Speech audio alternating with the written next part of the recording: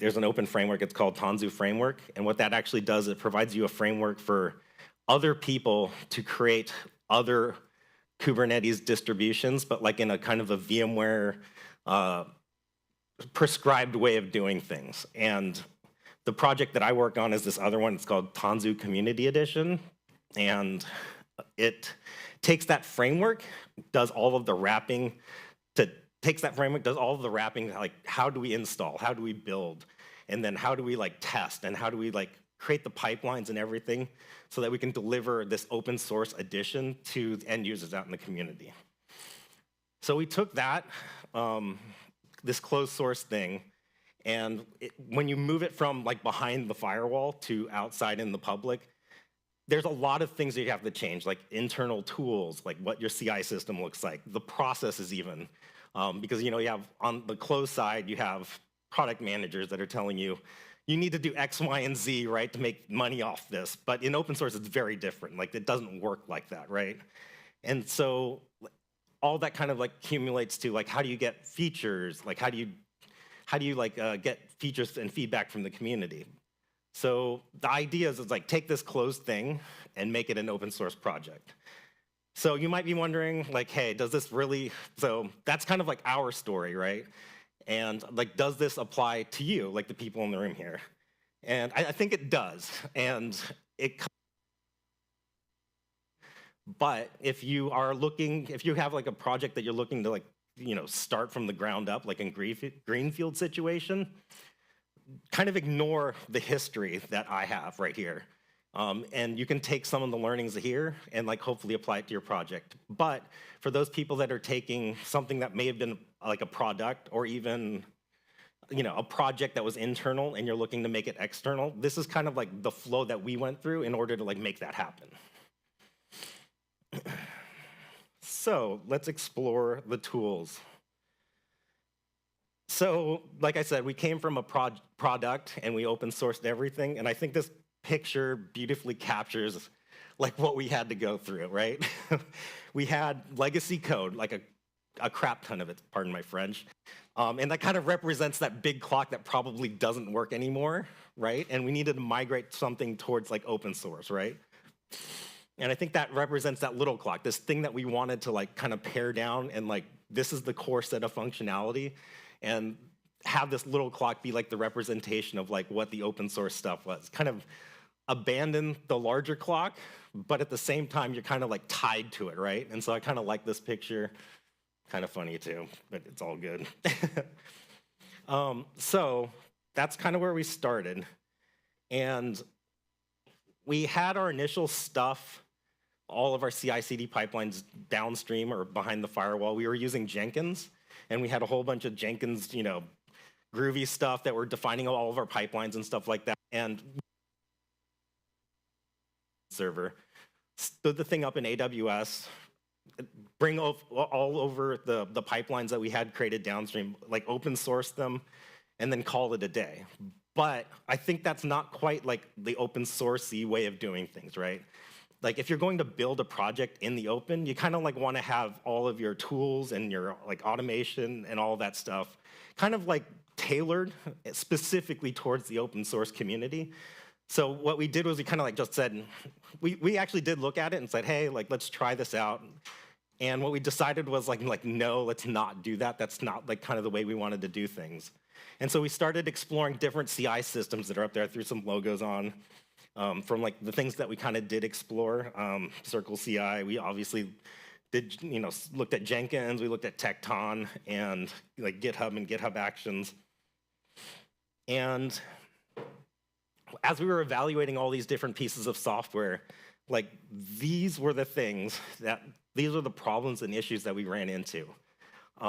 We obviously like evaluated like the open source or the free version of it first, because that's kind of like where you start. You don't want to like start paying money for like this piece of software or whatever, and then you're like, oh no, this is not going to work for us kind of a thing. So these are kind of like all the problems that we ran into. I'm only going to highlight a couple of them that was really particular, like pertain to our situation. But I think they probably cover a lot of other people's use cases as well. So the obvious ones are like, hey, there are some CI systems where you'd run your, you have a PR, you want to make sure that the PR is good before checking it in, so it'd kick off CI. And so one of the immediate ones that like stick out in my mind are, like there were some CI systems that had like 200 concurrency limits, which sounds like that's a lot, like 200 jobs at once. Like usually that would cover like most people's situations. But if you think about it, in the case that we ran into, like every PR that was open and every commit that you pushed, that what we wanted to do is like, hey, we're gonna stand up an entire new environment for this commit and then like test it all the way through. And then if you have someone, like myself, who's like, I'm gonna push this commit like really, really fast, and then you have multiple people on the team doing it, like 10, 20, 30, you can burn through those 200 concurrent limit like really fast. And then the other one was, a lot of the CI systems had like maximum time, like job lengths of 50 minutes, which sounds like a lot. But when we were doing our initial end-to-end tests, when we were kicking off, like doing a PR and like commit to main, and then we want to kick off all of our end-to-end tests, when you first start out, you basically you do the stupid thing. Like we did the stupid thing, most people do it. We just want it to work first, right? Kick off all the end-to-end tests, run them all in series, right? One right after the other. And you can easily see if you're gonna like hit AWS, if you're gonna hit Azure, if you're gonna hit like your local stuff like vSphere, and you do them sequentially one after the other, you can burn through that 50 minutes quite fast, right? And so like when you hit the 50 minutes, you hit the timeout, and like now all your signal is gone, right? So that was one other issue that we hit. And Mac OS support, right? Most of us, I'm sure we use Linux, right? We do all of our dev and our stuff in like Golang, and we use Linux, and then we cross-compile for other platforms. But a lot of the CI systems that were out there, like, I mean, I used to be a Windows person, like a long, long time ago. I don't do that anymore. I obviously have a MacBook here, but I have like a virtual machine running Linux so that I can do all of my development, but I really don't test on both of those platforms, right? Even though I have a Mac system right here. So I kind of defer that to like, what hosted runners that the CI system provides, and kind of defer that stuff and just build the scripts and end-to-end tests for them to test.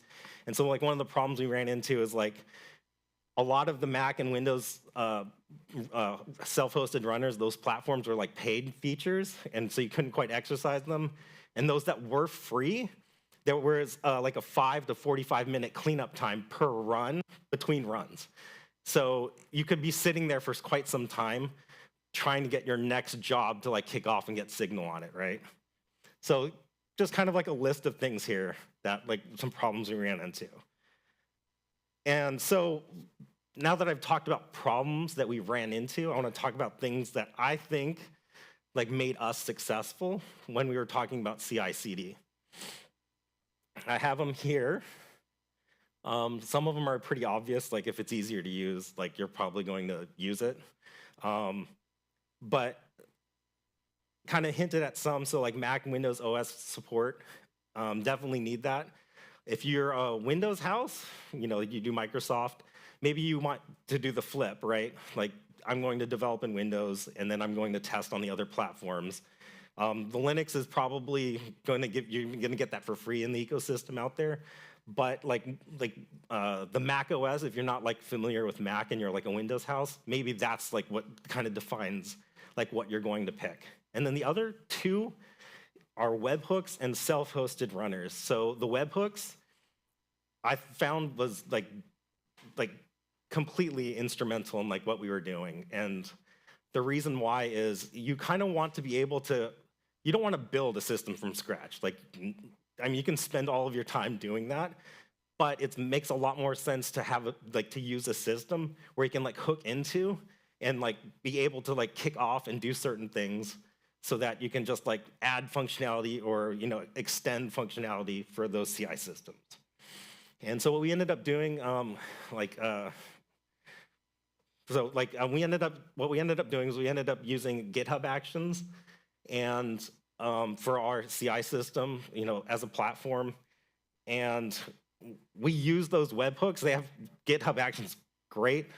They have an entire ecosystem with, yeah, I can reinvent the wheel, or I can just reuse people's other actions people have, published. And so the reason why I bring up the webhook stuff is because they had the concept of like ephemeral runners, but you can only use them for like one particular job. And so what we ended up doing was we ended up creating like a webhook functionality such that we could like keep us spontaneously create our own runners like in AWS and hook into that, but keep that runner, that self-hosted runner, alive for all of the jobs that we needed. And we use those webhooks in order to say, hey, we want to kick this off now. Hold on to that so we can take the information from one job to the next to the next. And then on the close of the job, like tear down the AWS instance. And so when we were doing like PRs and stuff like that, and we're pushing commits, like myself, like 10 commits really quick on a given PR, we just kicked off like 10 runners in AWS. And then, yeah, like that first job that got kicked off, like might not be relevant anymore because I'm already 10 commits ahead, but we just let it run anyways and let it tear down like naturally. And like what the signal that gets reported is obviously like your last run, right? So that's what I kind of found like for us, like what I consider like the essentials, like things that like propelled us to be able to like solve problems really quickly. And like, once we solved those problems, it like kind of enabled us to like tackle bigger problems and stuff like that, like concurrency for end-to-end tests and that kind of fun stuff.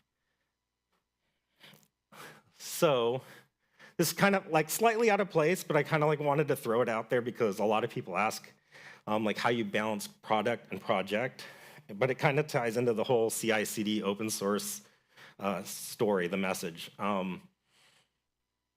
So there's a lot of considerations when you're talking about, your company, your project, and then you're trying to like open source all of that stuff and be an open source project.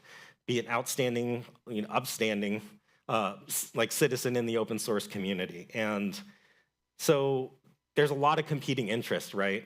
And so, you got stakeholders like community, company, product managers, community managers, internal processes, user-driven features. And the question kind of I have is, do these things have to compete, right?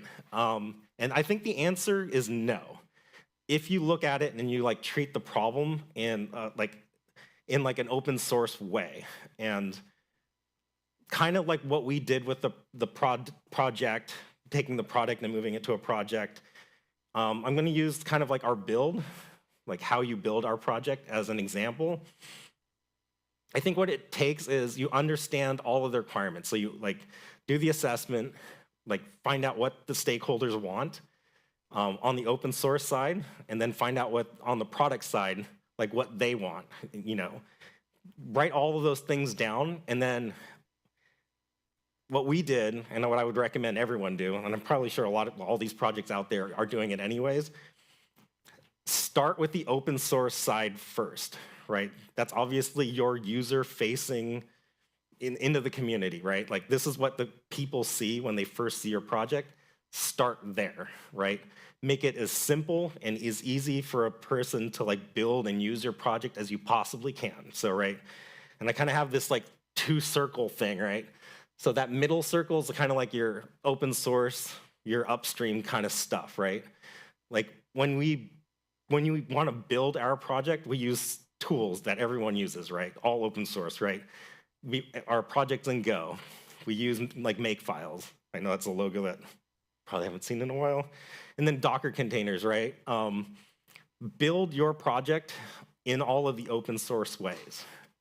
And that gets people, cross-compile Go, create like tarballs or zip files for Windows with an install script or like however you're going to install it, so that when your user types make build, like that stuff is already ready for the user to consume in like out there, right? So you can just, hey, I got this asset, I can untar it, I can install it, and it's running.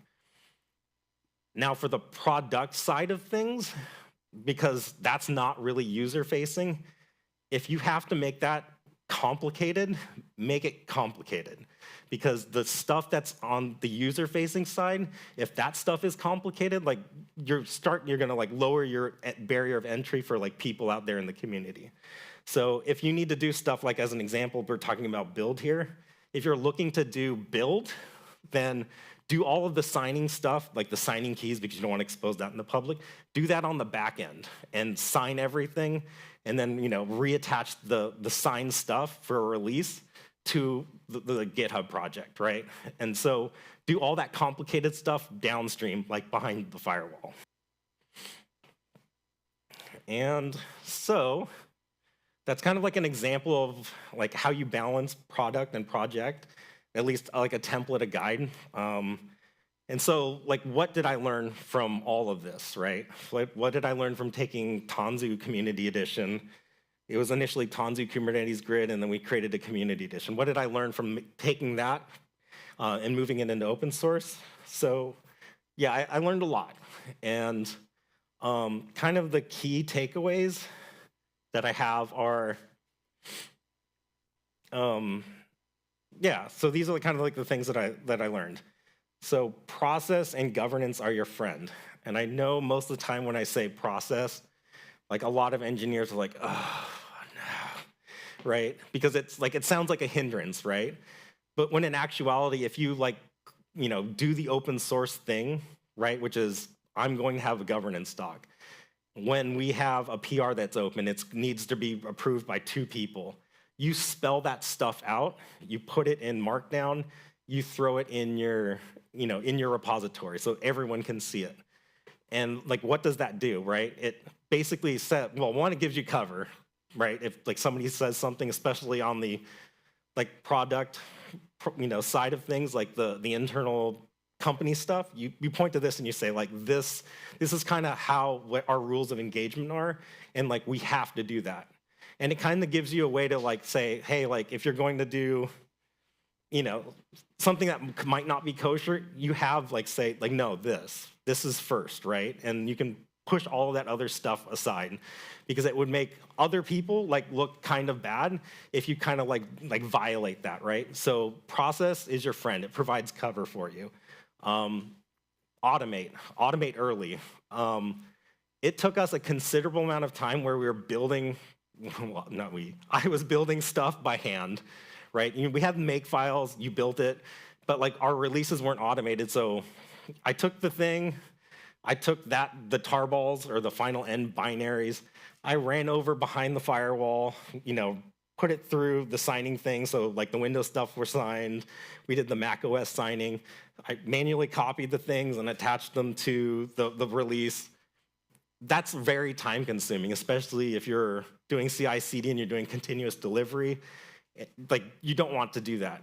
As soon as we automated everything, it freed my time up to like tackle like all the end-to-end tests and like the bigger things, right? Yes, we had a release, but like, how did I know it was good, right? Like, did we actually do the end-to-end testing? So once we got the build out of the way, it freed me up to like do all of the scripting and the automation to test the thing. The other thing is make technical debt like conscious decisions, right? Don't just be like, oh, like I'm just gonna kick this thing down the road because this is the easier thing to do. I would just say that if you have a problem and we were up against a release date, because like, marketing wanted to do this grand thing, the unveiling of this open source thing. If you have to like cut corners, like really, really, really make it a conscious decision saying, hey, and even like formalize it. Hey, we're not going to do this right now. I'm going to create a GitHub issue saying, X, Y, and Z, we can't do this because of, A, B, and C. And then that way, when someone comes back and says, hey, like what happened to this, you can like literally point to this, right? It's that transparency, that visibility in the community, not just in the community, but like also on your product side of things, right? Like we couldn't do this because of X, Y, and Z. It's like literally here in an issue, right? And then and then the other thing is like extensibility is your friend. We're all like all software engineers know Like, it's easier to reuse things than to build things. And it's easier if you have something that's already out there in the community, in the ecosystem, use it and see if you can get like 80 to 90% of the way there. And then like that remaining 10 or 20%, like tweak the things you need and see if they have a way to like extend the functionality, right? And usually if it's open source, you can. Like you can, code your way through like whatever problem to tailor it to what you need. But systems that already provide those like webhooks or that extension mechanism are like, they're like really cool things that you really want to like latch yourself onto. And then kind of like the last ones are keep it simple. The easier it is like to use a system, or the easier it is for your users to use your thing, your project, keep it simple. And then like ease of use, there are like some systems that we evaluated that, we're, like everyone's talking about these days, like what CI systems on Kubernetes are like the next big thing. But if it required, like for us, if it required a significant shift in mindset, it was very difficult for us to latch onto it, even though potentially it could have been like the better thing to do, right? So keep it simple, make it easy to use. And then my last closing statement here is kind of joking. Open source is first class, right? Like that is like what your goal should be. Anything that's more difficult, like difficult problems to solve, like keep that out of the community nonsense, right? Like, the stuff that might be in the community, and put that nonsense into like the downstream stuff, into like what your internal people are going to say, like marketing and product managers and all that fun stuff. Keep that like kind of on the downstream and keep it like out of the community, and always put that community first, right? And what I mean is transparency. Transparency, you need to enable the community members to be able to contribute to your project, because, that's basically, free help, right? People filing issues, people submitting PRs out in the community, and then, like enable them to like be able to enable themselves to like contribute. And then, yeah, I think that's kind of it. I kind of intentionally left about 4-ish minutes for questions. If anyone had anything.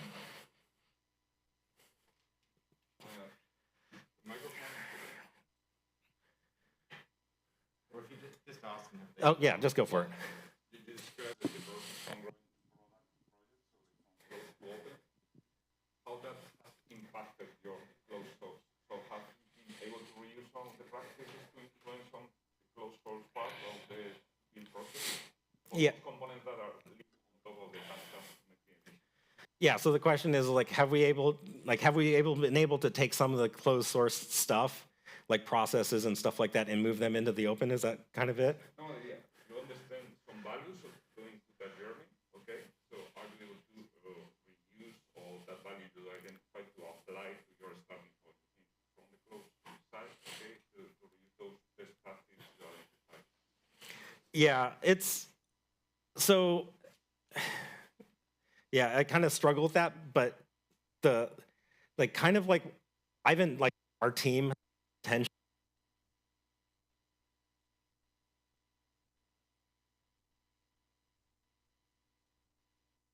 Product stuff, but most of our focus has been on the upstream, like open source related things.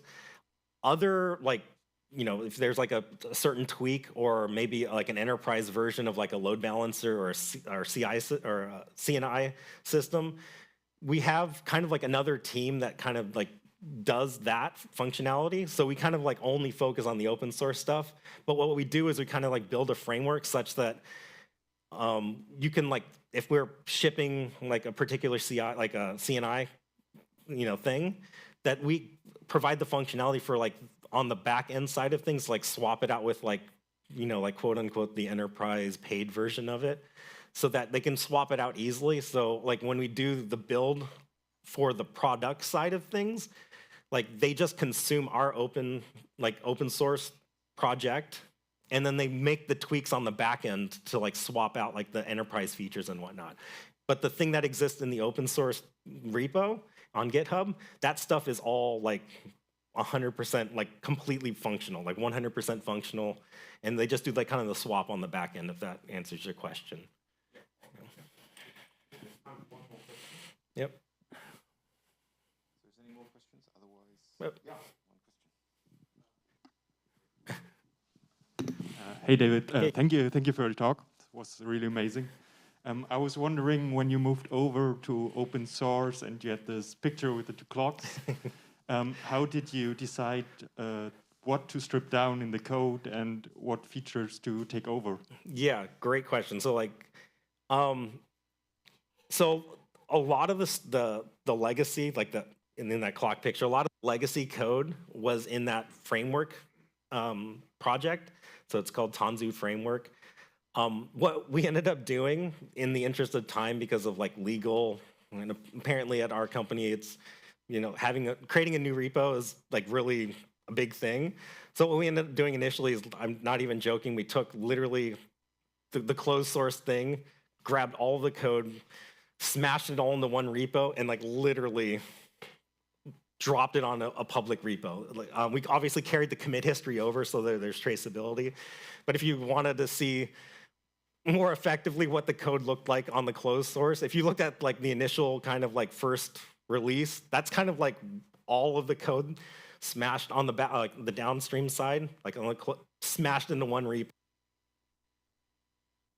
Conscious decision was like, do that first, understand that's technical debt, and now we're starting to like strip away like some of the nonsense that doesn't pertain to the open source stuff, if that makes sense. Yeah. Cool. Yeah, thank you, David, and thanks everyone for attending. Thanks. Stick around, we'll have Lian Li here talking in 5 minutes. So. If anyone else has any questions, feel free to like hit me up outside or drop me a line on Slack.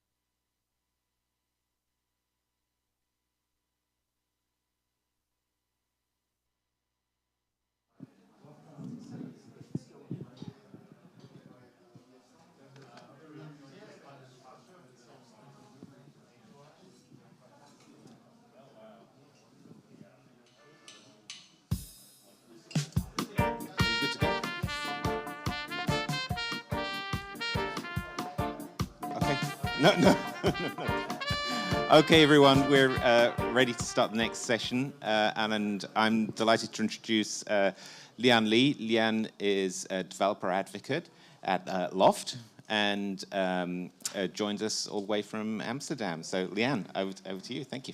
Thank you. Thanks, Andy. Yeah, it's great to be here in person, and I'm so lovely. Little-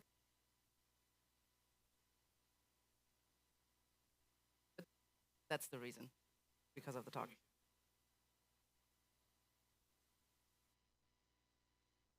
Yeah, Andy said, my name is Lian. I'm a developer advocate at Loft Labs.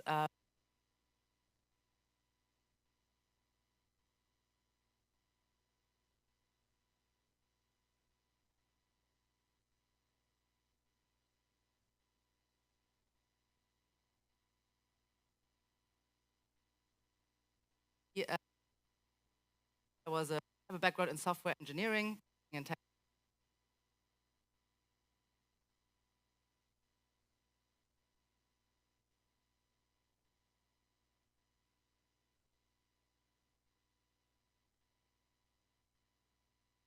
Cloud native.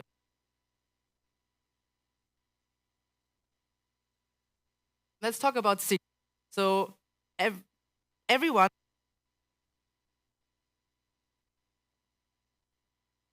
that if you have a Kubernetes cluster, anyone who has a cluster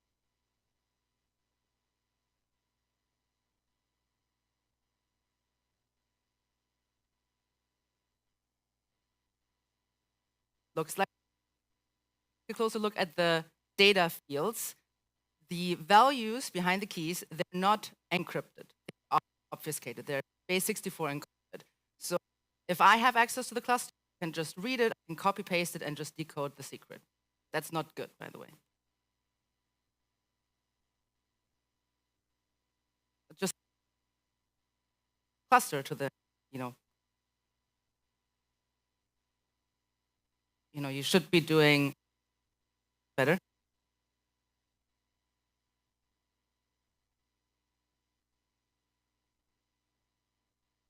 And GitOps does have a lot of advantages.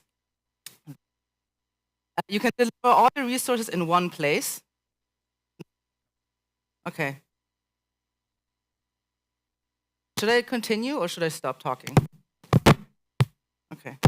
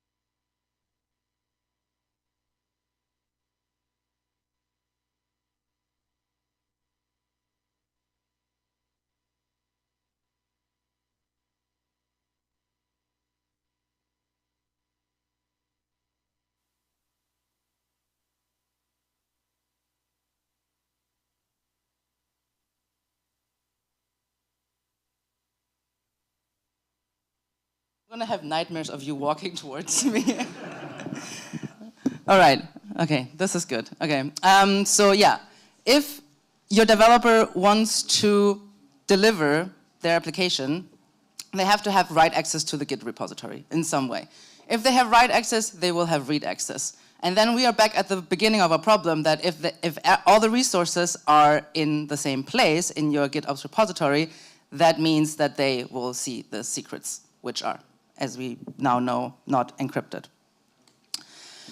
So let's take a step back. There are these things called desire paths. Desire paths are created by erosion, by people or animals walking along a path that is most convenient for them. I'm sure you've seen that, like shortcuts and all of that.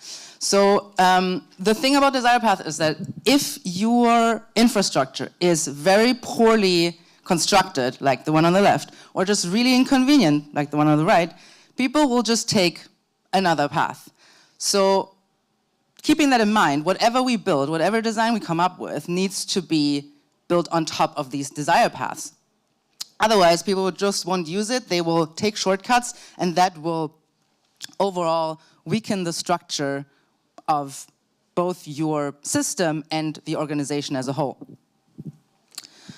So, yeah, let's think about what are the desires that make up the desire path. In your organization, those might be different from what I'm showing you now, but this is like what I've come up with for the examples that I'm going to show. So first of all, and these are numbered because they're by priority, we want to consume secrets consistently across all environments. So we don't want to have anything in the application code that needs to know where I'm living. So, like a prime example is you have like a thing, an if statement in your application that says, if I'm living on prod, I'm going to read my secret from here. If I'm living on dev, I'm going to read my secret from there. We don't want that. I also want to keep the secrets out of the hands of the developers as far as possible, specifically on prod and on staging. Not because we don't trust them, we don't believe them, but first of all, we're all humans, we all make mistakes, we've seen that. The other thing is that if access is compromised in some way, we don't want that access to, be able to read everything and do everything on all the environments. This is the big one. We want to improve the developer experience with working with secrets. So we don't want the developer to, have to open a Jira ticket, wait on another team, blah, blah, blah, all of that. That's, the thing where I want to go another way because it's just too inconvenient. And then finally, I want to use open source tools. I think open source is a great idea. I just really like it. I also think that if you know exactly how your tool works, how your tooling works, it will increase trust. And if you also know the vulnerabilities, you can mitigate that at other parts of your system, so it will increase the overall security.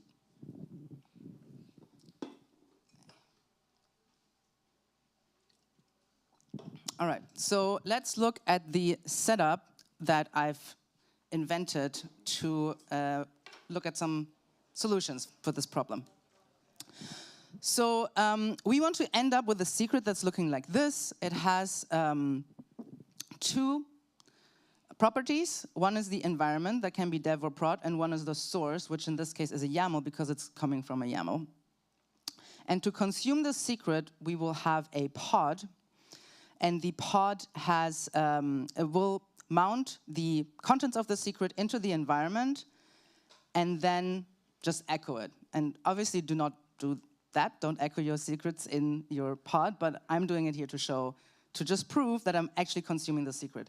And keep in mind that I'm using this exact pod over all the environments. I'm not doing any other configuration, not with the pod, not in the pod, and that's what I mean by consistently consuming the secret. So it's purely the secret that I'm deploying to the cluster that the pod will then read.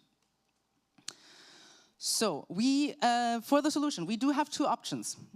We can either encrypt the secrets before we put them in the GitOps repository.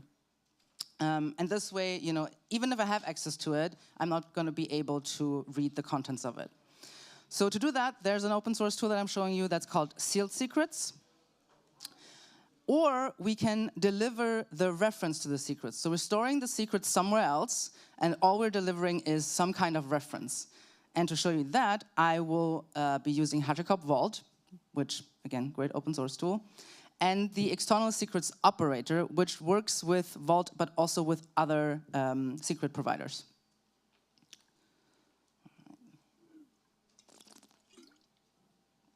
All right, let's look at the first option.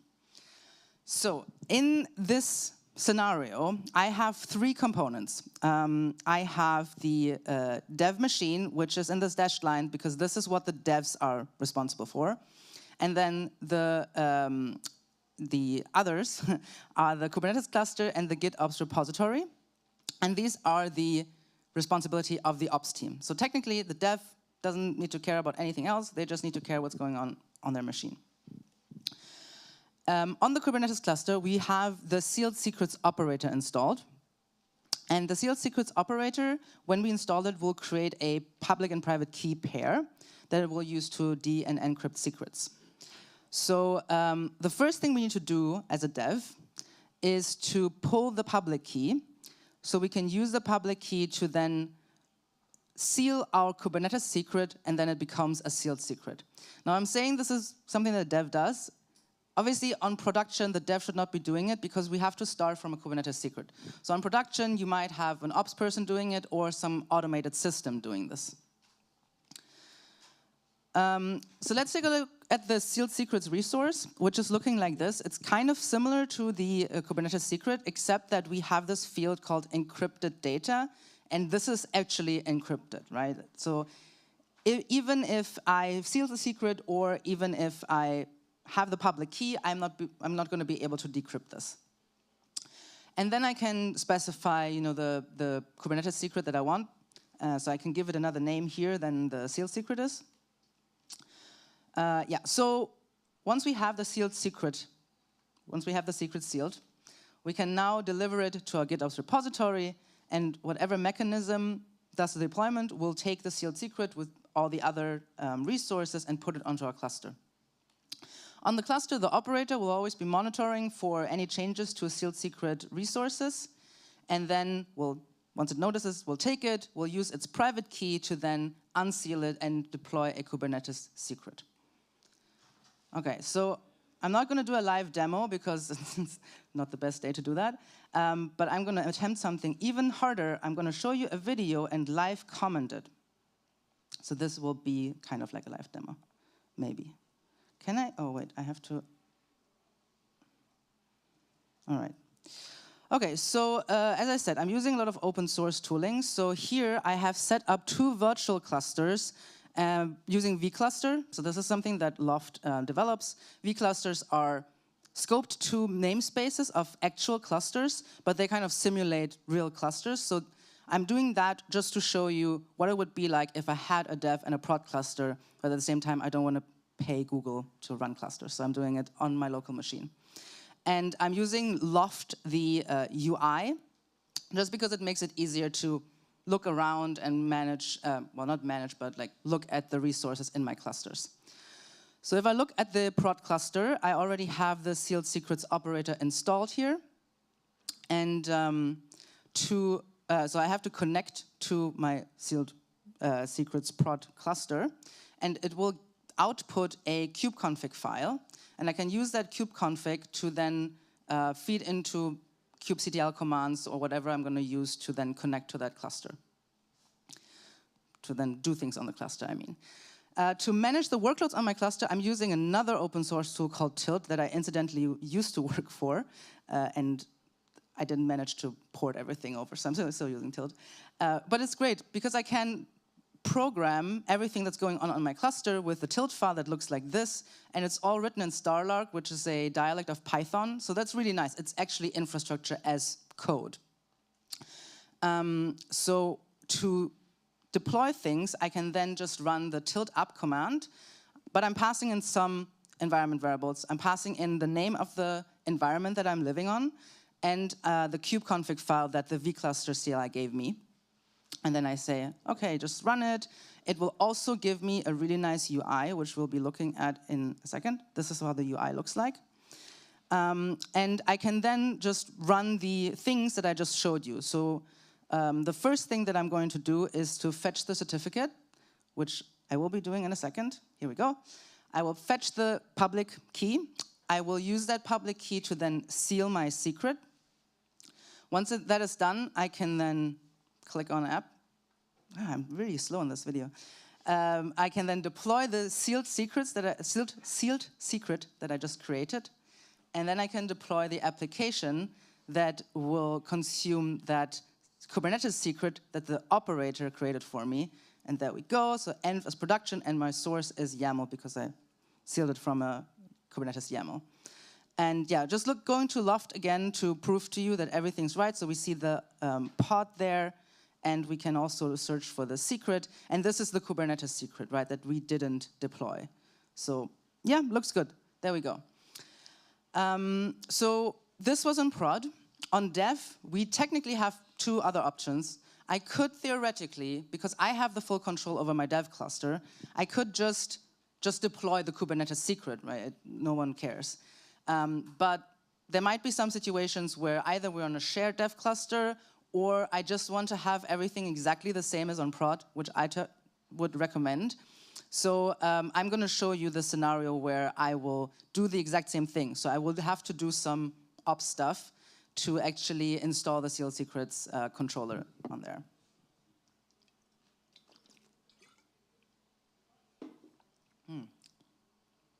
Oh. So in this tilt file, here on line 6, I have an if statement where I basically say, if I am on the dev environment, please include the ops tilt file. And in that ops tilt file, I'm just installing the sealed secrets controller. It's pretty simple because I'm installing it from a Helm chart. And this is basically all that I need to do on my dev cluster. So I need to connect again to the dev cluster and pass in so I can get the dev kubeconfig YAML. And that I will pass into the tilt command, which I messed up a bit here. So yeah, remember to change all the strings from prod to dev. Yeah, so here now in the tilt UI, we have just one more group, which is called ops, and that installs the sealed secrets controller. And down below, you could see that it was creating that key pair. And the rest is exactly the same, right? We want everything to be exactly the same. So we're fetching the certificate, we're sealing the secret, we are deploying that sealed secret, and we're deploying the app.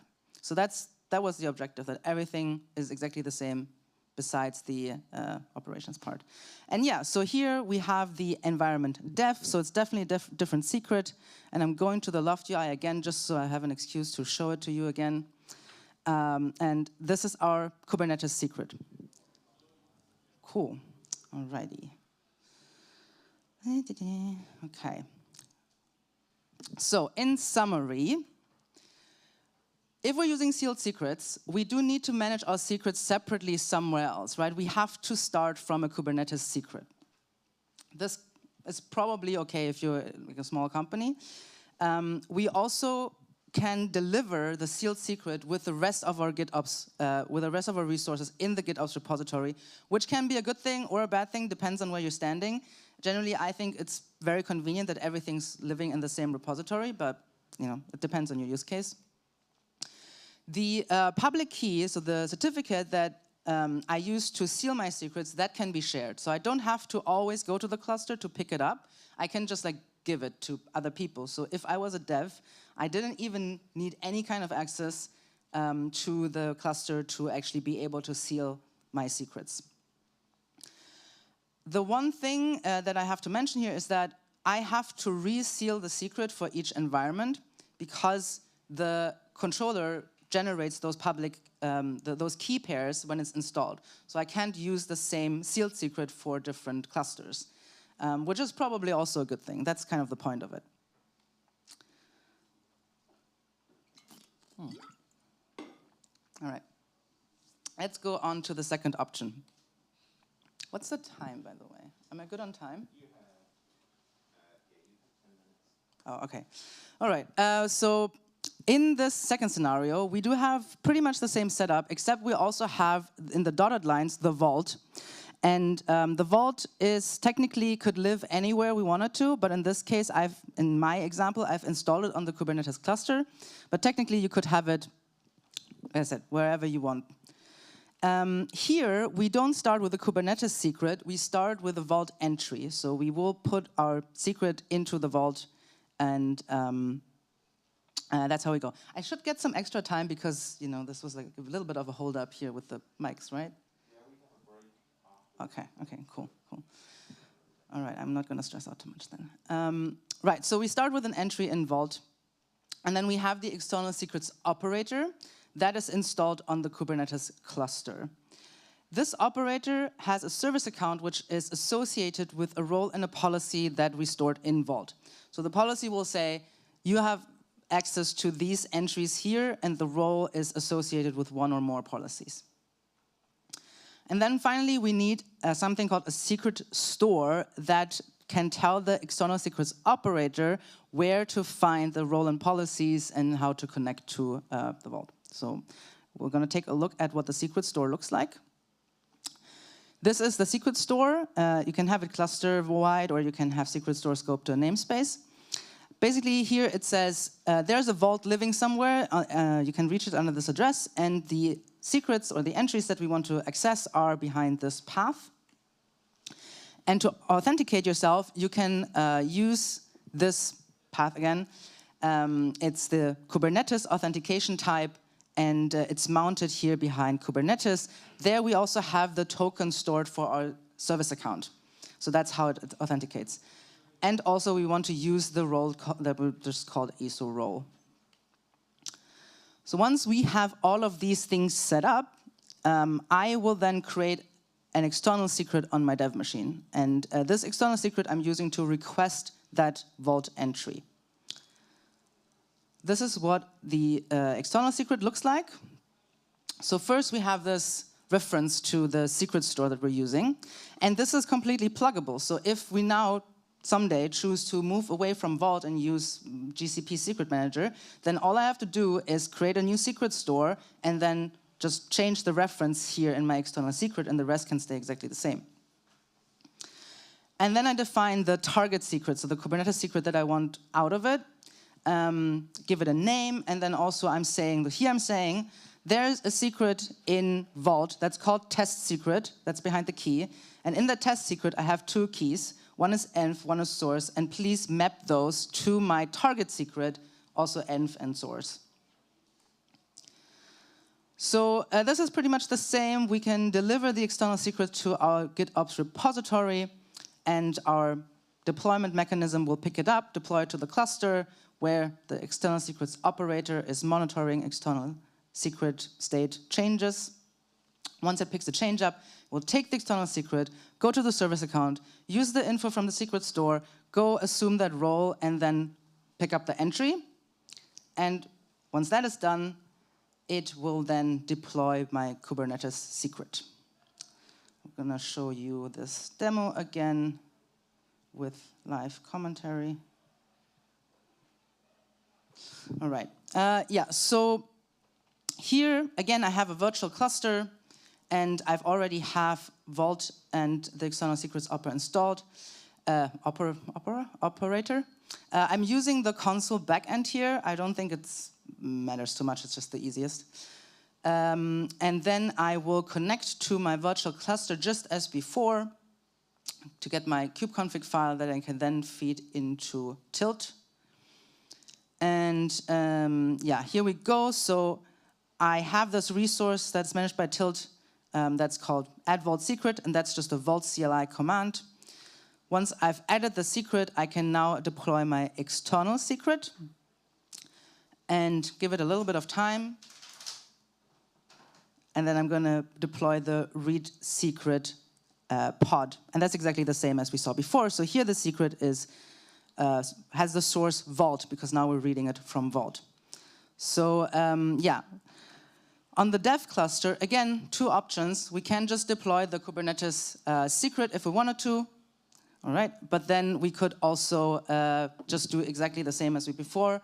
So we're just going to install all the ops stuff on the dev cluster as well, because we want everything to be exactly the same.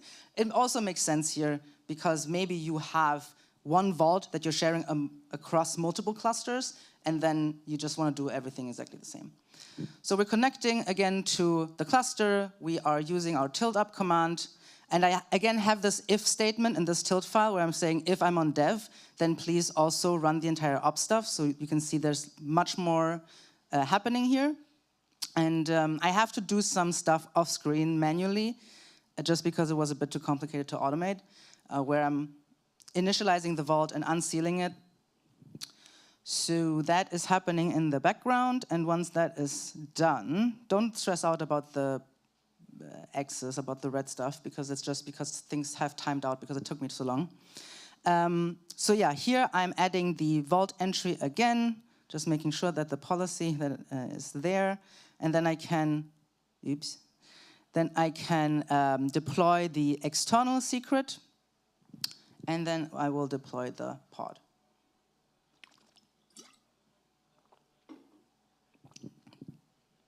And yeah, so here we have env dev, and the source is vault.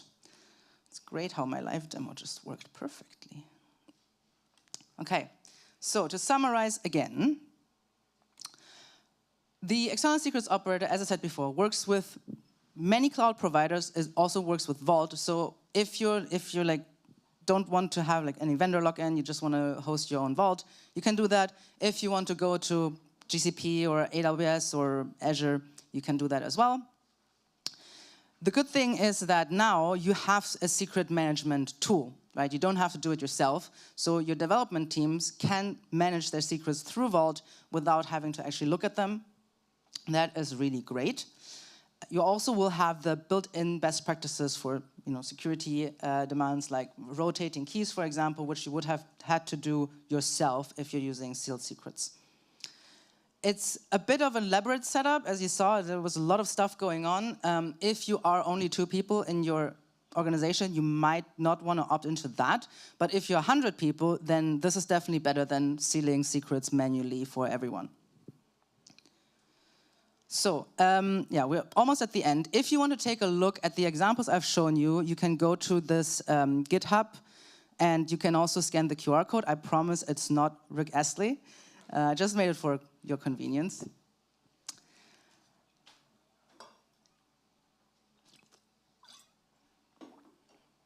So in case you can't read it, it's a manager saying, first, I've decided we need an SQL database. Second, I need you to tell me what an SQL database is.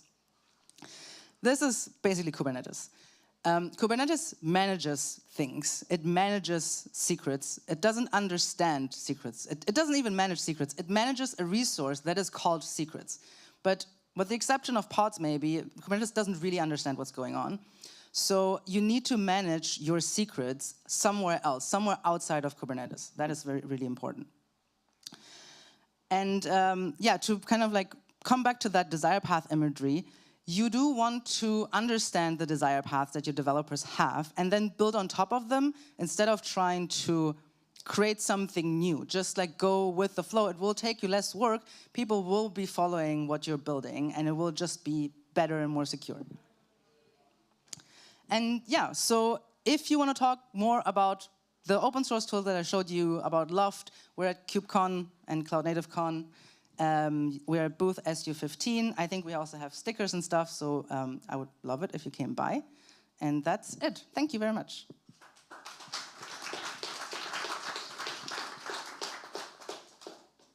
That's fantastic, Lian. Thank you. So we are pretty much at time, but as Lian says, we did lose a little bit of time with some of the audio issues. So maybe time for one question? No, it was so clear. No one has any questions. It was. Yeah, if you can think of a question later, I'll be around today and tomorrow if I don't drink too much today. So you can just come to me and ask any questions that you want. Great. So we have a break now for 15 minutes. So we'll be back either in this room or in the other room at 11:40. Thank you.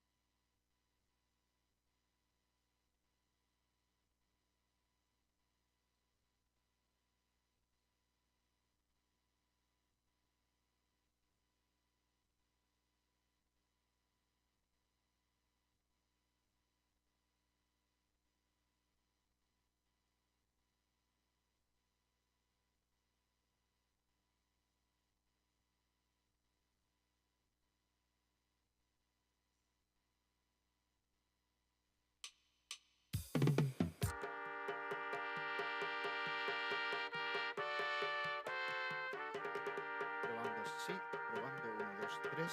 Probando sí. Probando sí. 1, 2, 3, 4, 5, 6, 7. Probando sí. The next 11 for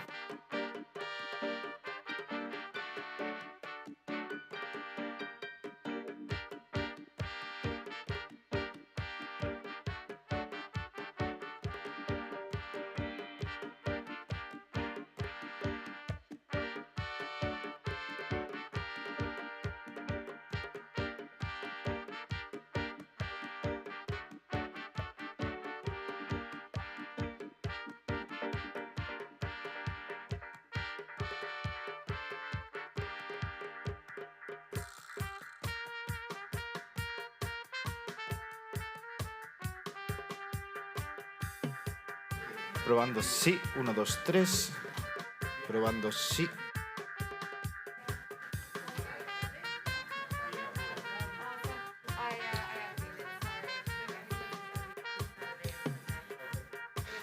You have audio in your video? No. Just a video? Yeah. Ah, then there's no problem. What happened just now? Okay.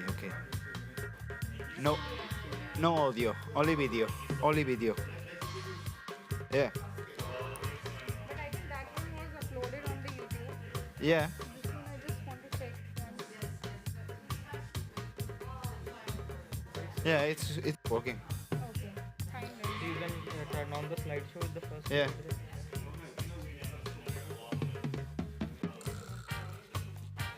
Ah, it is. Ah. Yeah. Probando sí, 1, 2, 3. Probando 1, 2, 3, 4, 5, 6, 7, 8, 9, 10. Probando sí, 1, 2, 3. Probando sí. I'm gonna work with this one.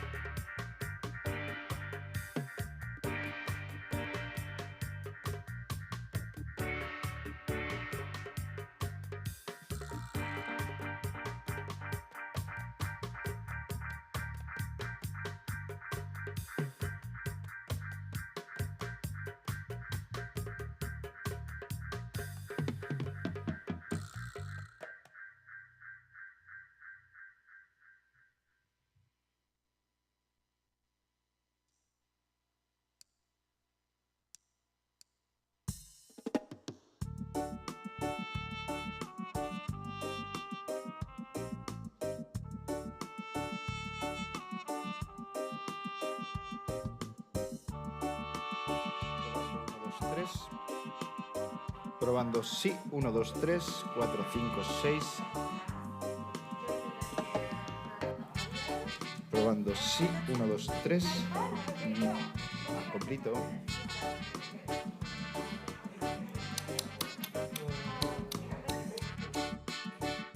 Probando sí.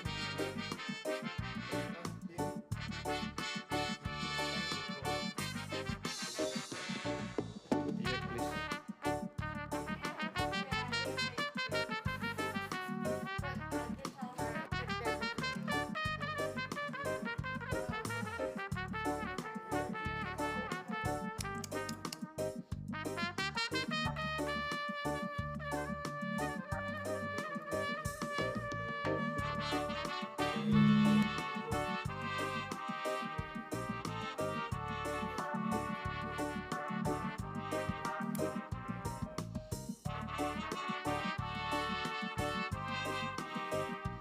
Probando sí, 1, 2, 3. Probando sí. Sí. Probando sí, 1, 2, 3, 4, 5, 6, 7. Probando sí. Right. Okay.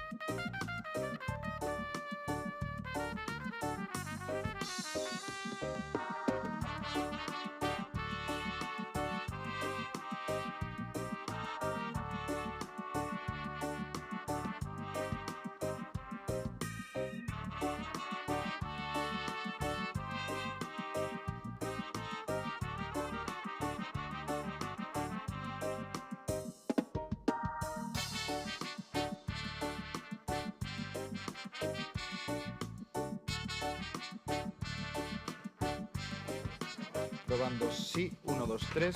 Probando sí.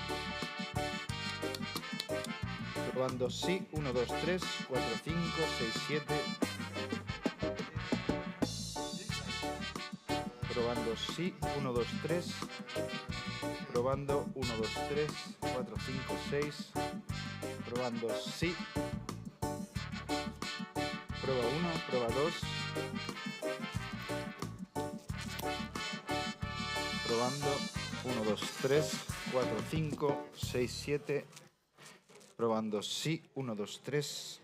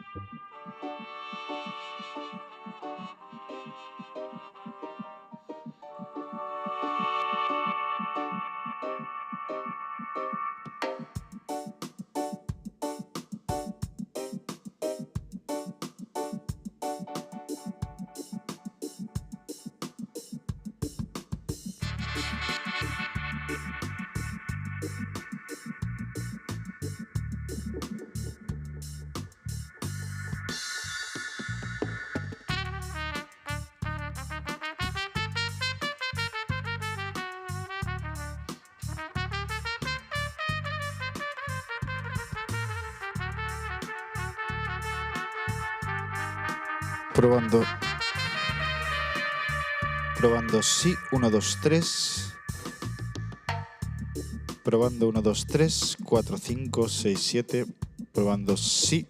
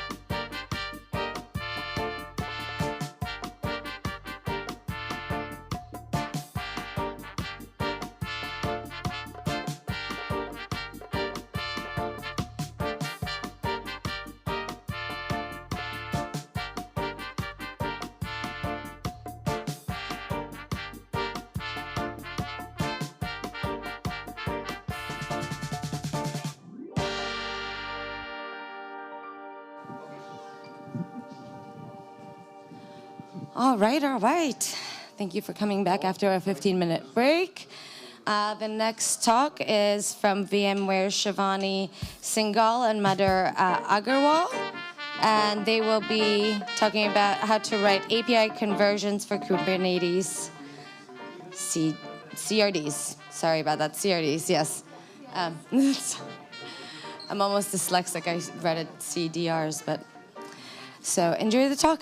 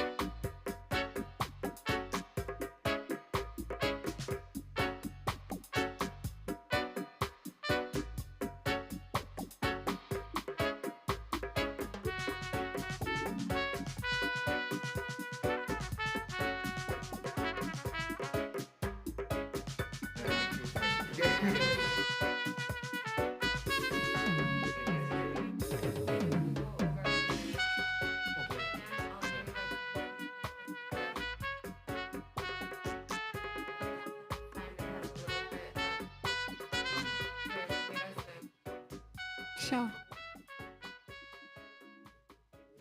No, we have to do it like. Sorry everyone, still with the recorded demo, we have the technical issues. But hola everyone, this is the only Spanish word that I've learned till now. But thank you everyone for coming here and like taking out time from your Saturday morning. And this is the first time that we are gonna deliver this talk, so let's see how it goes. So today in this talk, we are going to discuss how to write API conversions for CRDs. But once again, yeah. But before directly jumping to the topic, let me first introduce myself. I'm Shivani Singhal, and here are my contribution. It was a video, but still it's not playing. And yeah, you can find me on LinkedIn, Twitter, GitHub, and working at VMware as a member of technical staff. So majorly, I'm contributing to Cluster API Lifecycle and its provider for AWS. And I have my colleagues here also. So feel free if you have any questions on it, and we are open to answer. Yeah, I am Madhur Agarwal. I am also working with Shivani in Cluster API. I am a member of Kubernetes 6, and yeah, let's start. So before jumping to discussing on how to write, let's first try to understand why we choose this topic. So during my initial development cycle, I need to do a lot of changes in API, sometimes support new API versions. And while making those changes in the existing API, I found a lot of difficulty whenever I need to introduce some changes. It breaks the contract, and when you have to move or edit any new field in the new version, this is like a nightmare. And during, like when I start developing, I found like all the new contributors face similar issue. Many contributors even left their PRs in between because they are not able to get the required support. And there are also very less content that we found in the internet over this topic. So this motivated us to go ahead with this talk. Yeah, so before directly jumping to writing conversions, we'll first try to understand why do we need API conversions. So basically, Kubernetes is based on declarative APIs, and we know APIs evolve over time, and we generally start with a version like V1 Alpha 1, then move to Vita 1, and then V1. And then after, in this process, when we are moving to a new version, we need to support the existing versions for our clients who are still using the existing version. So that becomes challenging because we are storing, in the storage layer of Kubernetes, we are storing we can store only one representation of the object, but the users can query different representations or different versions of the object. So somehow we need to convert the versions while serving the objects to the users. So let's understand it with an example. So we have a project, which is a Kubernetes project, and we have a kind, let's say, user. And in that user, we have details like the name of the user, the age, and the passport number, which is a string.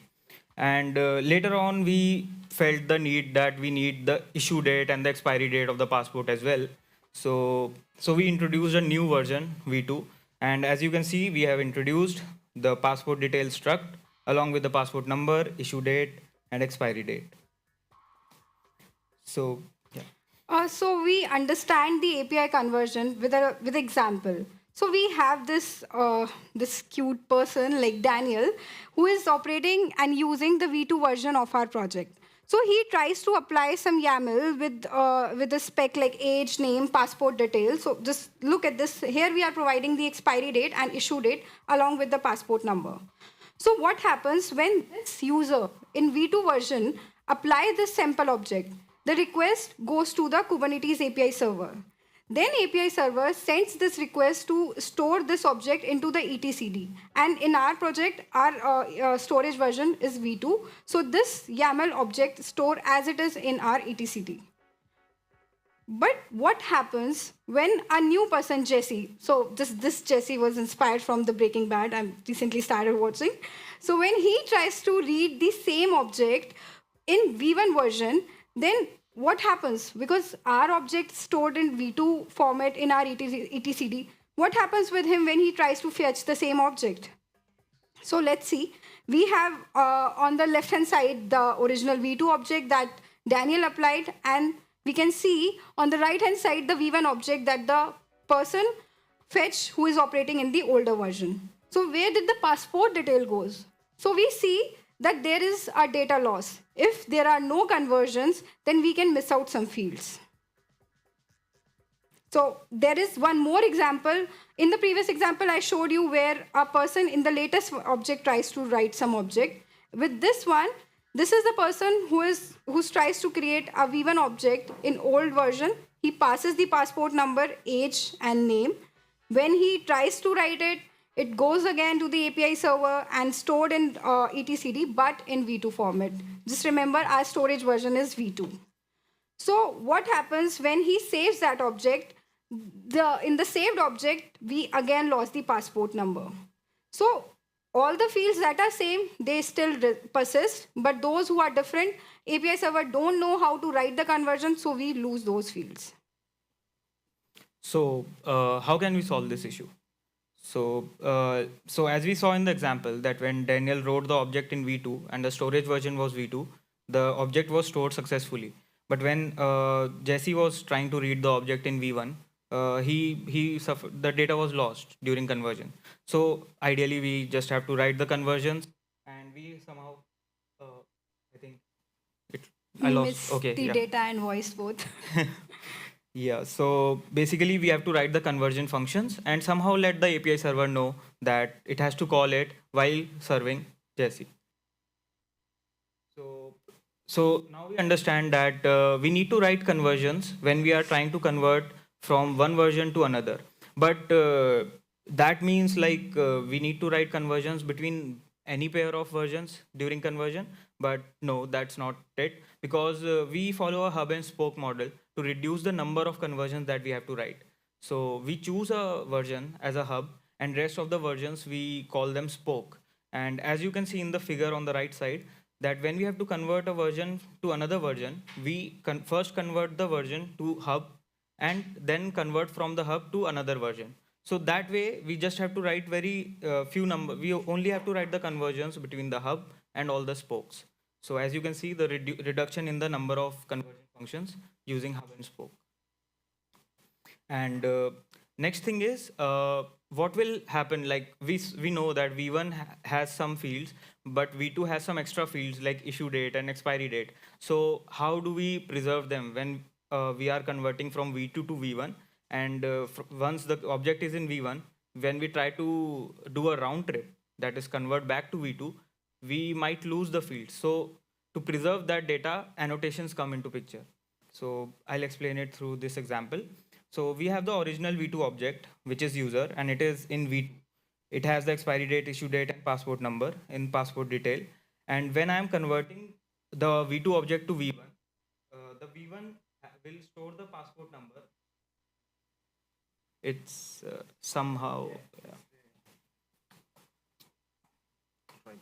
Okay, yeah, thank you. So where was I? Yeah. So V1 object, when we are converting the V2 to the V1, we can store the passport number in that field, but what about the issue date and expiry date? So for preserving those fields, what we do is we store the entire V2 object in the annotations of V1 object. And that way, when we are converting back to V2, we can refer that annotation and preserve the V2 fields. That with this way, we'll be able to manage or restore the data while converting between versions. So we'll understand all this theory now with a demo. I think then it will be more clear. We cannot like play it in a Zoom mode because there is some issue with live streaming, but yeah, we'll play it here. Let's see how it goes. Yeah, so first we'll create a Rejekts demo project. It's a Kubernetes project and I'm using a kube builder for it. So I initialize it, the Go modules, and initialize the kube builder project with the domain as gov.io. And so in this, we'll create the API structure. First, I'll create the V1 API with a group as info and kind is user. So for this first API, we'll create the resources. Sorry, there's a typo in the video as well. And then the controller.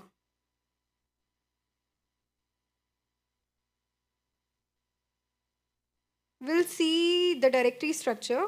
So we can see that in the V1, we have the user spec.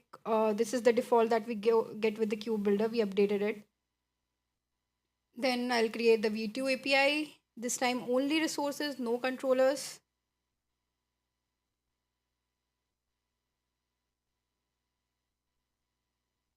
And next, we'll see the V2 API structure and update it as well with the passport details struct that contains the issue date, expiry date, and the passport number.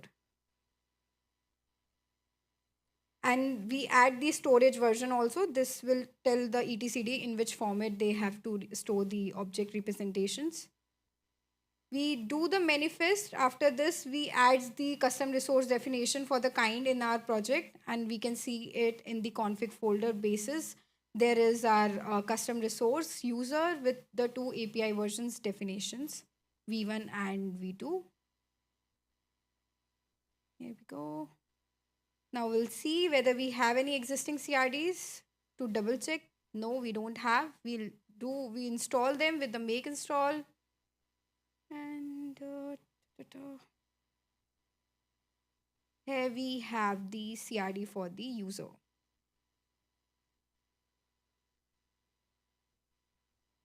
So now I'm going to apply the use case that I've shown you in the slide. I'm applying the V2 YAML with the name, age, and passport detail. So I'm going to apply this and create a user sample object in V2 format. This object is created. When I try to fetch it, now I'll fetch it in V2 format. Everything looks great because our storage version is V2. We applied the V2 object, but let's see what happens. Okay, I'm a bit slow here.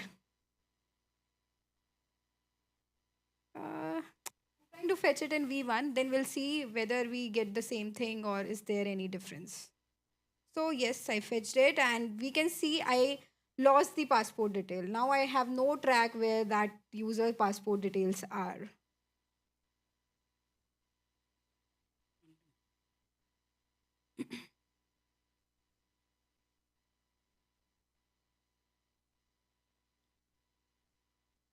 Okay, so now we'll apply a V1 and so basically we know that we are applying a V1, but the etcd has a storage version of V2. So API server has no way to convert the data, so we are expecting some issues here. So V1 is applied. Some typo. Yeah, so as we saw that V1 is applied, but when we try to fetch it, the passport number that we had filled, it is not there. So that's the issue. And we'll also check in, basically we tried to store passport number, but it is still not present in the etcd itself. So whether we query through V1 or V2, we won't get it now. So the solution is conversions. So now we'll write it. So for writing conversions, we have a automated tool, which is conversion gen. But now we'll use it and try to see how we can use it. But still it has some manual conversions required, which can be pretty complicated for new developers. So that was the motivation of our video. We found a very lack of content on this. So I hope this will help many. So first we need to create a conversion.go file and we define the V2 version as our hub. So we have to implement this function, and then in the V1 we will add a doc.go file, and on the package level we have to add some tags. So these tags tell the tool conversion gen that it has to write conversions for V1, assuming that the hub is V2. So so we are just here showing that we have a binary of conversion gen present here, and now we'll run the command of that tool. So you can see this command. So we are giving the input directory as V1, and we have defined V2 as the hub, so we don't need to give it here. And the build tag you can ignore this for now. Output file we are giving as zz_generated.conversion. So this is the file that we are expecting will contain all the conversion code. So let's run it. So we have recorded this. This command takes a lot of time, but here it won't because we have skipped it in the video. Yeah. So as you can see, it has run successfully, but it is giving certain warnings that it was unable to convert certain fields like passport number, which was missing in one version, present in another, and passport detail, which was the same case. So let's see now what is the status of our repository after this. So if we see the ZZ generated deep conversion.go file is created, we'll go through this file and you can see that auto convert functions from V1 to V2 is written, V2 is to V1 is written, but we are getting certain warnings that passport number, passport detail required manual conversion. So it means this we cannot rely only on conversion gen to do the conversions for us and we are done. And conversion, and it can handle for certain cases like where the fields are totally same in both the versions, like the name and age, it is able to do that. But any other complicated stuff, it will just ask for manual override. So now we'll add like how to add this thing and make it running. So we can see certain functions it has left for us to write. It has not written the conversion for the red functions that we can see. So we'll write a conversion.go file in V1. And yeah, so in this file, we can see this file has to be written manually by us. And we have to write convert to and convert from functions. And let's go through each function on a high level. So we have written a convert V2 to V1 user spec, the third function. Yeah, this one. So we'll open this function, convert V2 to V1, and we can see that we are calling the auto convert. And similarly for the next function, we'll also, so in the auto convert, we know that it will just manage the common fields. So similarly for V1 to V2, we are writing the convert functions. We are simply delegating it to auto convert function. But now we need to handle this passport number, passport detail somehow. So that we have to write the logic in convert to function. So if you see here, we are calling on line number 15 the convert V1 to V2 that we are calling below. But after that, what we are doing is, we are in this function, we are converting from V1 to V2. So we are checking if V1 has the annotation of V2 present, like we saw in the previous slide. So if V2 is present in the annotation, then we are restoring the data from annotation. Otherwise, we are manually adding it. So the deep dive implementation, you can go through our repository. For now, we'll move ahead.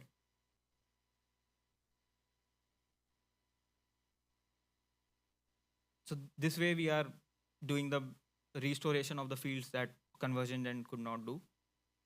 And similarly in convert from function, we have to handle this somehow. Okay, so we'll move to the convert from function. So converts from V2 to V1.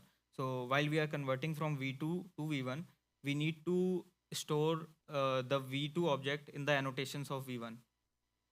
So as you can see, the Marshall data is the function that is doing this for us, so that later in the convert to method, this annotation can be reused.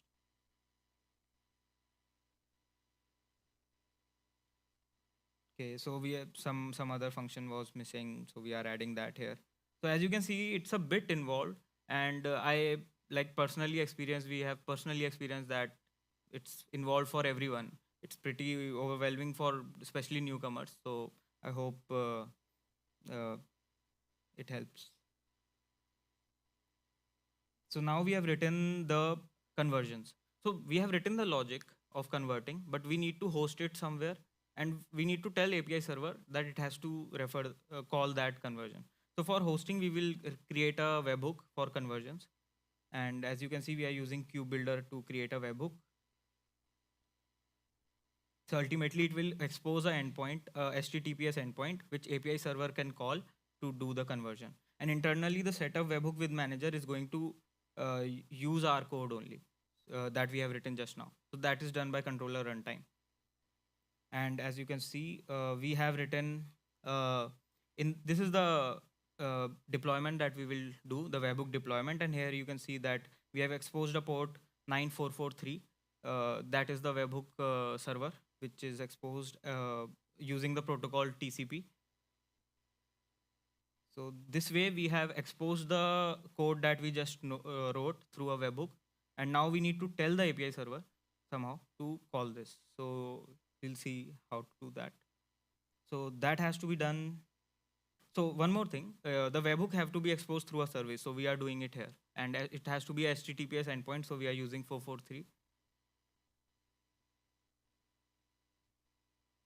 Okay, and this is the place like in the CRD where we are telling the API server that it has to call the webhook service whenever conversion is required.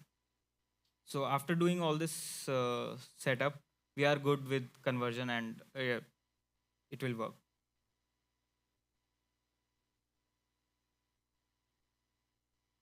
So we already get a flag for like 5 minutes left. So I'll quickly like go through the rest of the video. And so now we'll show the previous examples that we saw in our like presentation and how we can resolve them after writing these conversion functions.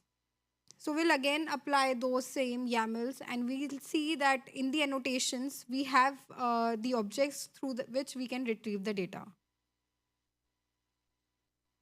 So these are the logs like we are seeing for the conversions that our conversion webhooks are enabled and they are running. So whenever we apply any object, we can the API server can call the conversion webhook and do the changes.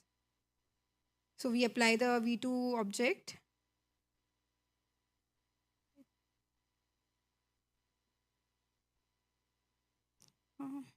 And we can see now when we try to fetch the same object in V1 format, we have the passport number retained. We haven't lost anything.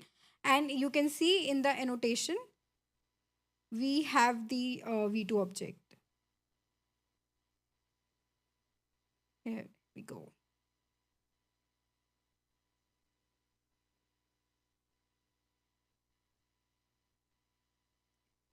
Yeah, so same goes with V1 object. When we tries to fetch it in the V2 format, we have the passport details here with the passport number. We don't have expiry and issue date because in the V1 we don't have any data for that. So we just had passport number in the V1, so we are getting it in V2. Yeah, that's it. So quick recap. So to support customers consuming different version, we need to write API conversions. And we can use conversion gen to some extent, like for the common fields conversion, but for the manual conversion, you need to do it by yourself. And for doing it, we understood about the hub and spoke model. And whenever we want any conversion, we first convert from spoke to hub and then from hub to spoke.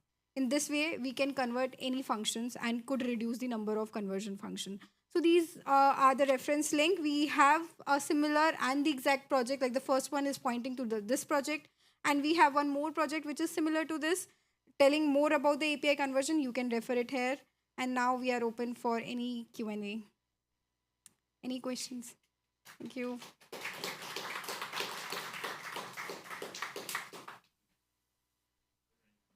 Anybody have questions? Yes? Thanks for running through this topic. It's super hard to get started with. You made me realize with the hub and spoke model and with your example of actually losing a field from going from V1 to V2, that since the conversion data of the entire V1 object is being stored in the annotations, do we ever do conversion funcs in the hub where you might try to re-envision an old field from further than one version away? So like going through the annotation of the previous object to try and get like the V1 in the V2 to V3 conversion func? That's, hopefully my question is clear. If I understand your question correctly, you are saying if we have multiple versions like V1, V2, V3, and we want a conversion from V1 to V3, right? Is it? So yeah, in that way you could choose any version as your hub. So in that case, V3 is your hub. So you can directly write a conversion from V1. You have to write the conversion from V1 to V3 and V2 to V3 as well. Because in that case, V1 and V2 are your spokes and V3 is your hub. So your conversion webhook, what it does is, it first call a conversion from V1 to V3 and from V3 to V2 in case you need a conversion from V1 to V2. So you have to go via hub. Yes. I think my concern here was if we were doing a rollout over time. So say the scenario is I'm maintaining a component, we changed the field that was lossy. And then we realized in version 3 that actually that was a mistake. And so we had users on V1 who then converted to V2. The storage version inside of their clusters is V2 and etcd. And now the conversion functions that are going to run are V2 to V3, right? And so since the V1 annotation is potentially still stored in the V2 object, can I still access the old field that was lossy? That's the thing. Like in the V2 to V3 conversion func, can we check in annotations for V1 information? So does that tag is same, schema is same for V1 and V3 for that lossy object? Yeah, or something along those lines. Like I want to take the lossy field and then put it into a substruct or something. Yeah. So if this schema is same, then you can fetch it from V3. I'm not understanding why you want to exactly have the V1 schema. Is there any purpose for that? If I may interrupt, I think you can. So let's say, if you want to see the lossy object or the field that you think is lost, you can do that. But for the greenfield objects that you have created newer one, right? That for that it doesn't exist. So when you do a kubectl get command, for example, if you have set up your stored version, right? The kubectl by default picks the stored version, right? So for example, kubectl get foo, it would actually fetch for a stored version. Let's say stored version is V2. It will give you a V2 foo.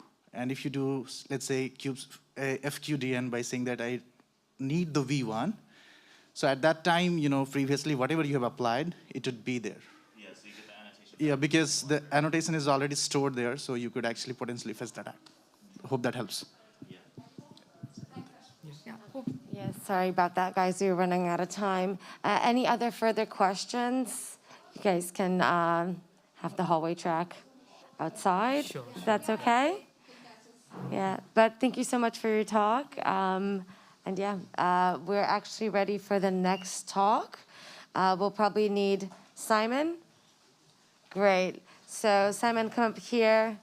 We will set you all up. Sorry for running a minute or two behind. Hopefully there will be no technical issues with the setup, and we will. It was fine, right? Okay. There was some sound issues that we've had. Oh, so it's a switch on, switch off.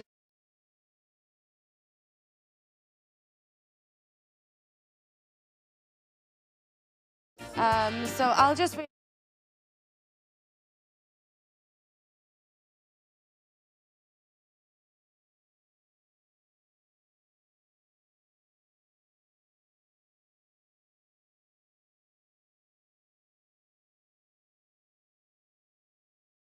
Can you, because there might be a wait. Yeah, just never fun if a computer goes off during Oh, can you imagine? We just need a power source. Because all of those are killed. Just good to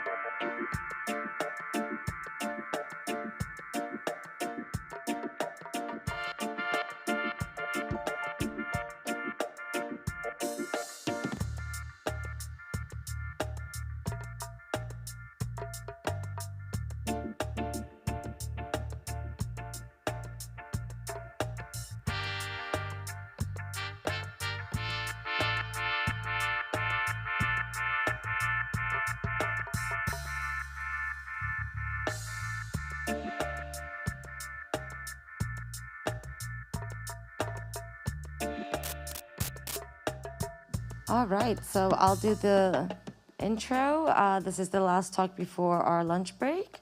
So the talk is why we chose to ditch Helm to gain open source sanity with Simon Ems, senior engineer at Gitpod. Enjoy the talk. Hello, everybody.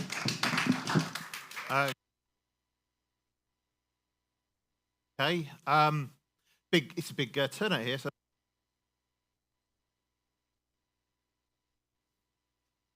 stand here, perfect. Hello. My name's Simon. I'm a senior engineer at Gitpod. I'm also from Birmingham in the UK. So anybody who knows that, that's where I'm from. Basically, go to London, go up a bit, and turn left. Now, I'd like to just sort of say right from the start, this is not going to be a trashing on Helm. I've used Helm for a hell of a long time. I've used Helm even back in V2, and I'm one of the few people who actually thought that Tiller wasn't that bad, which I know is quite a very small subset. And I think that Helm 3 is truly brilliant. It's one of the best pieces of kit in Kubernetes land. I joined Gitpod in August of last year, and my focus has been primarily on improving the self-hosted installation and the self-hosted use of Gitpod.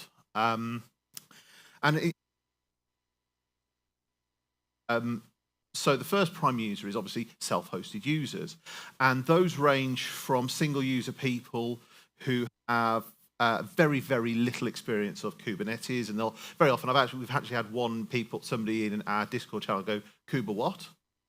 Which is obviously something that's very concerning when somebody tries to install Kubernetes. And we go all the way right up to Massive Bank PLC. They've got thousands of Kubernetes clusters out there, and they're working on that, and they're working on that quite fine. And even to core contributors, those are some of our people who use it as well. And the other distinct user we have in self-hosted is Gitpod.io. Gitpod is primarily a SaaS product, it has historically been, and as self-hosted, they have become one of our customers. We treat the SaaS no different to as a self-hosted customer, and that's the intention we want to get to. So first question is, what is Gitpod? We actually have 3 other Gitpodders in the room. So obviously, if anybody wants a demo on this later, please grab me or any of my colleagues. But Gitpod is an open source development platform for remote development. This is going to be the next new big thing for people out there. No more, it works on my machine. That's what we invented CI/CD for, so we could have consistent tests, make sure it works, and we have consistent deployment.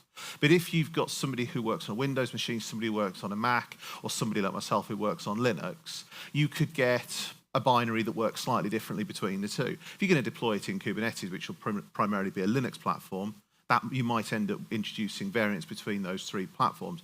With Gitpod, you don't have that because you're all working on the same platform. So if it works in Gitpod, you know it's going to work wherever you're going to deploy it. Self-hosted, so you can code in the browser as well with this. So this is the browser. I'm really sorry that this is actually quite small. I did this presentation last week on a cinema screen, where as my real head, which is really terrifying walking up.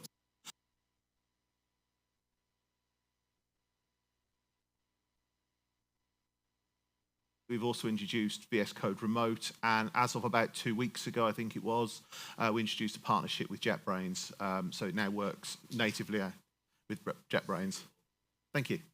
Thank you very much. And self-host is a really important part of this business. So historically, we were a SaaS first product, quite a difficult sentence to say. Agency, you need to ensure ownership over your data. So that is where self-hosted comes in, and self-hosted is the big commercial driver for the business. Let's go to 2021. The Olympics were just opening in Tokyo a year late. Lewis Hamilton was leading Max Verstappen in the F1 Championship, and a slightly younger Simon joined Gitpod.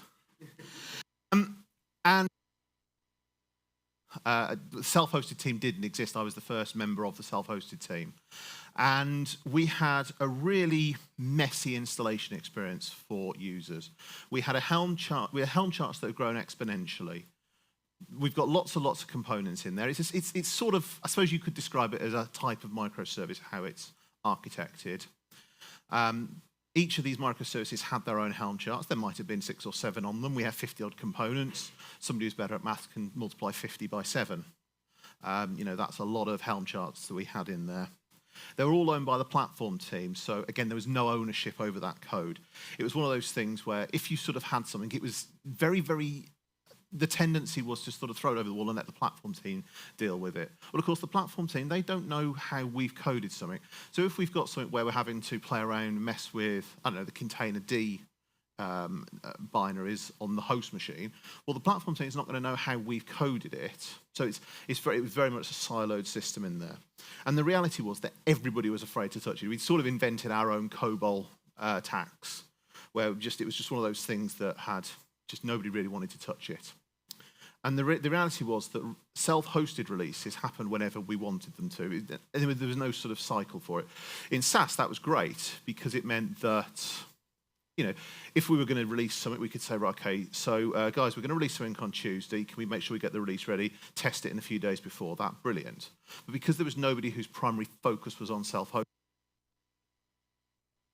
in July of last year in the Helm charts, and so we were getting to sort of November, December time. There was tickets in our GitHub repo saying, when's the next self-hosted release, please?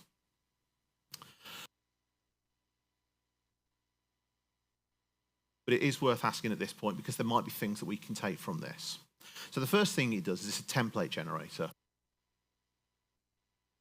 In there, we do a bit of fancy magic with Golang template values, and we get out a beautiful template at the end of it. This is where most of our problems are. We'll come on to that in a moment. Third party, this is actually really useful.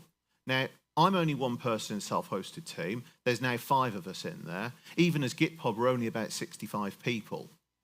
I don't want to be maintaining Gitpod. I don't want to be maintaining our database deployments. I don't want to be maintaining our message queue deployments.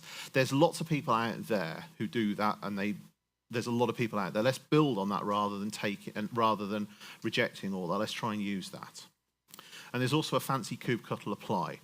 When I say fancy kubectl apply, if you just do kubectl and applying it, if you remove a resource, that kubectl apply will just stick it there and it won't do anything with it. If you're using Helm, it stores the state in a config map. So if you're not using it anymore, it gets rid of it. That's really useful. Let's just discuss actually what Gitpod is. Obviously, it's Gitpod. That sounds really straightforward, but it's as an application, it's both complex and it's straightforward. So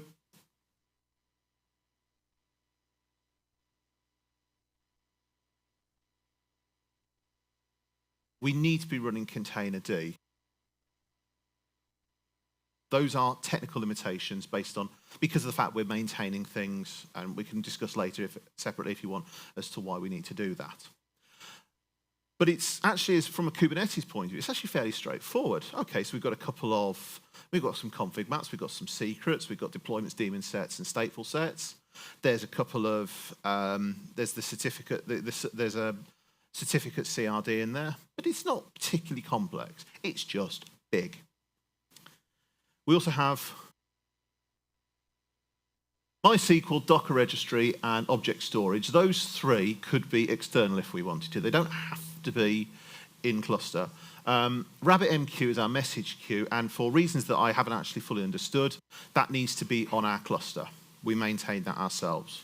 But again, that comes from the Helm chart historically. The first one is the config. Massive YAML file, the smallest 750 lines long. If you're coming into that, if your boss has said to you, hey, I've heard good things about Gitpod, go and see if we can use it self-hosted, your first thing is you look at that and you present it with a 750 line config file. It's also, most of our documentation historically was configure OpenSSL, generate a random password. Now that's a really bad look for when your product is all about automation and automating development environments. If the first step is you've got to go through, you've got to create 4 or 5 random passwords, not a great look. Not orthogonal. Basically that means you have to change it in multiple places in the values YAML in order to change one thing. If you're going to change your MySQL database password, for instance, it had to be changed in about 3 or 4 different places. The Helm YAML file, you can't reference internally. So if you're using it, say for instance, if you've got to use your one dependency's got to use it, well, you've got to use that value in the different dependencies. You can't do it that way.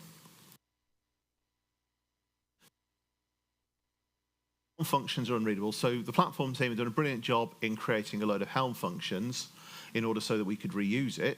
That's what they do. That was brilliant. But of course, because it's in Golang template values, they're basically unreadable. I want to know that if I'm going to be deploying an application, I want to know it's going to work. If you remember, I said that actually Gitpod requires limitations. There's no way in Helm of saying, make sure this is running on an Ubuntu machine, or it's got Kubernetes, or it's got the kernel 5.4 and above. That doesn't exist in Helm.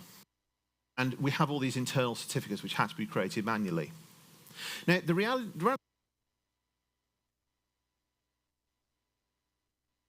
good refactor, we could probably solve most of them or get them to a factor that's actually acceptable. This is something I've coined. And I'm just going to show you readable, I think, on the side of this screen. But, you know, this is this config map looks like. Now, there's inside any, and I put 2 mistakes in it. Oh dear. There's no way of actually knowing what those mistakes are just by looking at the code. For the record, we have a trailing comma just there in JSON, so that's obviously going to fail. And we have an if statement here, and at the end of it, there's no trailing double quotes there. So what you could actually have is somebody could be the different type of the if statement, and then they go, oh, I've noticed that, that's it. But then there's also another problem with config maps as well. They don't line up to your code base. We use Golang primarily, but it doesn't actually matter what language you're using, because you could map these from any language as well. If somebody changes the config in the application, there's no way of getting your CI/CD pipeline to say, hey, up chum, you've broken.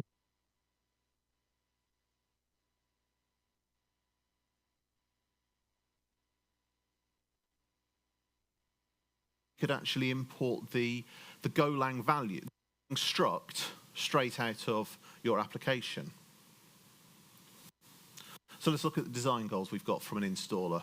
It should be opinionated. Now, if you're somebody in the pub and you meet somebody who's really opinionated, that's really boring. But when you're actually talking about software development, opinionated, I would argue, is good. Because we know, people of Gitpod know how to install Gitpod best. We know how to run Gitpod best, because that's our job. If we can implement that in a programmatic, repeatable way, we can give you the benefit of our 4 or 5 years of running Gitpod, and we can actually put that in the application. So then we're going to make it a lot easier to install that. We're going to put you on rails that say, you know, stick down this track and you'll be fine. If you go off there, you're going to have trouble, but stick down here, you'll be grand. We also want to make it simple. By default, we want to make a config that works, that you can do with no or minimal changes. We also want it to be flexible. As I said at the start, we have to install it on Gitpod, which has got multiple clusters running all around the world that's coping with the hundreds of thousands of users. We've also got Massive Bank PLC. They've got 5,000 users. We've also got a small design house who's got 10 users who don't really know Kubernetes too well, but they want to use it. And then we've also got that person who's a bit of a hacker who likes to play around with things. That's a lot of different people we've got to cater for. And we also want secure config. Now, there's somebody I was just talking to, there was just into a conference talk in there, and he said quite rightly that secure means a lot of things to different people. So, if you've worked with me for more than 5 minutes, I'm a big fan of the 12-factor app. That is their definition of it. A litmus test for whether an app has all the config correctly factored out of the code is whether the code base could be made open source at any moment without compromising any credentials. That is a brilliant definition of secure. Because it doesn't work for us because we are open source anyway. So this is my definition.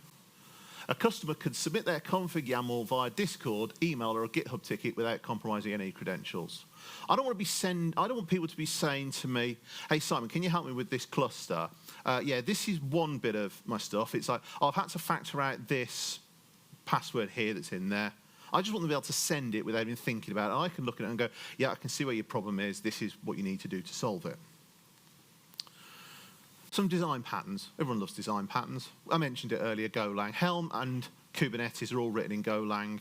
If we can build on that and if we can use that, brilliant, that's great. Parity with components. So the components in the installer. I mentioned earlier about how we used to just throw it over the wall to the platform team. Well, we've got people from the workspace team here today. We've got also a web app team. We've got an IDE team. Make them own the components. The installer is not owned by the self-hosted team. There are going to be bits are, certainly. But if you are, I don't know, going to be deploying an application that's owned by the workspace team, well, they're the ones who are going to know how best to install it because that's their job. I'm not going to know it because that's not my job. People in there, let's build upon their experience. Code ownership, exactly. Yeah, mentioned it again. This is not Simon's baby. When we first introduced this, everyone sort of started, oh, it's Simon's installer. By changing the code ownership levels, it became everybody's installer. Actually, one of the best things I love about seeing this is I get emails from GitHub saying, you know, so and so has done a thing on done a commit, a PR on the installer, and I'll see it because I see all the emails because I can't seem to turn them off. But you know, somebody else is looking at it. Somebody else is reviewing it. It's all working quite as a nice, well-oiled machine. One of the other problems, and so we're going to build. The end goal is to build some YAML. That's actually going to be really important when we want to support GitOps. Image tags are injected into the build. We have, as I said, about 50 images. They've all got SHA commits as their tag names.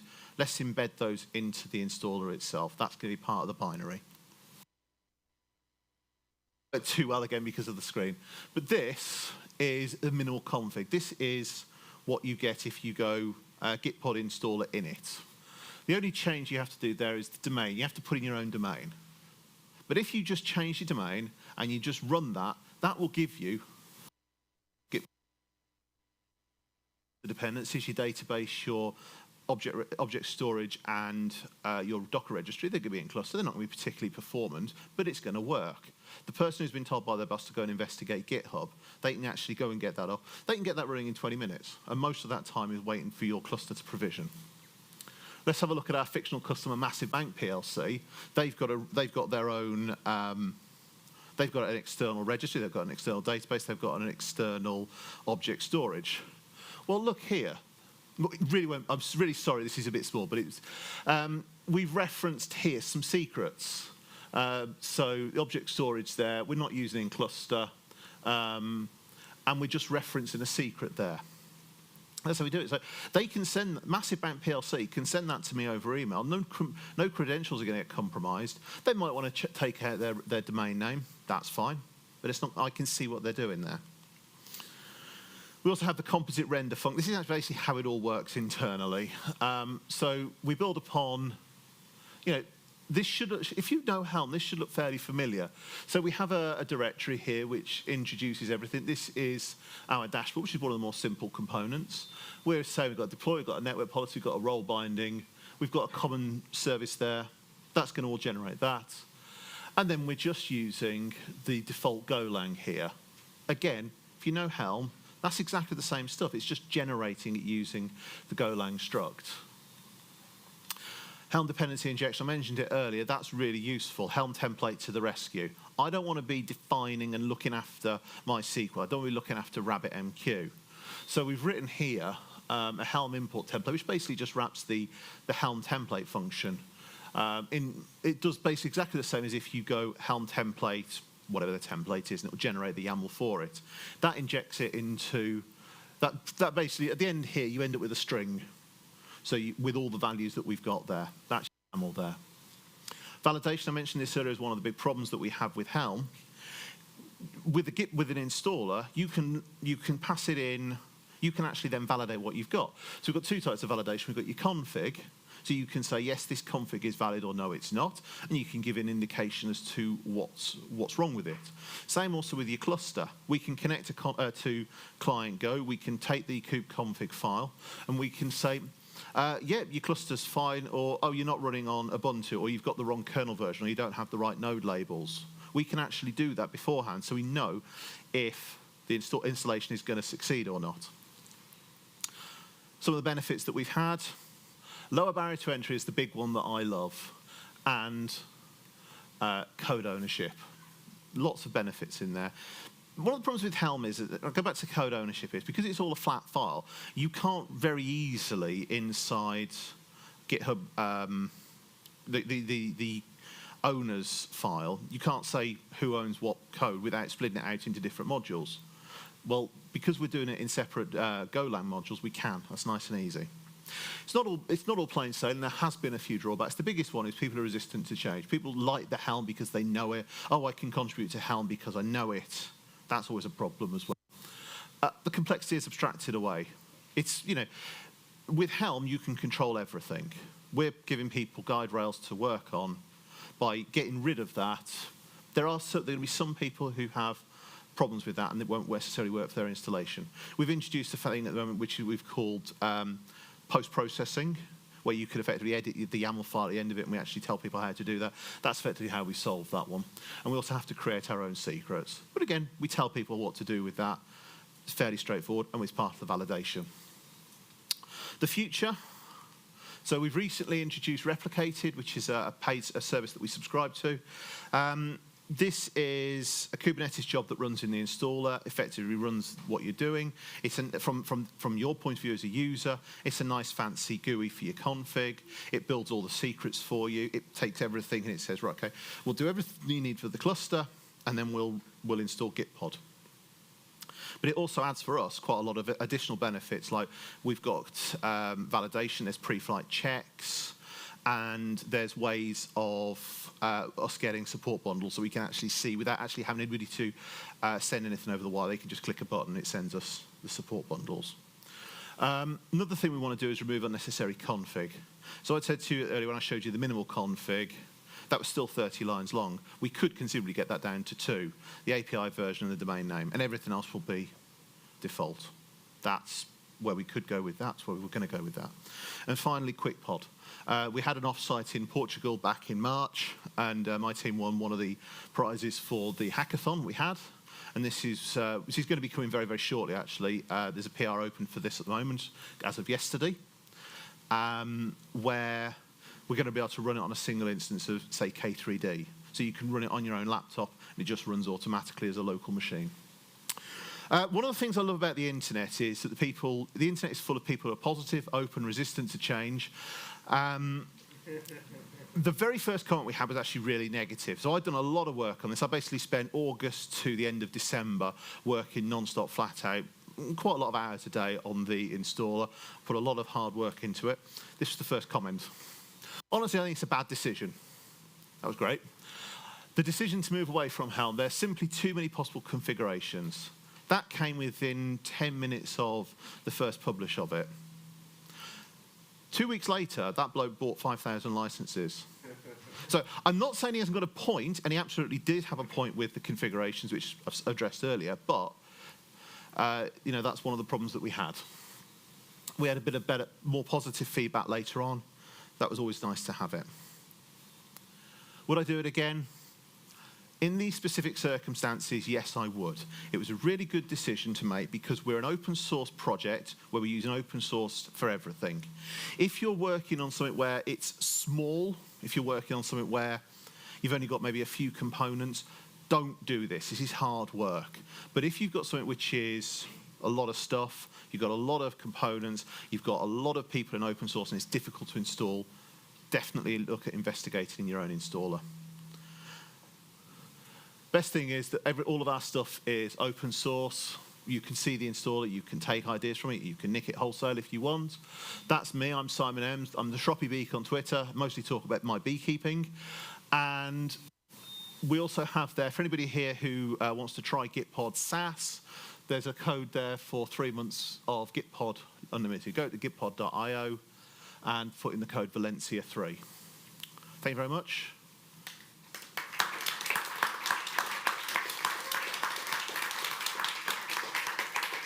And I think we might have about 3 minutes for questions if anybody has any. Yes, hello. Thanks for the detailed talk. Thank you. With regard to importing the config, the secure config option, importing it directly from the Gitpod project in the Go struct into the installer, it strikes me that this is a benefit that is easier in a Go project because Go is good at CLIs. Do you have any kind of comments on that nice benefit, or maybe the trade-off of doing this in other languages? So we support, so Gitpod is written primarily in Golang. We've also got a TypeScript component. And we did look, so at the moment with TypeScript, we've basically just copied and pasted everything out. And there's a job to make sure that they're the same. We are going to automate that at some point in the future, but that's not been a priority at the moment. There are various projects out there. So depending on what language you're using, you can convert those between the two. Mm-hmm. It is a bit more complex, yes, I grant you, but that's Golang in that respect works quite well. Yeah, that's really cool because when someone updates the config on the product side, then the installer CI build can fail. So that's really nice. Thanks. Exactly. Yes. Other questions? The other question as well, sir. You were mentioning about 750 plus, configuration in values.yaml. Yes. In Helm. So I failed to understand how it was easy for this installer. How did you reduce it? A lot of the values were broadly irrelevant to what we have to do. So there were things like, these are the node labels and the node affinities that you have to do. There's actually a huge section in there, which I think was about 100 lines in total. There was also, I know for definite, there was at least 3 places where we specified the passwords for all the dependencies in the values YAML. There was a bit where we had to specify passwords for the cookie that we had. Broadly, a lot of those are only in Helm values because there was no easy way of randomizing it. I know you can get random values inside Helm, and there are ways of doing that. We hadn't done that. So basically, a lot of it was configuration that didn't need to be there. And it was configuration. I mean, there was a huge bit in there about resource management as well. Well, because we know what the resource management is best for our product, we stick it in there. We don't let you configure that. It sounds a bad idea to say we're not letting you configure it, but actually, if you're you might know it if you're massive bank PLC, if you're a core contributor to Kubernetes. That's really hard to say. But if you're just sort of somebody who's doing a 10-user instance, you don't need to know about that. You can just deal with the default ones. And that's in there. And that's fine. Well, any other questions? We may have. Hello. Hello, thank you for your talk. I was wondering if you started directly with Helm, or did you start before with Kustomize and then migrating to Helm? I'm going to admit something here, which is very difficult to admit in front of very experienced Kubernetes people. Kustomize confuses me. I look at it, I look at the config, and I go, I could do that in Helm in 5 minutes, and I don't understand it. So I've never used Kustomize successfully, so I can't comment on that. But we did. There was a conversation about, do we want to just refactor the Helm charts? But it was all the sort of the ancillary benefits as well, things like the config map, things like the validation and the making sure that things that could be tested beforehand. That was almost the clinching argument. The generation of the Kubernetes resources, well, we could have, if that was all we were having to do, we'd have stuck with Helm. There's no benefit to that. But because because Gitpod is difficult to install and because we have to make sure that it can work before we install it, that's actually the key benefit. Okay, thank you. No worries. Right, thank you very much, ladies and gentlemen. I will be out in there. There's also 3 other Gitpodders, so if you want demos in Gitpod or talk anything about that or about me bees, grab me.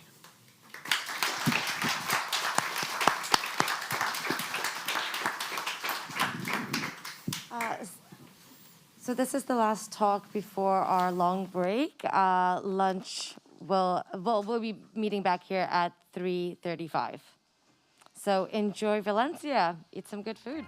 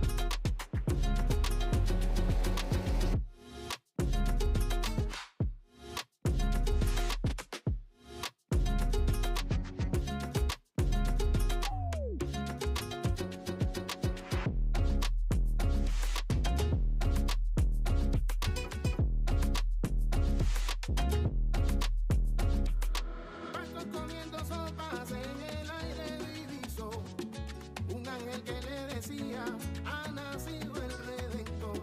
De oriente salen de reyes para adorar al Dios niño, y una estrella le guiaba para seguir su camino.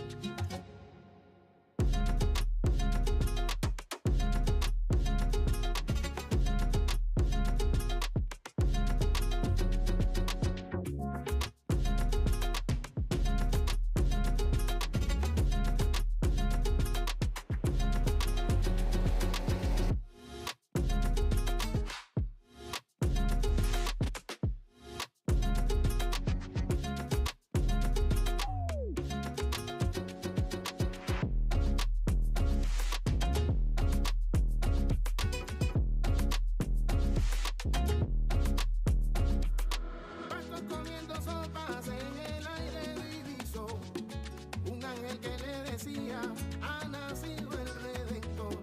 De oriente salen de reyes para adorar al Dios niño. Y una estrella le guiaba para seguir su camino.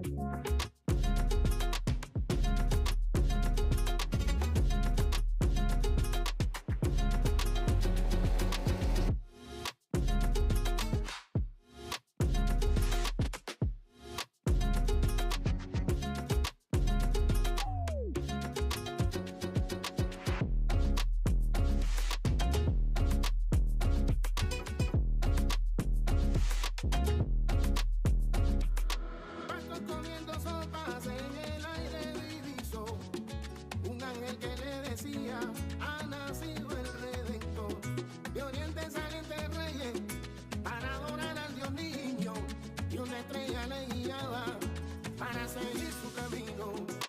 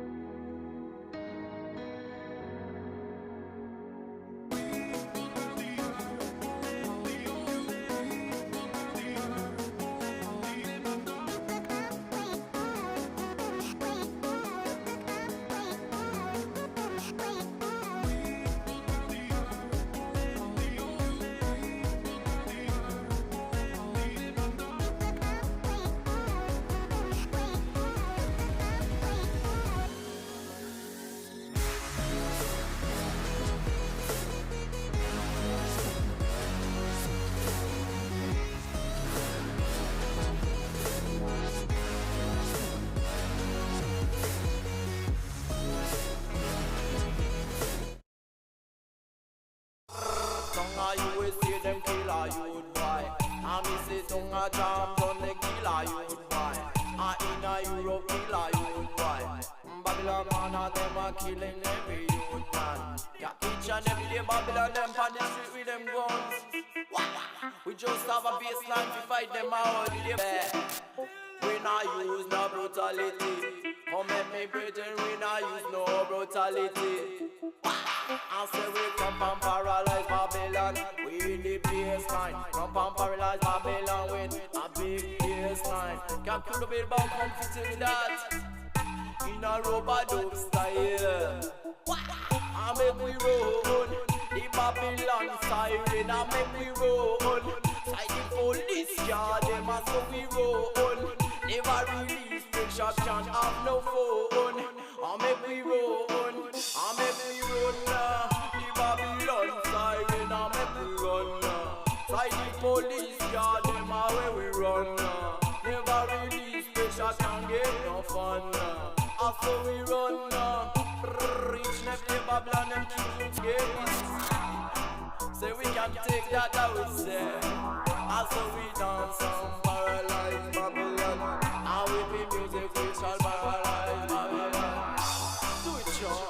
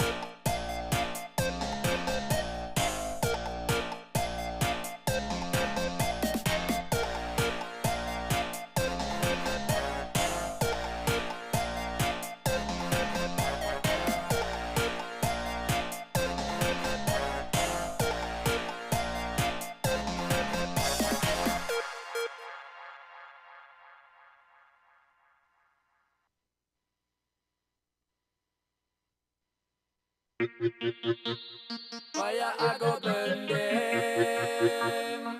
Fire. I go burn all the wicked, them are spreading trouble. Fire, I go burn them. Hear me now. Me a the rubber dub soldier, the niceness promoter. Me a the rubber dub soldier. Some of them a call me lyrical ruler. Me a the rubber dub soldier, the niceness promoter. Me a the rubber dub soldier. Some of them a call me lyrical ruler. Sweet reggae music that you're playing for me. The wicked I go run in front of my masterpiece.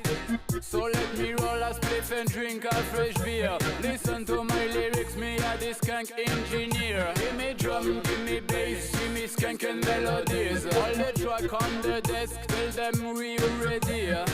Sound system roaring all over your body. We chatting on the mic to make you feel. Sound system go skank them, I go sing them, I go shout. The pure lyricists run on the session all the night. Them I go skank them, I go sing them, I go shout. Sensitive on the mic to make you feel alright. Me a the rubber dub soldier, the niceness promoter. Me a the rubber dub soldier. Some of them a call me lyrical ruler. Me a the rubber dub soldier, the niceness promoter. Me a the rubber dub soldier. Some of them a call me lyrical ruler. Say fire I go burn in a this ya Armageddon. Send city in a the dance, try to turn down the oppression. Me na listen a cops, me na listen a police. In a the dozen a this ya wall full of pain and sufferation. Judgment a come, a me say judgment a come. Me na go tell you twice that I'm the mic champion. Hey! Judgment a come, a me say judgment a come. Chase out of your mind all badness and frustration. The wicked them a spreading trouble. In a the dance, me na feel the rumble. Shut down the music is impossible. In front of the crowd, me a the dub model. Me a the rubber dub soldier, the niceness promoter. Me a the rubber dub soldier. Some of them a call me lyrical ruler. Me a the rubber dub soldier, the niceness promoter. Rubber dub soldier. Some of them a call me lyrical ruler.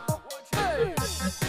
Boom shakalaka, me say boom shakalaka. I tell you this, ya one ya a the real dub cracker. If you want to live, me not go tell you come back. Cause my big bad lyrics, them a the cream, a the crap.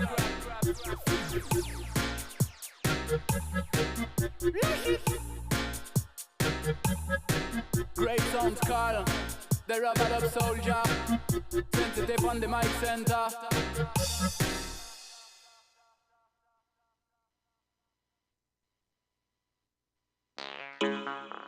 Alright, mic check 1, 2. Yeah. Man and woman come fi do them thing. Decorate with friends. Woman come fi do them thing. Decorate with friends. So when them look up on my style, identity. If you red, brown, blonde hair, identity. So if you stick up in a fashion, it a identity. It's a the thing that makes the rest of them recognize me. When them look up on my style, identity. If you red, brown, blonde hair, identity. So if you stick up in a fashion, it a identity. It's a the thing that makes the rest of them recognize me. You is you and me is me. Every man do his thing differently. Every woman do her thing on a different way. But the whole of them a try to search it every day. Some of them looking at the mirror, but them not find themselves. No for clothes sound like the oyster in the shell. Personality in themselves. No for clothes sound like the oyster in the shell. Personality of them forgotten on the shelf. System control the whole of them a dwell. But we original. versatility. I make the whole of we are blood, we original. And new times incoming. Creative people, future we are building. We original. We say we walking the path of unity. I make the whole of we are one part. This time crucial. We live reality. Youth and we are stepping in so fit and steady. So when them look up on me style, identity. If you're red, brown, blonde hair, identity. So if you stick up in a fashion, that identity. It's a the thing that makes the rest of them recognize me. So when them look up on me style, identity makes the rest. If you're red, brown, blonde hair, identity. So if you stick up in a fashion, that identity. It's a the thing that makes the rest of them recognize. We love the black, the white, the brown, the green, the red, the yellow and blue. The tall, the short, the slim, the fat. We love the whole of them true. If you there with your posse or you there along the crew. Hi everyone. How is going, guys? How are you excited for this talk? We are so excited for this talk and to be here in this 17 and in-person event again. We are going to try to give you some ideas about the cloud FinOps culture to inspire you to embrace this FinOps culture in your company and in your Kubernetes cluster. I'm not alone in this talk. My colleagues, Álvaro and César, platform engineers, both of them, one from Empathy and the other one from Kiko, are here to show us these benefits of Cloud FinOps. And, well, I forgot myself, Ramiro, platform engineer too at empathy.co. Well, I forgot. You can find us in GitHub, Twitter, or you can find us around this event with this t-shirt and all the week around the KubeCon. Okay. We are so passionate guys. Therefore, as soon as we start reading about the Cloud FinOps culture, we fell in love with that, and we use a lot our company to embrace this culture. Therefore, I'm going to do a brief introduction about the FinOps Foundational. César is going to show us the architecture of the tool, and Álvaro is going to show us some action, some dashboards, and some takeaways of this FinOps tool. As DevOps revolutionized the development by breaking down silos and increasing agility, the FinOps increased business value of cloud by bringing together technology, business, and finance professionals with a new set of processes and culture. As you can see, in the FinOps culture, all teams work together, from exec to business, engineering or platform engineering, and finance.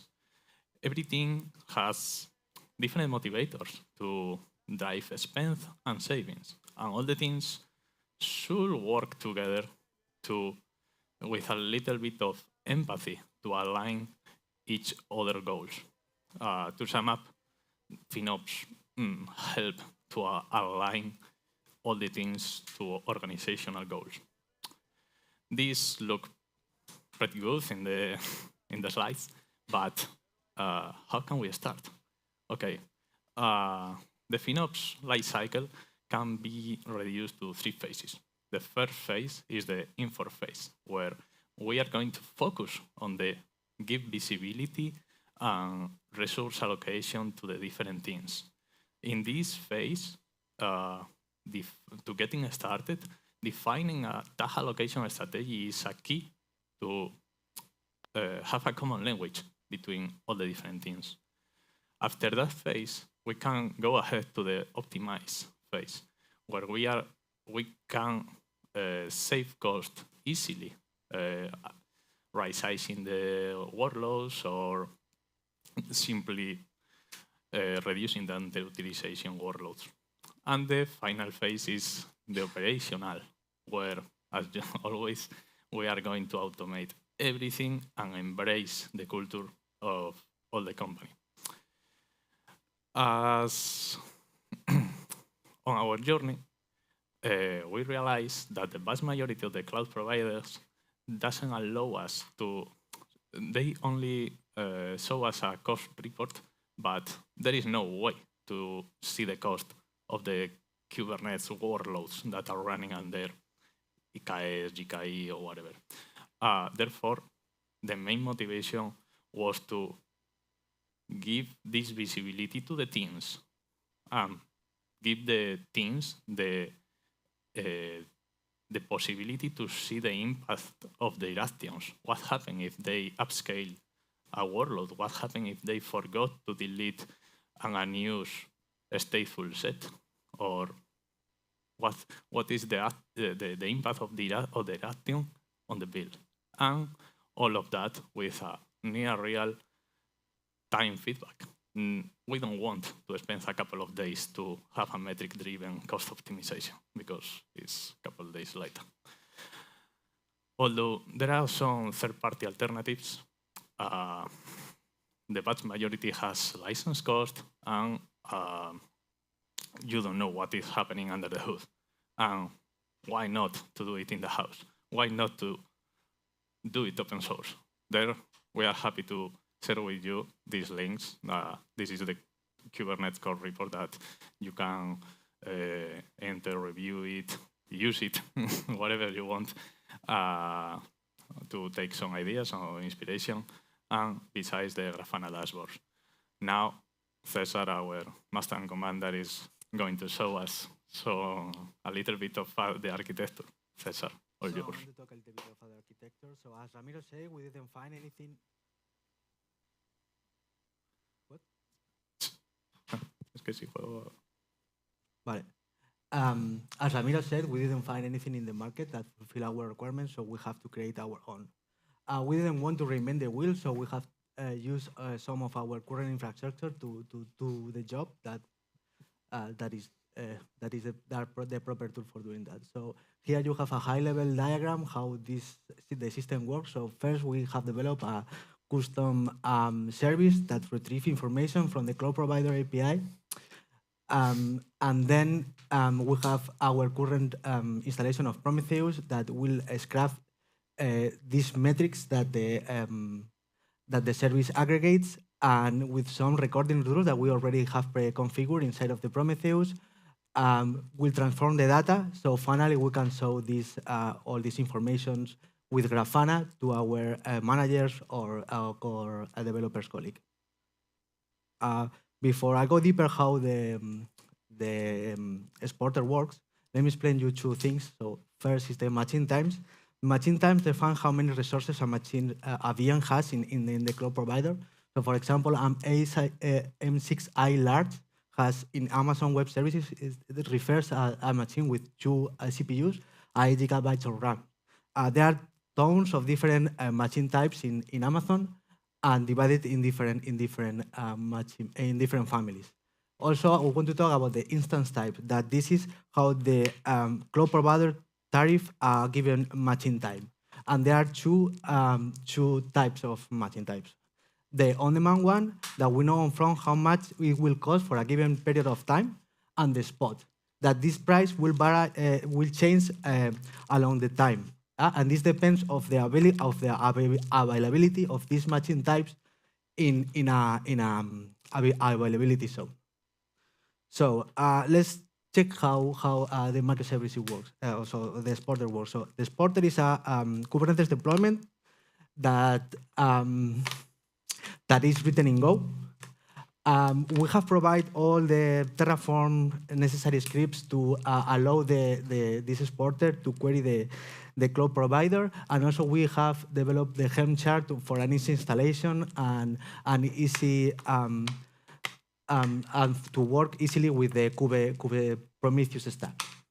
So, but this, what exactly does? So, this, as I told you before, this is retrieving the prices of the cloud provider API and aggregating this data in several metrics. The three most important are this one, that the instance cost, that represent that the cost of a given VM or instance or machine type, the instant CPU price, that it will give you the price of one CPU for this machine type, and the instant main price that it will do the same for 1 GB of this machine type. There will be several combination of Prometheus labels depending on the instance type and the availability zone where this machine runs. And with all of that, it will be easy for us now to calculate all the workload cost of our colleagues. And Alvaro will explain you that. Okay. So it's my turn to talk about taxonomy, which taxonomy is just a classification. When we talk in Greek, that's why doctors talk in Greek and Latin. Like it sounds imposing and important, but it's just a classification of cost. Okay. So we want to know how much we are spending because money is something that is simple to convey, right? And what is the cost? In which workloads we are spending the money and in what resources. Okay. So instead of just throwing a bunch of definitions right there, I'm gonna walk through a small analogy, trying to explain what we calculate, how we calculate it, okay? So imagine that we want to build a deposit of water. Pretty stupid analogy, but that's it. So we want to serve water to individuals. Okay, so we go ahead and we ask, okay, how many gallons of water do you need? And there's one individual says 103 and the other 3. And we say, okay, then we have to build our deposit with 106 gallons of water. Then we put one extra there available for anyone to use. I don't know, maybe one day you get home, all covered in mud from playing soccer, whatever, and you need a little bit extra. That's okay, we can cover for that. We make a deposit of 107 gallons. We have to pay for that water. And then when we get our bill, there's something else in there, right? Like we had to pay for being connected to the main distribution system. We have to pay for methane equipment, whatever. So there is something else in the bill that we cannot relate directly to an individual. It's something that everybody pays, and that's what we call share cost. And then when we look at a little bit deeper into it, we realize sometimes that an individual said, okay, I need 103 gallons, but then that individual is only using 3. So we have to guarantee that 103 are there, but there are only 3 being used. Nobody else can use them, and we have to, they're idle, doing nothing, and we have to pay for that. That's what we call underutilization, okay? So we can have some idle resources, either because we have available for spikes in load or whatever, and to accommodate these spikes, or because someone has requested them but is not using them. And that's it, and now enter Kubernetes for the plot twist. So basically, instead of having one deposit, we have several deposits, some bigger, some smaller. These are the machines that Cesar has explained, and that's our Kubernetes cluster, right? And then instead of serving individuals directly, we serve namespaces, households, as in the picture, and then individuals that are pods. And we can have exactly the same logic in there. How many resources are being requested? How many are being used? If there is a difference, there is some underutilization in there at the pod level, at the namespace level, at the cluster level, and we should not forget about these share costs that we have to pay for spinning up a cluster in the cloud, okay? So that's the taxonomy right there. There's nothing else. We want to know how much we are spending in used resources, in resources that are being requested that we have to pay for because someone is asking them from us. Okay, if there is a difference, we have some underutilization, which usually is not good. We can have something available, just in case, to accommodate for spikes in loads. We know there will be something idle, either for accommodating these spikes, either because someone is kind of hoarding it, if you allow me that word, and we have some share costs in the cloud to spin up a cluster, okay? And that's it. So we focus on the cost of CPU, resources, and also persistent volumes. So we can calculate those resources, and we can get the prices, as Cesar has explained. That's it. We can combine that, and we can get some dashboards. And that's the whole idea, right, is to get in a Kubernetes cost report. Right? So we want to give visibility of the cost of the workloads.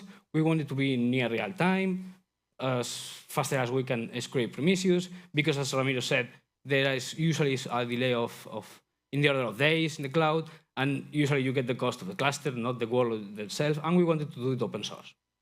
Okay, so now this should be a live demo, but live things usually go wrong. I mean, if you are wondering, this is not supposed to be my teaser, okay? So it was supposed to be given to me live, and yeah, live things usually don't work. So we have some screenshots. I'm sorry about that.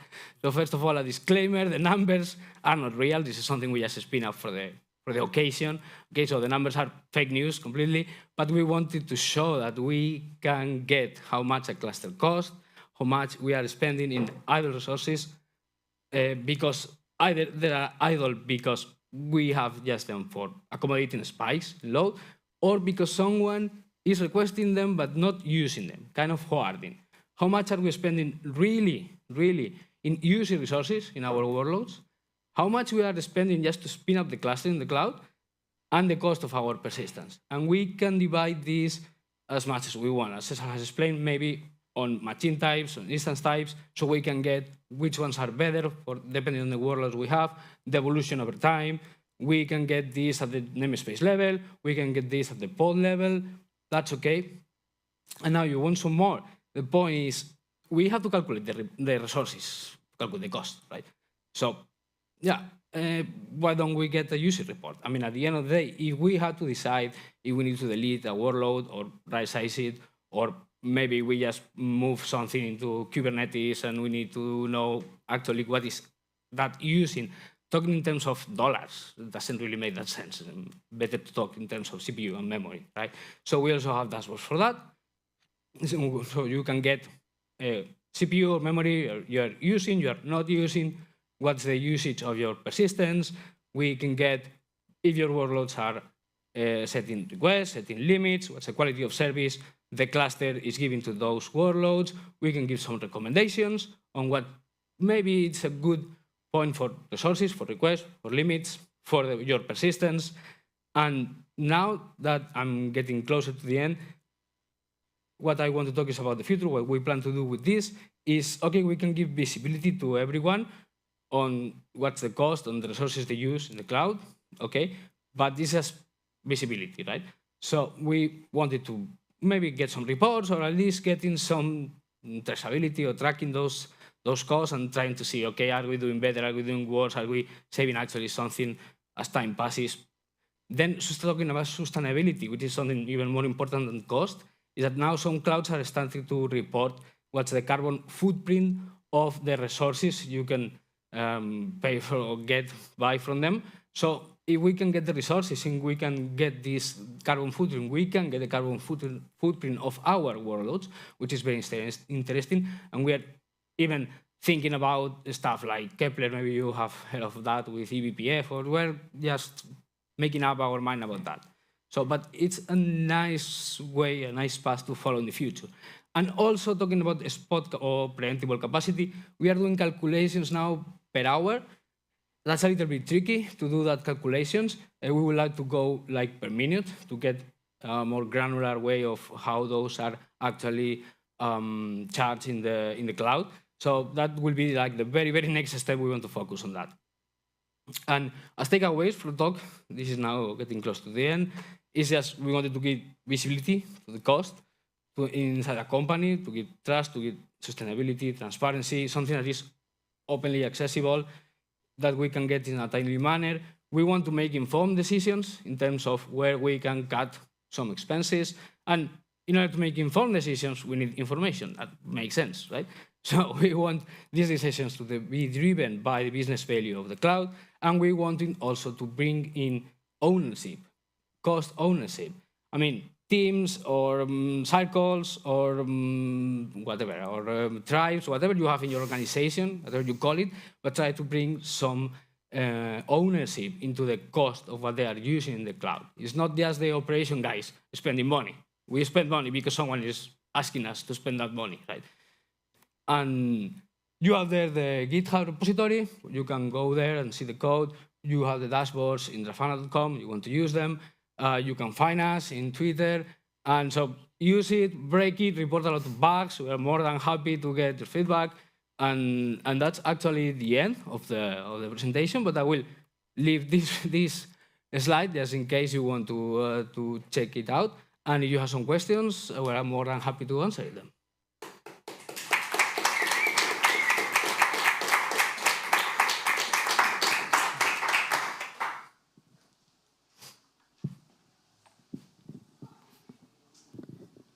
So one question, so you have this Go exporter that talks to, I don't know, AWS, for example, but how do you get the data for the pods running, and do you use, for the pods running in Kubernetes, do you use like the Prometheus metrics that are, so like kubestate metrics and cAdvisor, or does the Go exporter do something in addition to that? You want to? Yeah, so we get only the pricing from the exporter, but the other data we're getting from the Kubernetes.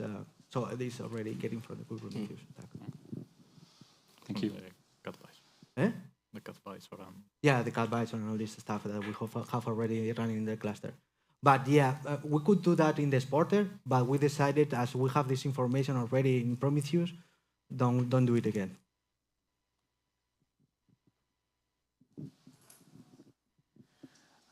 Do you get the cost about the networking traffic? No, networking, no. We It's something that decided to- maybe it's a good point to try to, It's to a get pretty it. good question, pretty interesting, but we decided to suppress the networking because it was so crazy for the starting. But we have to foresee in the future to explore the networking cost. Thanks.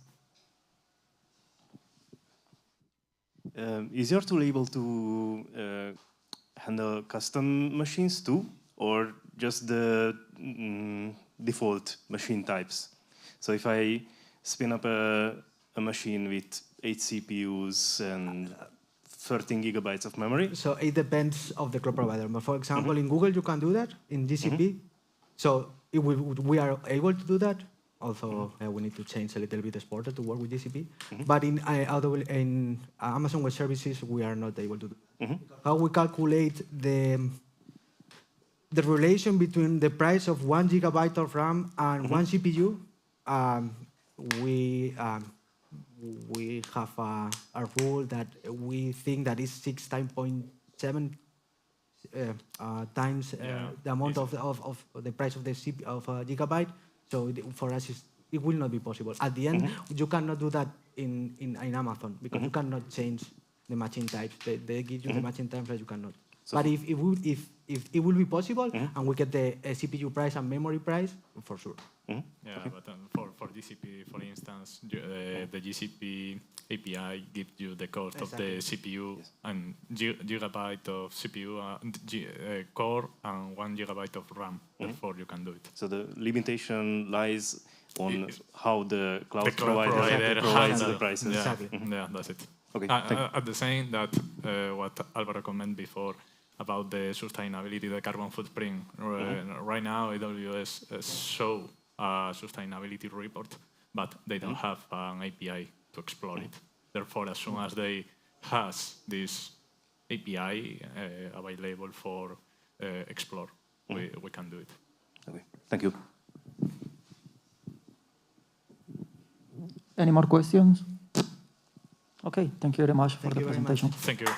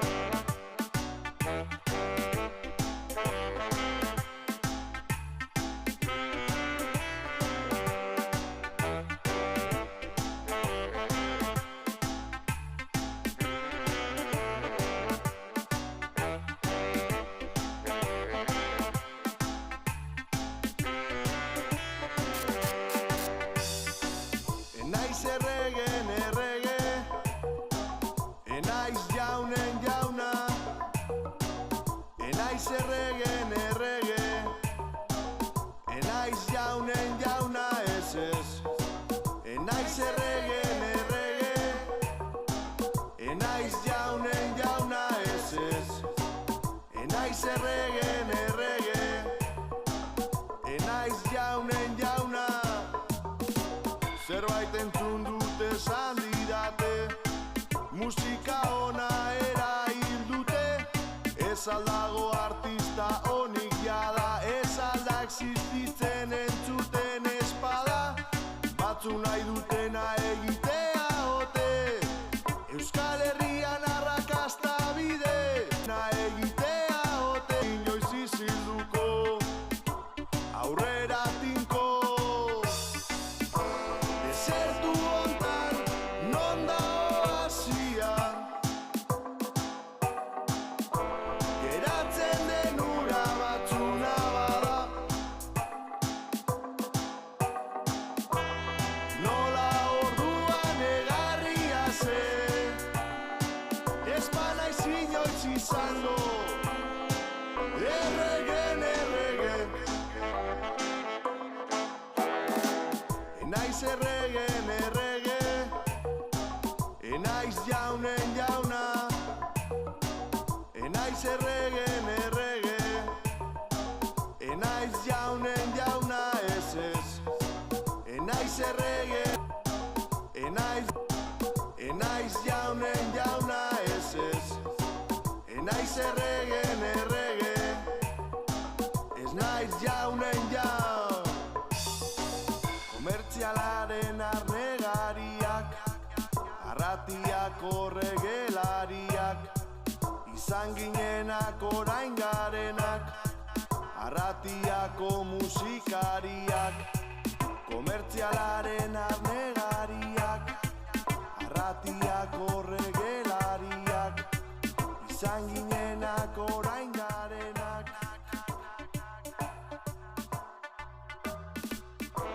Desertu hontan, non da oasia, geratzen den ura batzuna.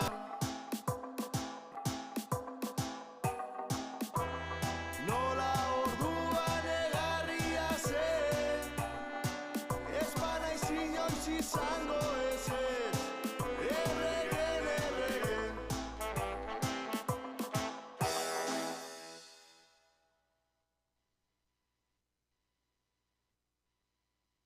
I would like to explain to you what psychosomatic illness means. You have a perception of yourself, or the world, or about somebody else. You have certain thoughts about that perception. These thoughts influence your physiology and the way your nervous system communicates with your body. Positive information leads to growth and prosperity, whereas negative information or reaction that relates to survival and stress, that signals to the cells and tissues of your body that can eventually lead to illness. Cells and tissues of your body that can eventually lead to illness.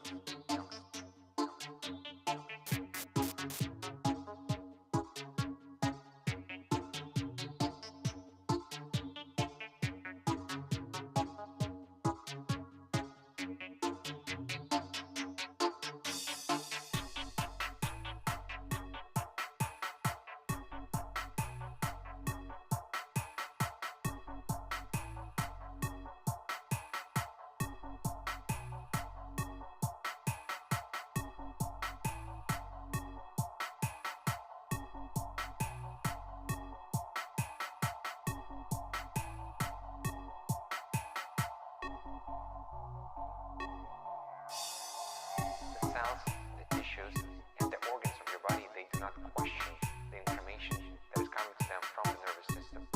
They simply respond. Information.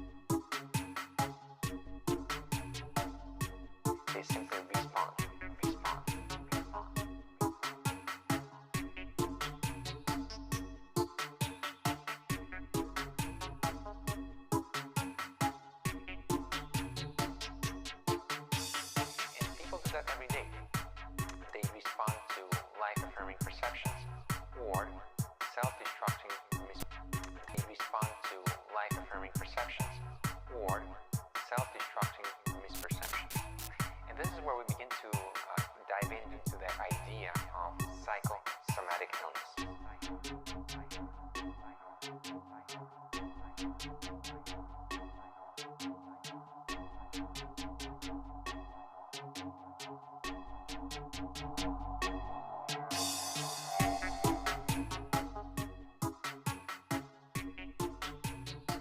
actually, oh, I am, yeah, it's amazing. Firstly, apologies for the date being wrong. This is first time ever PowerPoint crashed, and this is the PDF, and actually it's the PDF for Tuesday, so the date is wrong. I've moved into the future. Which is probably a good thing, because this is all about real-time stuff, so usually media lags. This time it's actually got itself 3 days ahead. Yeah, sadly without the bills, these aren't as good. So I guess my contention with this project, Media Streaming Mesh, which is a new open source project that we've spun up within Cisco, is that if you look at Kubernetes, and particularly if you look at the whole service mesh world, which gets all the buzz in terms of Kubernetes networking, you know, it's very much focused in that kind of top left corner. If you think of things in a 2x2 matrix where you have non-real time versus real time and interactive versus streaming. So web apps very much there. And I guess you can think that kind of drives a lot of the scaling mechanisms, like with horizontal scaling, because if it's interactive request response, you need more and more replicas to scale up. And that starts to get interesting if you think about streaming, where you have one source and you need to fan it out. So things start to get a bit different. So we came at this and said, well, we would quite like to do genuine real-time apps in Kubernetes. So typically, media apps. Initially, we were kind of looking at gaming as well, and things that are just UDP-based, but not necessarily media. But we've really narrowed down on media now, so anything that uses RTP, for those who know the RTP protocol. So one of the challenges there is that comes with a whole bunch of different control planes. So it could be SIP, it could be RTSP, it could be WebRTC, etc. And so you have to handle all those different control planes. So that's really where it's focused. And really what we're trying to do, and this is very early stages still, so we're not there yet. So the goal is to really do everything that you would get from a service mesh, but do it for real-time apps. So in terms of things like observability and security, that would be the classic kind of making sure that we export all the metrics, making sure that we can encrypt traffic, such that writing your app, you shouldn't have to care about that. If you want to turn on encryption authentication, that's a deployment issue, not a coding issue. But in contrast to service mesh, making it very low latency, so none of the kind of web proxying, this is all effectively RTP proxies that are packet in, packet out, so there's no lag there. And in terms of deployability, we started, I guess, from the edge. And the thing at the edge is you probably don't want, I think Envoy's something like 40 megabytes per pod of overhead, and you may not want that if you're running on little cameras and things. I noticed the next talk but one in here, I think, is actually about edge stuff and things like running Kubernetes on cameras. I think I'll come to that. So what we've done is we've looked at where do we need code. Fundamentally, it's a per cluster control plane, because Kubernetes, why do it on every pod or every node? Just do it once per cluster. And then a per node data plane. I was mentioning the fanning out of media earlier. That's probably the right place to do it, is once on each node, because then you get the optimal fan out. I mentioned, that when we started, we were really looking at all of these use cases, including things like gaming, finance, etc., even mobile. But really, as I say, we've focused down on RTP. What's kind of interesting is even some of those other things are running over RTP now. So one of my colleagues actually has an internet draft on using RTP for gaming updates. Because if you think about it, a lot of real-time games are actually quite like media. Apparently they send out their packets pretty much on a tick, so like one frame, almost like for each video frame, they'll send out a tick, and they'll send out pretty much the same data to everybody. So there is scope there. And I suppose, if you start to think about, the metaverse, sorry, I can't do the air fingers on camera, that's horrible. Is it video, is it gaming? I don't know.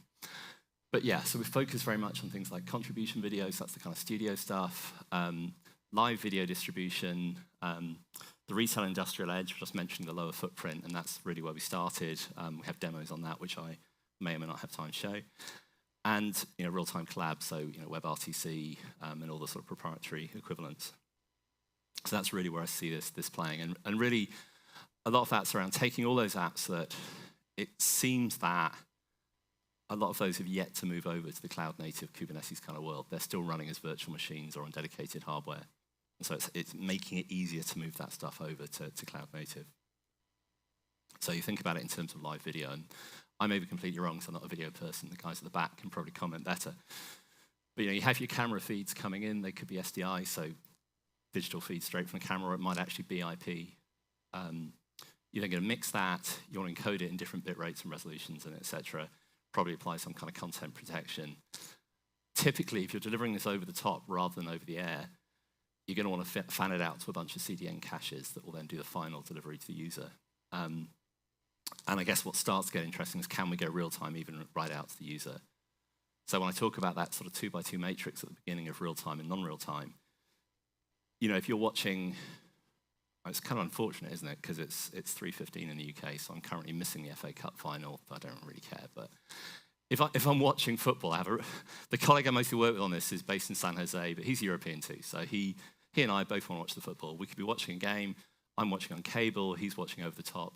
I have to be really careful not to tell him that a goal's happened because he's not got there yet. So think about that as what we're trying to solve as we get right to the edge. And so those are the sort of use cases of each of those steps. I think the first one is probably a hard one, because if you look at the desk over there, that's all dedicated hardware. That isn't a bunch of x86 compute running a bunch of containers. It's actual physical cameras and physical mixing desks. That's probably a challenge to virtualize. But certainly once we get to the encoding stage, that's something that we should be able to do in a cloud-native way. And then as we fan that out to caches again, we should be able to address that. The final step really depends on protocols a bit, and I'll come on to that. So again, sorry about the lack of animation in PDFs, but really you can imagine your input stream coming in from, effectively once it's coming out of the mixing desk, and then flowing in through multiple transcoders, protection mechanisms, etc., that you might be doing at different resolutions, different types of content protection. But again, it's the fact that proxy can fan stuff out, and you can build pipelines. So one of the demos I have, we build a pipeline where we literally have a fake camera. We feed that into something that recognizes somebody with a face mask off or on. We then re-encode it from motion JPEG to MPEG. You can build these pipelines. You could add encryption or whatever. So probably just running within a Kubernetes cluster.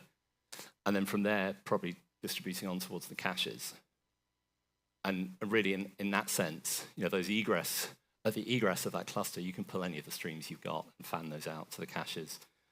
And I guess where it gets interesting is then can you start to do some of the things that we always did in the telco world, and I guess the media world does too, like making sure you have live feeds, because if one of your paths goes down, you don't want people's TV feeds to go down. Whether it's the FA Cup this afternoon or, heaven help us, Eurovision tonight. People are going to get upset if they lose whatever it is, 30 seconds of Eurovision. And so that's where the sort of live thing can happen. Various other content protection mechanisms, like adding forward error correction. In some of the demos I have, I do a really brain-dead version. I just send every packet twice. And you see that you can run 10% packet loss, and it appears to be 1% as long as the loss is random. The final thing is streaming over quick to clients. I mean, that's something we've prototyped. One of the challenges there is the standards aren't there yet. So there are various ways you can take RTP payloads and encode them over quick, typically over quick datagrams rather than quick streams, because, again, you don't want that sort of TCP-like error correction. The thing there is it seems like there's an awful lot of activity in that space. So if any of you follow some of the stuff happening in IETF in that space, Facebook, Twitch, everyone's got these different drafts at the moment on things like sending each video frame on a separate quick media stream or sending them over datagrams.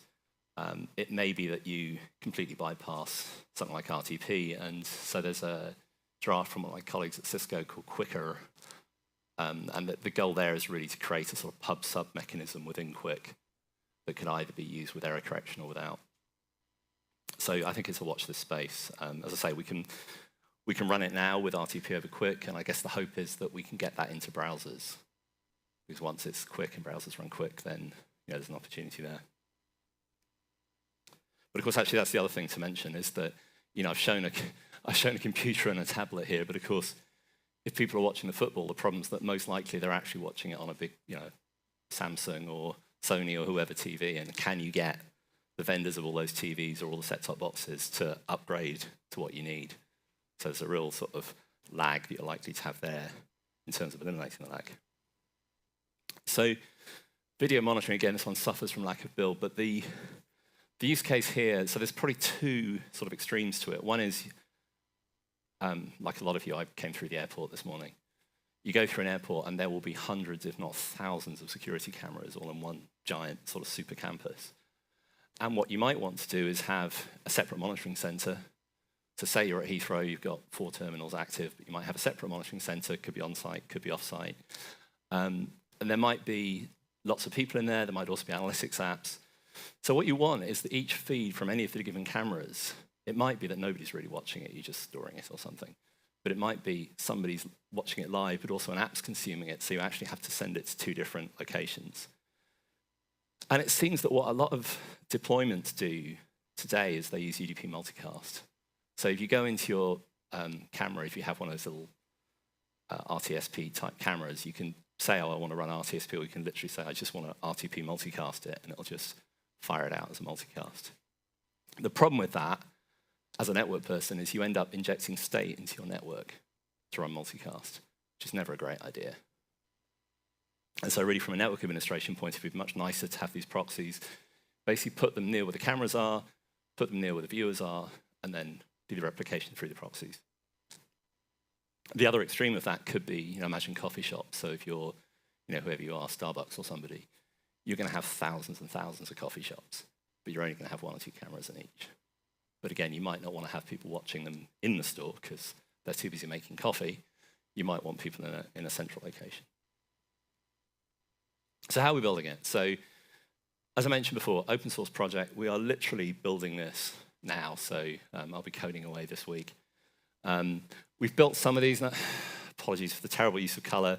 That's fixed on the PowerPoint, which you can't see because it crashes because of the projector. But yes, that one says media streaming mesh stub, the dark one. So we've built a bunch of these components already. It's the stub injector, the CNI plugin. We're currently writing the stub, the control plane. We've got to build the proxy next. We've got to the point where everything works, but we just need to put a proxy in, but we know how to do that.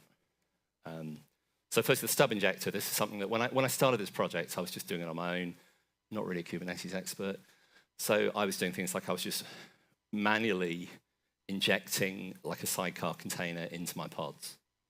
The initial demo used a sort of full-fat sidecar that I'd built of an RTSP proxy. We're now decomposing that, but that meant that obviously in my YAML files, I had to have a whole bunch of stuff saying, okay, throw this sidecar in every pod, and it's a bit of a pain. And so what the stub injector does is it just looks for an annotation on the pod, and if that annotation's there, then it automatically injects the sidecar. Or in the case of the new architecture, a little stub.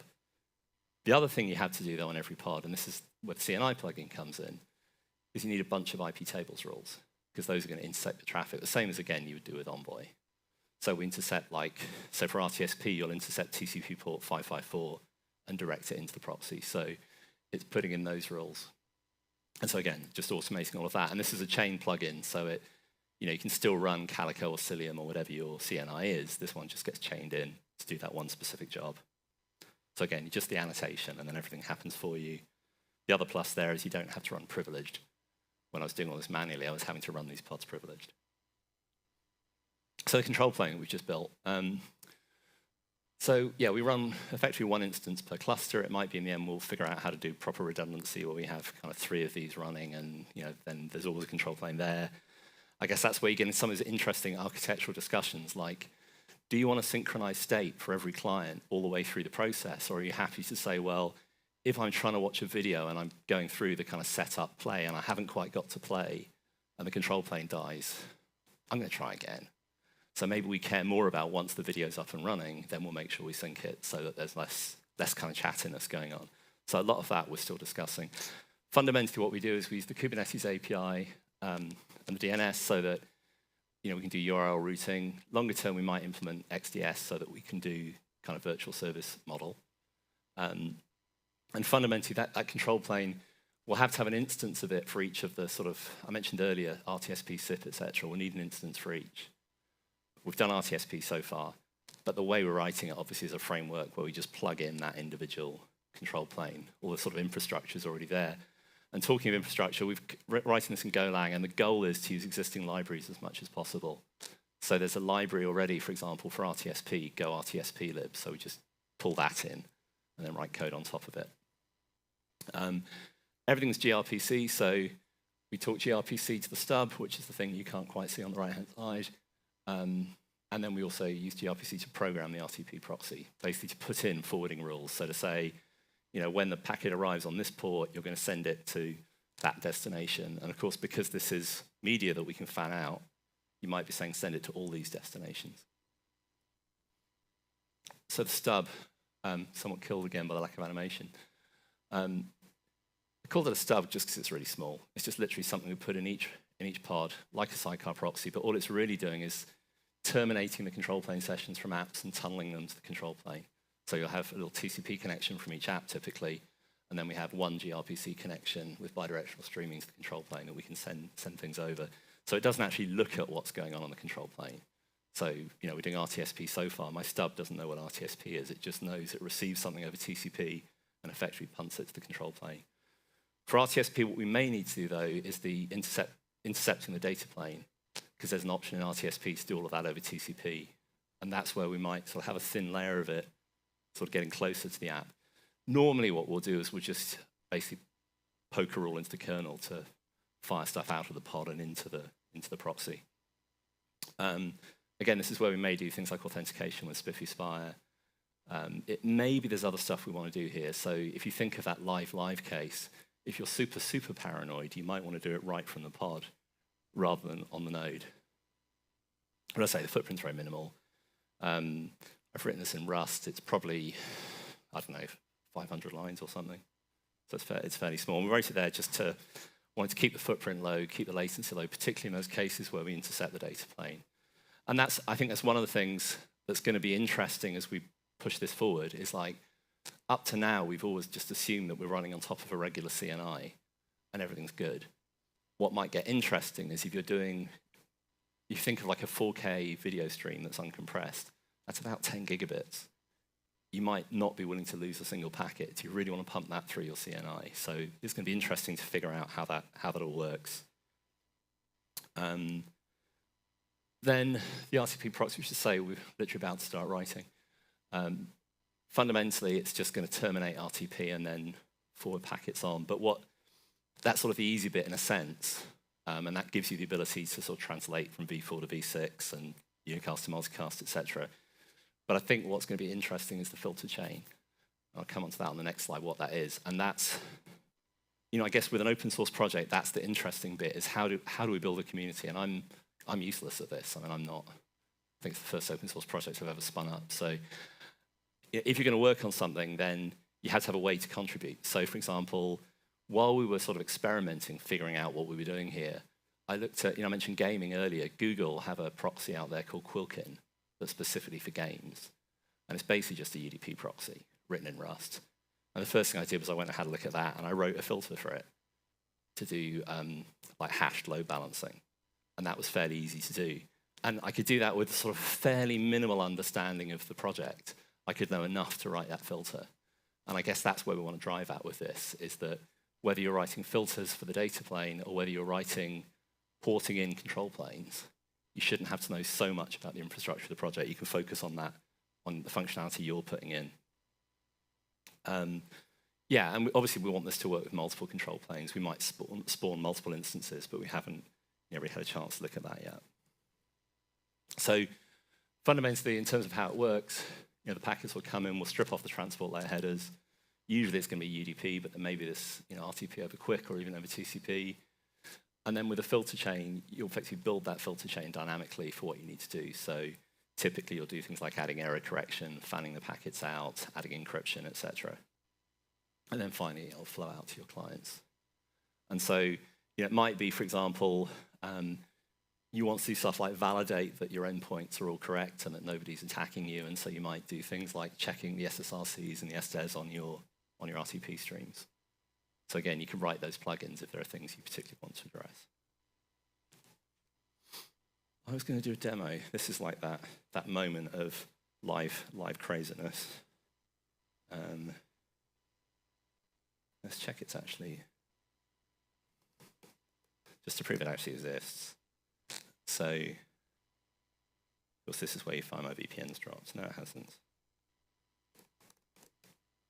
So I have a whole bunch of stuff running. There are 3 nodes in this cluster. You can see a bunch of components running. This is where I was just using a full fat sidecar. And so if I spin this up, that's the wrong thing. We want VLC, don't we? So this is running in San Jose, so there's a fair bit of round trip time. What I don't know at the moment is how much latency we're going to see. So for example, I have one setup where I'm going through Envoy, so this is all going to run over TCP. And it may eventually get there. Again, if there's packet loss, you'll see it'll freeze sometimes and that kind of stuff, because this is all TCP. It may not even get there. Come on. Haha, yes. Does that mean the network's that bad at the moment? I mean the network's that bad at the moment, or I've broken it. This is where you should always test your demos first. I promise I did. Oop. Ah, that'll be what it is. The network's so bad, my VPN just dropped. I don't know if you saw that pop-up window. I am VPN-less. Reconnecting. Let's hope that it gets back up and stays up. I do actually have one on the public network, which we could try otherwise. Yeah, that's not a great VPN, is it?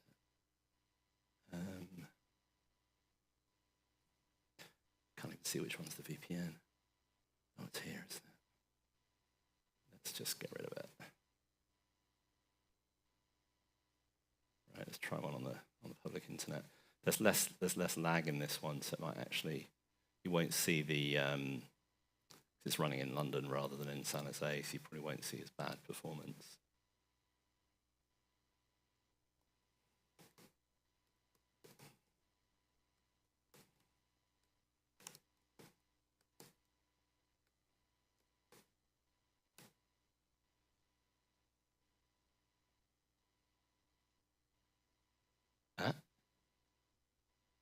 Seems like that we really do have some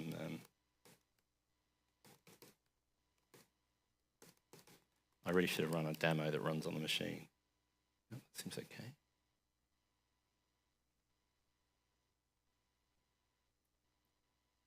Let's put the wrong port in. There you go. Yeah, and this one is running on a very lightweight VM, unfortunately, so I didn't have enough resource to throw in the face mask detection, because that's an AI app, and it, like all these things, it just uses a ridiculous amount of resource, and this is a very skinny VM. And you can see this is just running over UDP, and so it's fairly, it should be fairly stable. I could probably prove that by doing what are we going to do?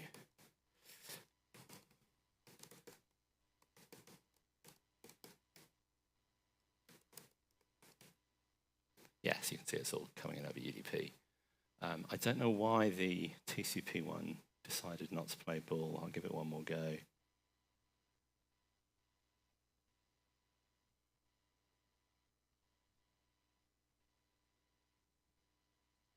It does work. Oh no, it's fallen through. So for some reason that one's died, which is super annoying. There is one more option, which is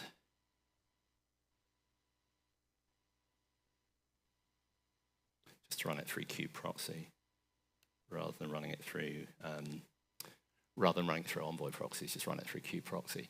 And even that, the problem running through kubeproxy, you'd think that UDP would work because it's just mapping ports, but it doesn't work because the control, basically all these protocols like RTSP, how they work is you have a separate TCP channel that does all of the kind of control plane.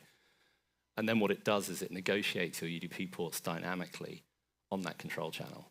And so, of course, if you're just proxying one port, you can't spot that stuff going on, which is why we had to build our own proxies. Now this, you probably will see some odd freezes. It does depend to some extent on the quality of the network.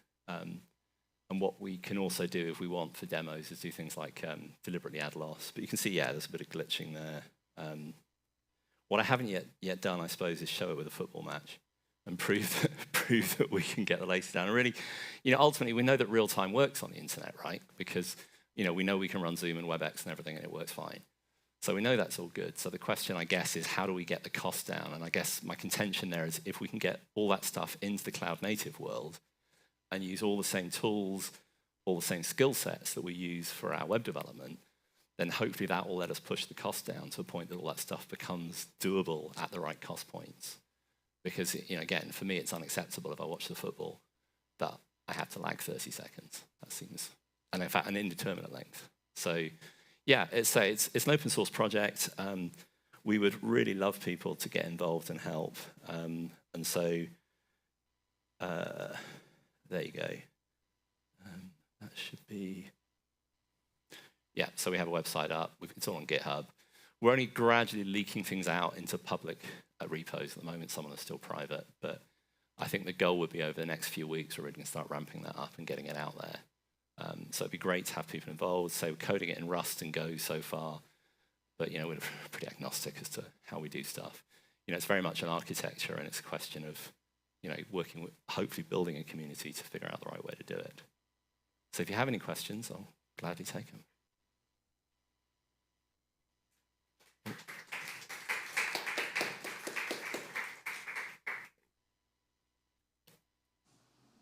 Or more of a stunned silence. Okay, this one.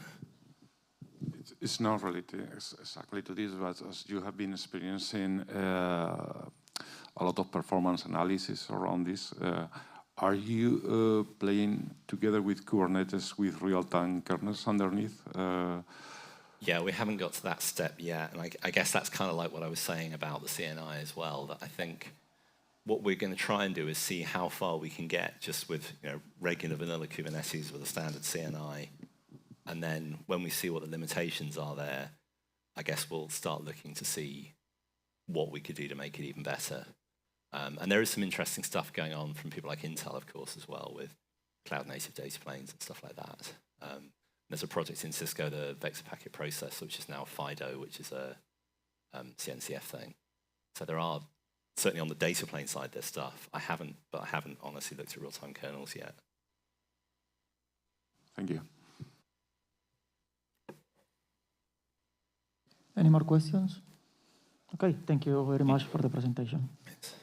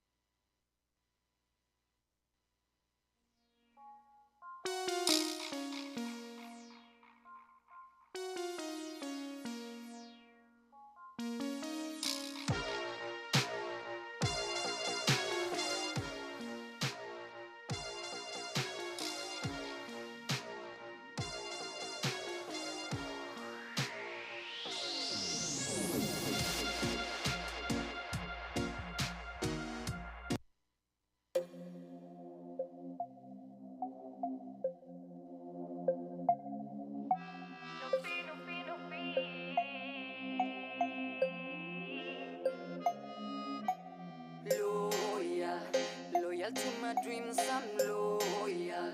Loyal to my freedom, I'm loyal. Loyal to the love and sweet. Loyal, loyal to myself, I'm loyal. Loyal to my voice, I'm loyal. Loyal to the love and sweet. 'Cause my life changed the day that I started to sing, and the power of my voice is the love that I breathe. I love to wake in the morning, feeling motivated to don't stop to create, pulling on my head of knowledge, connected with my spiritual intelligence, feeling like a woman and not like a kid.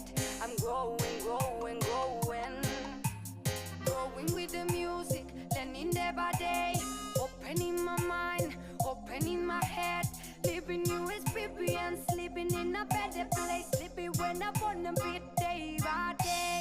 Loyal, loyal to my dreams, I'm loyal. Loyal to my my freedom, I'm loyal. Loyal to the love and sweet. Loyal, loyal to myself, I'm loyal. Loyal to my boys, I'm loyal. Loyal to the love and sweet.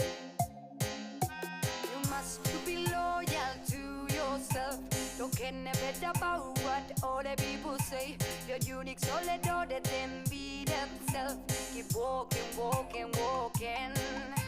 I let it on the street, so please just shut your mouth. Express reality, cause I'm real as fuck. Start speaking shit about true love just never die. People who is doing with love so bad. Growing with the music, learning day by day. Opening my mind, opening my head. Living new experience, living in a better place. Living when I wanna be day by day. Loyal, loyal to my dreams, I'm loyal. Loyal to my freedom, I'm loyal. Loyal to the love and sweet.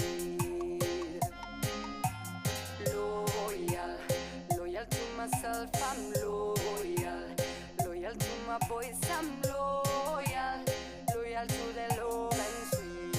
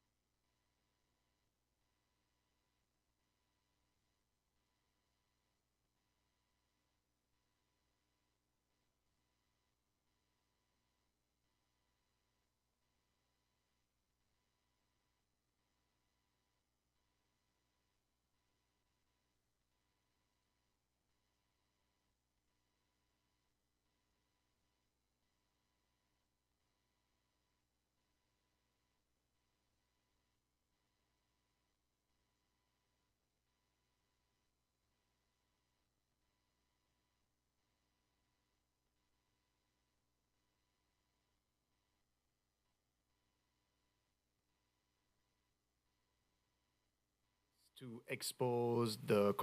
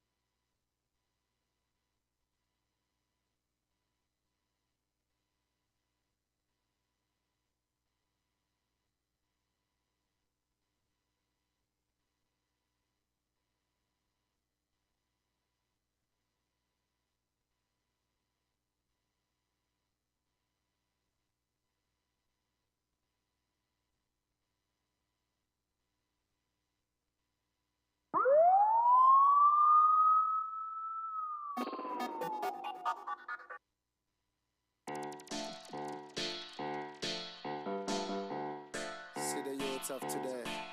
Tell me what's going wrong. Another man falling down.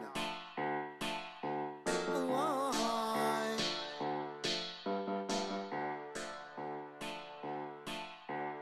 Why?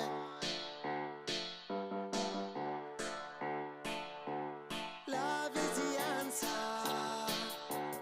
Love is the answer. You see, love is the way. The way. Love is the way. Hey, I'm not singing again. 'Cause this world going insane. Too many violence in town. Tell me what's going wrong. Why can't we live in together? All of us like brother. See the youth on the corner. What's gonna be our future? It's always the same sound. Too much blood around. Another man falling down. So put down the gun. Love is the answer. Love is the answer. You see, love is the way. The way. Love is the way. Sing. Love is the answer. Love is the answer. You see, love is the way. Love is the way. Love is the answer. Love is the answer. You see, love is the way. The way. Love is the way. Hey, see what happening in every town. Too much youth in a confusion. See what them watching on the television. Fear violence we cannot understand. Tell me do they know what's going on? Tell them to put on the nano, put on the gun. Too many youth are in a confusion. Tell them already, they got to understand. Love is the answer. Love is the answer. You see, love is the way. Hey, love is the way. Sing. Love is the answer. Love is the answer. You see, love is the way. Love is the way. Hey.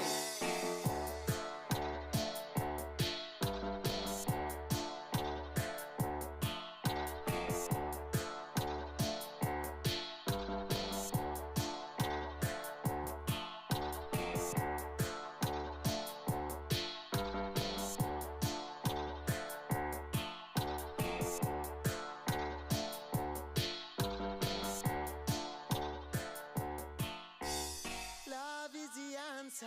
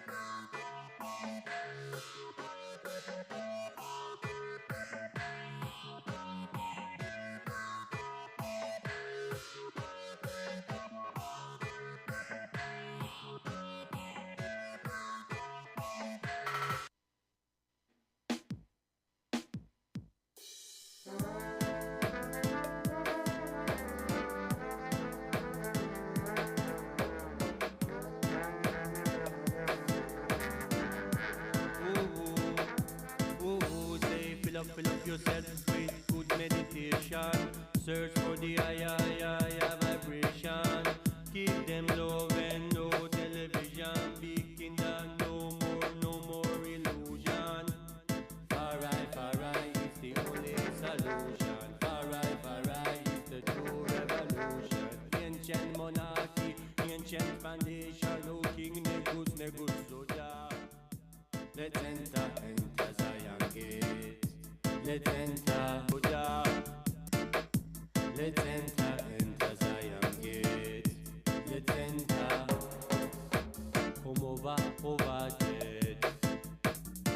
Jaja is dreader than dread.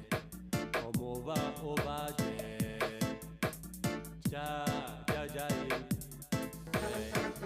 Fill up yourself with good intention. Original man, original man. Jah is my shield and my buckler, my refuge and my salvation. We have to go back Africa. Give them love, no propaganda. Select of Jah, ever living Jah, the most high Jah, Rastafari. Let's enter Zion gate. Let's enter Zion gate. Let's enter. Come over dread. Jaja is dreader than dread. Come over dread. Jaja is dread. Fill up yourself with good intention. Original man, King Selassie I. Rastafari, search for the higher vibration. Give them love, no television. Big kingdom, no more illusion. Paradise, the only solution. Revolution, ancient monarchy, ancient foundation. Oh, Ethiopia. Oh, Ethiopia. Let's enter Zion gate. Let's enter. Let's enter Zion gate.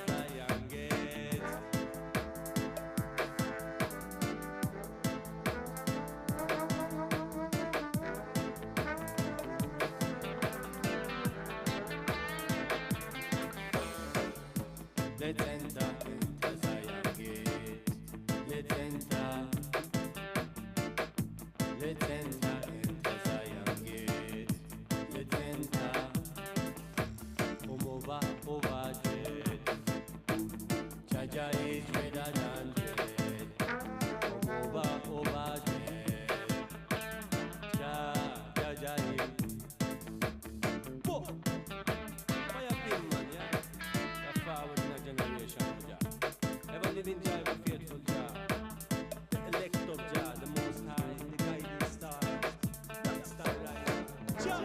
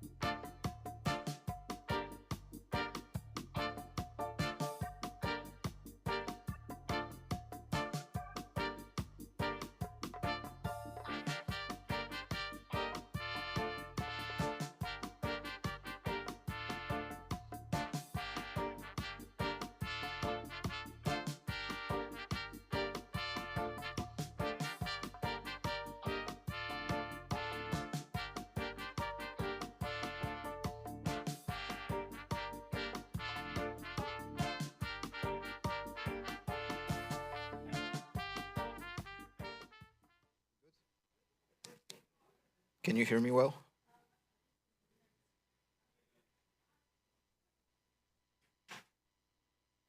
Okay, hello everyone and welcome. We will be talking about BuildScaler. which is Elastic Horizontal Pod Autoscaler framework for CI workloads. Before we do that, I would like to give a shout to my colleague Henry Pritchard, who is co-author of this presentation, but unfortunately he couldn't make it to Valencia. But he contributed to the slides, and I will play a demo while he will present the build scaler later. So Henry is a platform engineer at Ilotu, and here's a link to his blog. My name is Paweł Bojanowski. I'm also a platform engineer at Ilotu. We work together with Henry. Here's also a link to my blog and my GitHub. So let's talk about continuous integration, continuous deployment platforms first. So the continuous integration service is basically a platform for running your builds or your deployments. And it's usually provided as a platform as a service, meaning that there is a central component where you create your account, you link your repositories, and you run your builds inside their platform. But what's been happening in the past few years, more and more CI providers are start offering their agents, so you can self-host.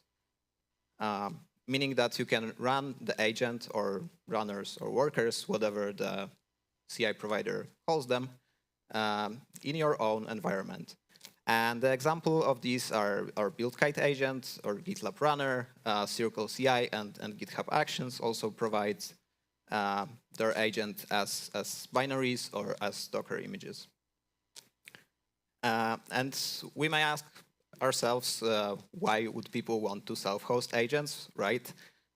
So from our conversations with customers, we think there are 4 main reasons.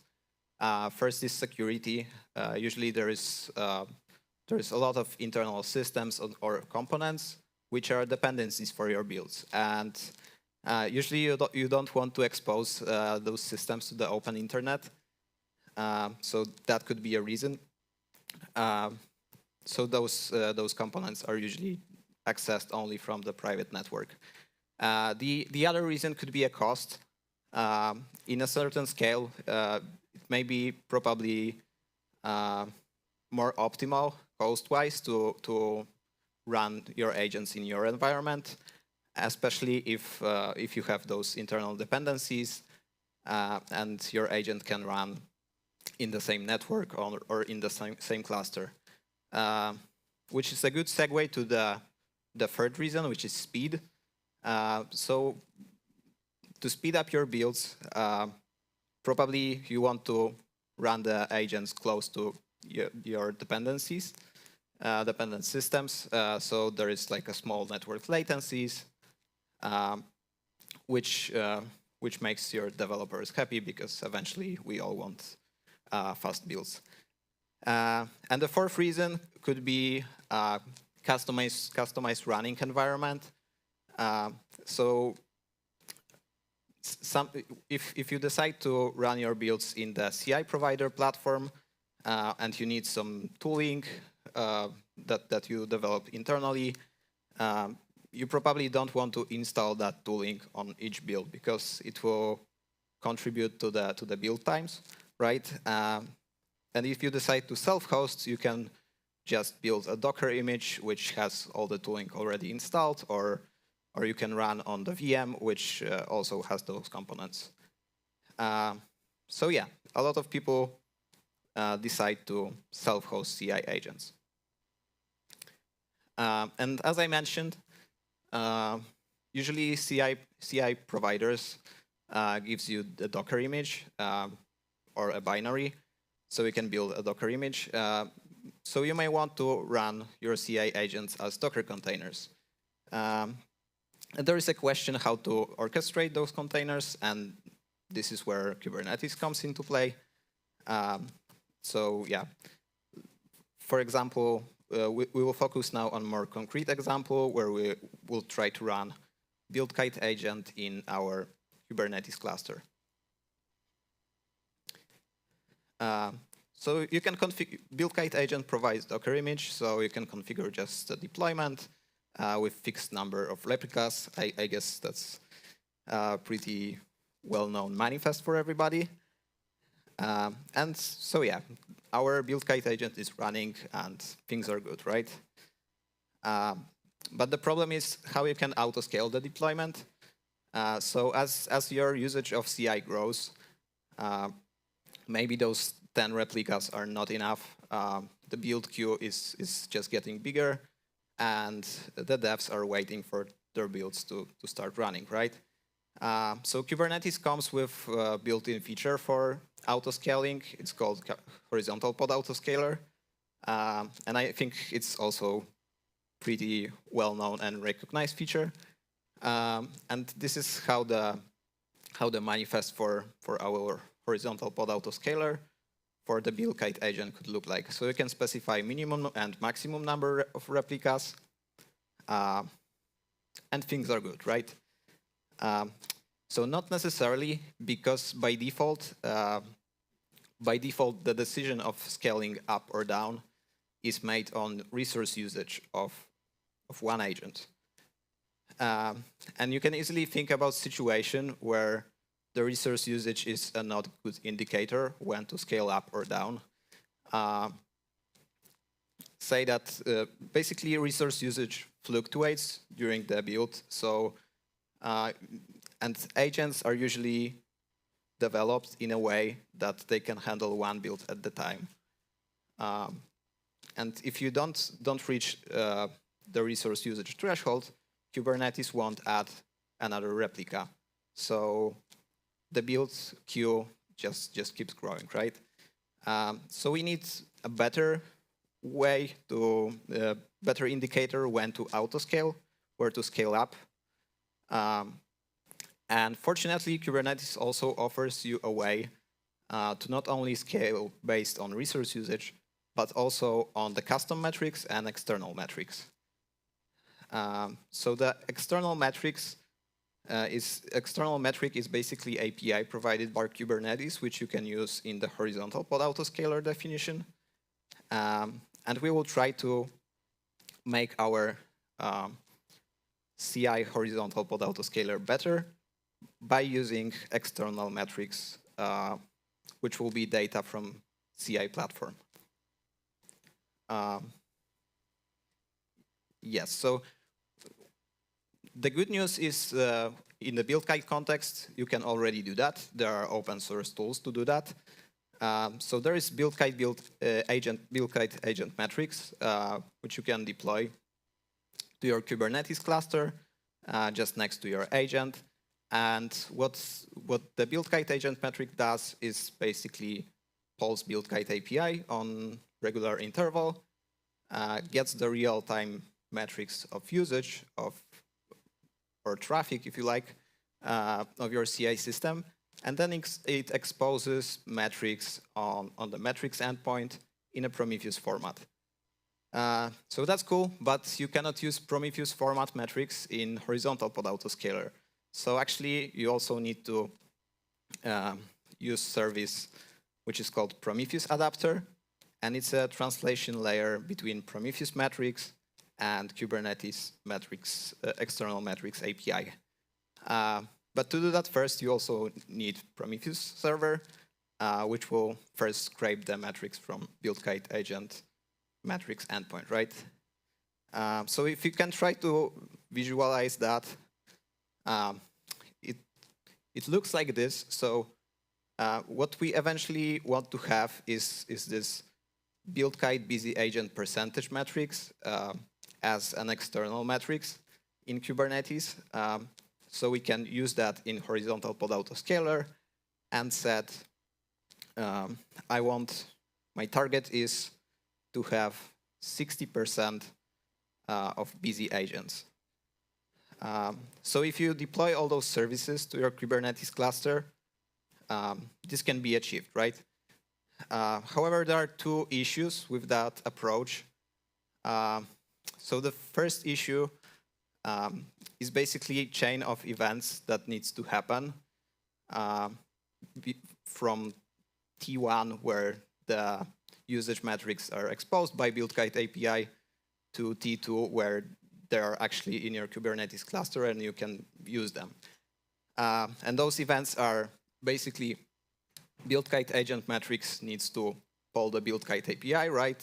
Then Prometheus server needs to scrape the metrics from BuildKite agent metrics. And then Prometheus adapter needs to be configured so it scrapes the metrics from Prometheus server just to put them in, expose them as external metrics API.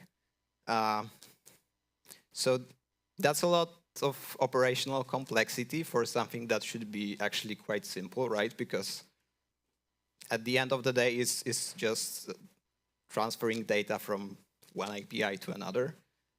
And this is exactly why we decided to create a build scaler, which addresses those two issues. So build scaler simply pulls the metrics from BuildKite API and exposes them as external metrics in your cluster. So there's not so much operational complexity, right? Because now instead of deploying, maintaining, and preparing configuration for all those free services, you only need this for one service. And also, if you are using build scaler, your real-time metrics from CI provider are still real-time-ish, right? Because there is actually small delay between metrics being exposed in BuildKite and scale-up action actually happening. If we get back to previous approach, there is actually a big delay because there are kind of like 3 gears that needs to turn. And so basically scrapes need to happen on regular interval on those free services. So BuildKite addresses those two issues. And now I will play a demo with my colleague Henry presenting the build scaler in action. Hello, everybody. It's Henry from Elotal, and I'm here to demonstrate build scaler, a service to expose the continuous integration and continuous development metrics to your Kubernetes environment. What it does is that it takes metrics from platforms and services such as BuildKite, CircleCI, and Flare builds, and then expose those metrics as Kubernetes metrics so you can use them for your own purpose inside your Kubernetes cluster.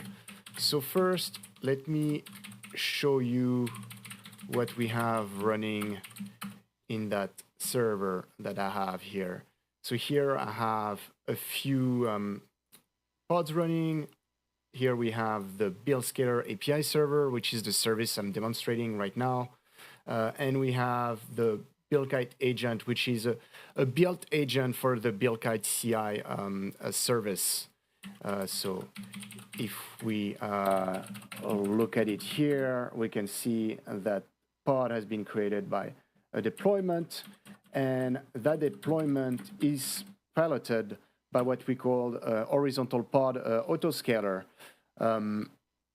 So that the horizontal pod autoscaler takes a Kubernetes metrics and scale the number of pod based on that metric.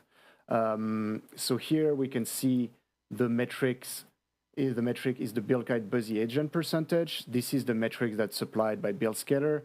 Its value is 0 now because there's no build running. Its target value is 60.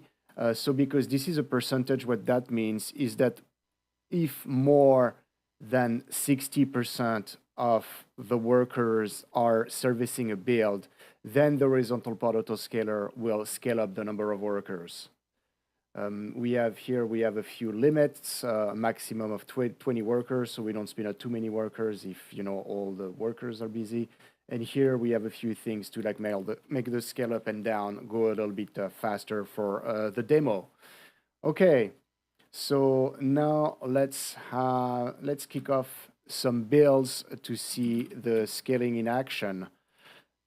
So because we're going to create 3 builds, and that should spin up 5 workers, because this way we will have like only 60% of the workers being busy. So let's have a look.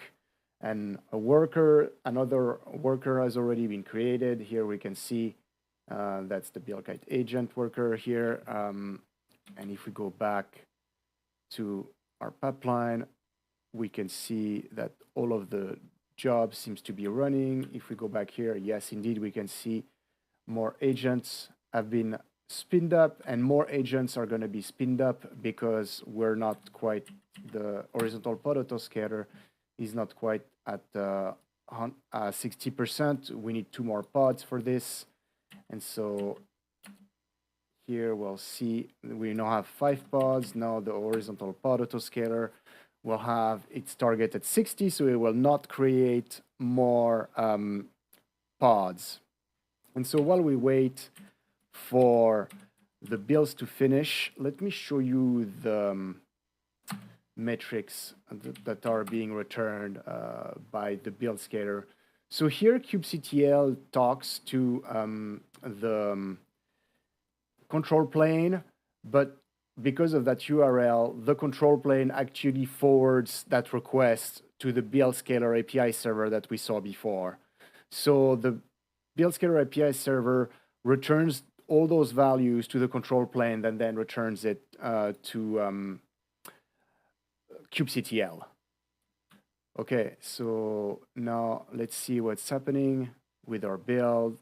We can see they've been running. Let's wait for them to finish and see what happens with our pods.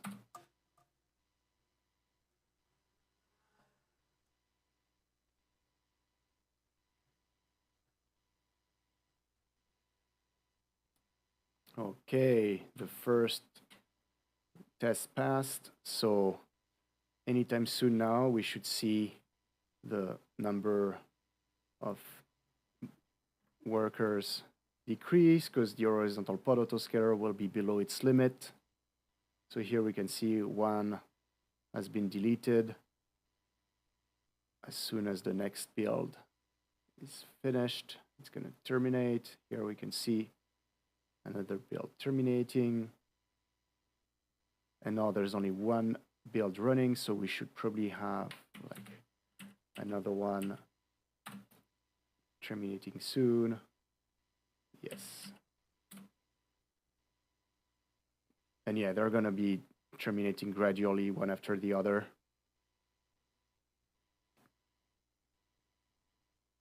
And that's it. That's it. We've now scaled up the number of workers based on the number of builds, scale it back down to the minimum number of worker required. And that's all. Thank you for listening. I hope to talk to you soon.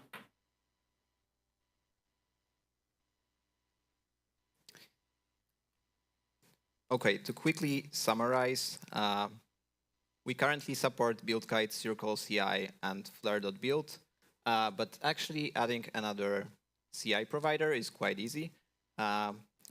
The service itself is open source under Apache 2.0 license, and actually it is not open sourced, and now we are entering a danger zone, and I will make it public right now.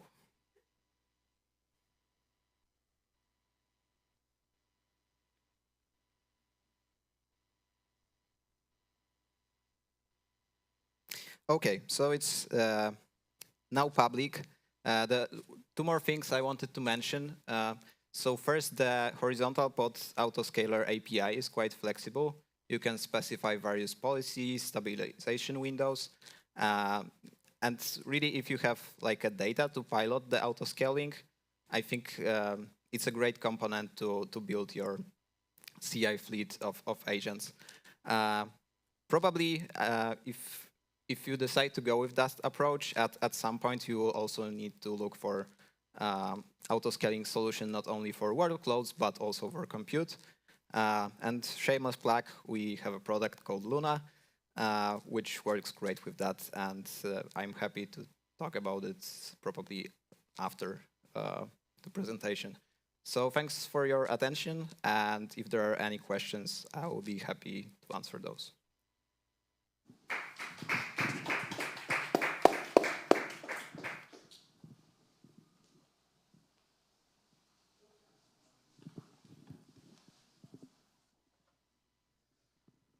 Hi, so thank you for your talk. I just would like to know if you actually measured the reactiveness, the increase of reactiveness that I think you got using your solution instead of using the first solution that you showed us, basically Prometheus metrics converted to Kubernetes metrics. Yeah, we haven't measured because with previous approach, basically for each of those three services I mentioned, you can specify the scrape interval, right? Which is great because you can set up the scrape interval to the low value, but actually it's still not that great because basically they kind of need to match, right? Because it's kind of like a chain event. So we haven't run any like numbers for that. So we have only like empirical evidence, which I think is quite common sense, right? One scrape should be much faster than three.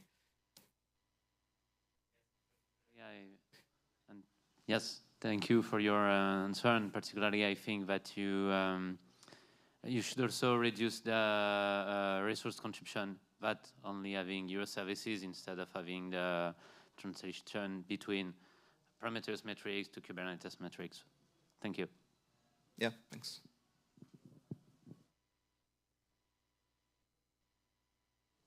Okay, thank you very much.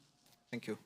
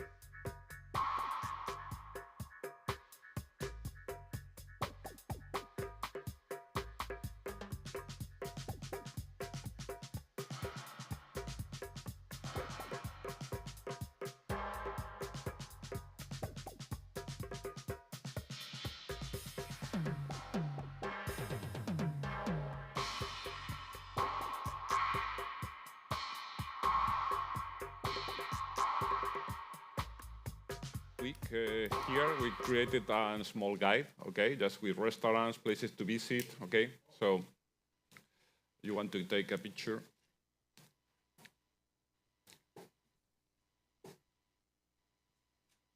The best of the presentation is done. So.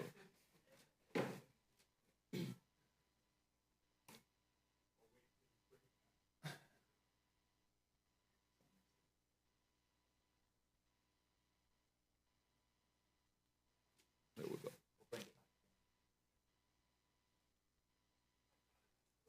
You quick. Now you have to wait until the end. You cannot leave. We ready? Okay, so hi everyone. This presentation is some kind of like real life field experience that we've had working for SUSE, essentially dealing with remote worker nodes, which in our terms mean don't have a close connectivity or a dedicated master node with it. So it's not a single cluster, they are remote, they could be 100 miles apart from their master. So first of all, we're going to introduce ourselves. I'm Daniel Sheldon. I'm a consulting engineer at SUSE. I've been here for about 8 months now, but I have about 5 or 6 years-ish experience with Kubernetes on and off. And I'm going to allow Juan to introduce himself. Well, I'm Juan Herrera. We work together in the consulting team. Well, I've been at SUSE Likes this year doing mostly OpenStack and Kubernetes stuff. Thank you. So, looks like a really small agenda, but there is lots and lots of content in here. Hopefully we're going to have time for questions at the end. We're essentially going to share some of the challenges we've seen in the field, as I've already mentioned, specifically around 2 customers or projects doing quite different things, but with the same idea or concept in mind. So that's what we're going to do to begin with. We're going to review the uses of Kubernetes in a non-canonical way, which is essentially the proposals of these 2 projects. And we're going to go through the lessons learned and the discussions that we had with each of these customers. So the 2 different projects, one is a large telco company, lots of 5G antennas, I believe there's over 1,000, and one electronics company that do intelligence-based surveillance, so with cameras. And each one of these albeit very different. So all the antennas are remote.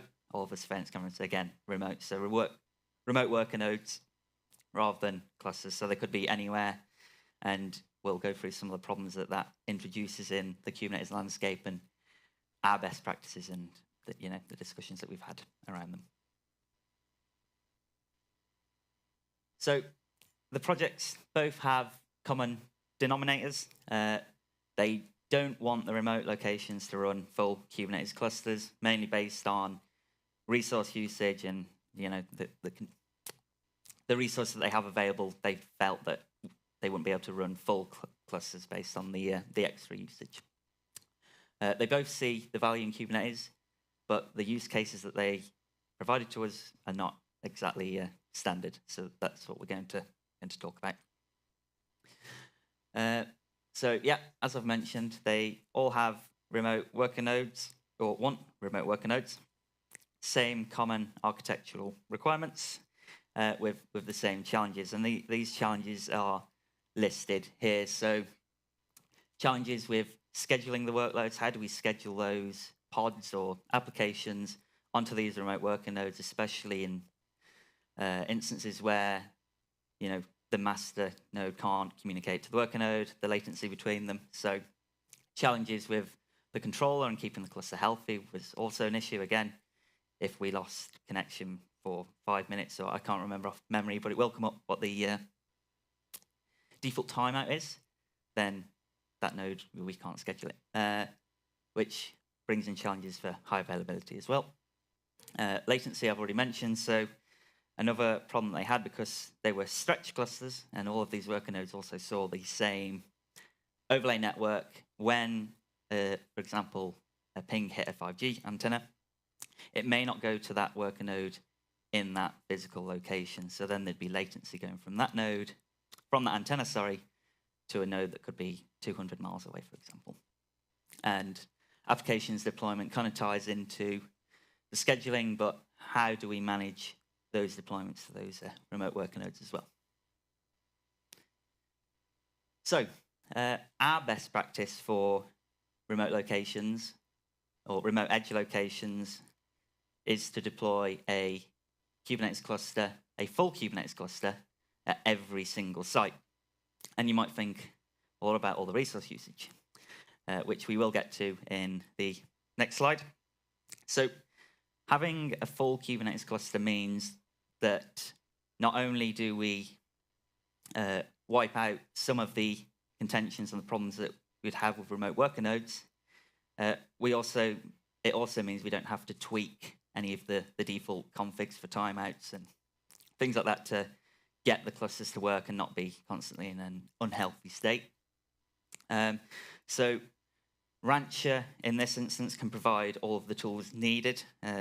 The only drawback being the slight increase in consumption on the remote sites because of the master nodes, which later on we will talk about.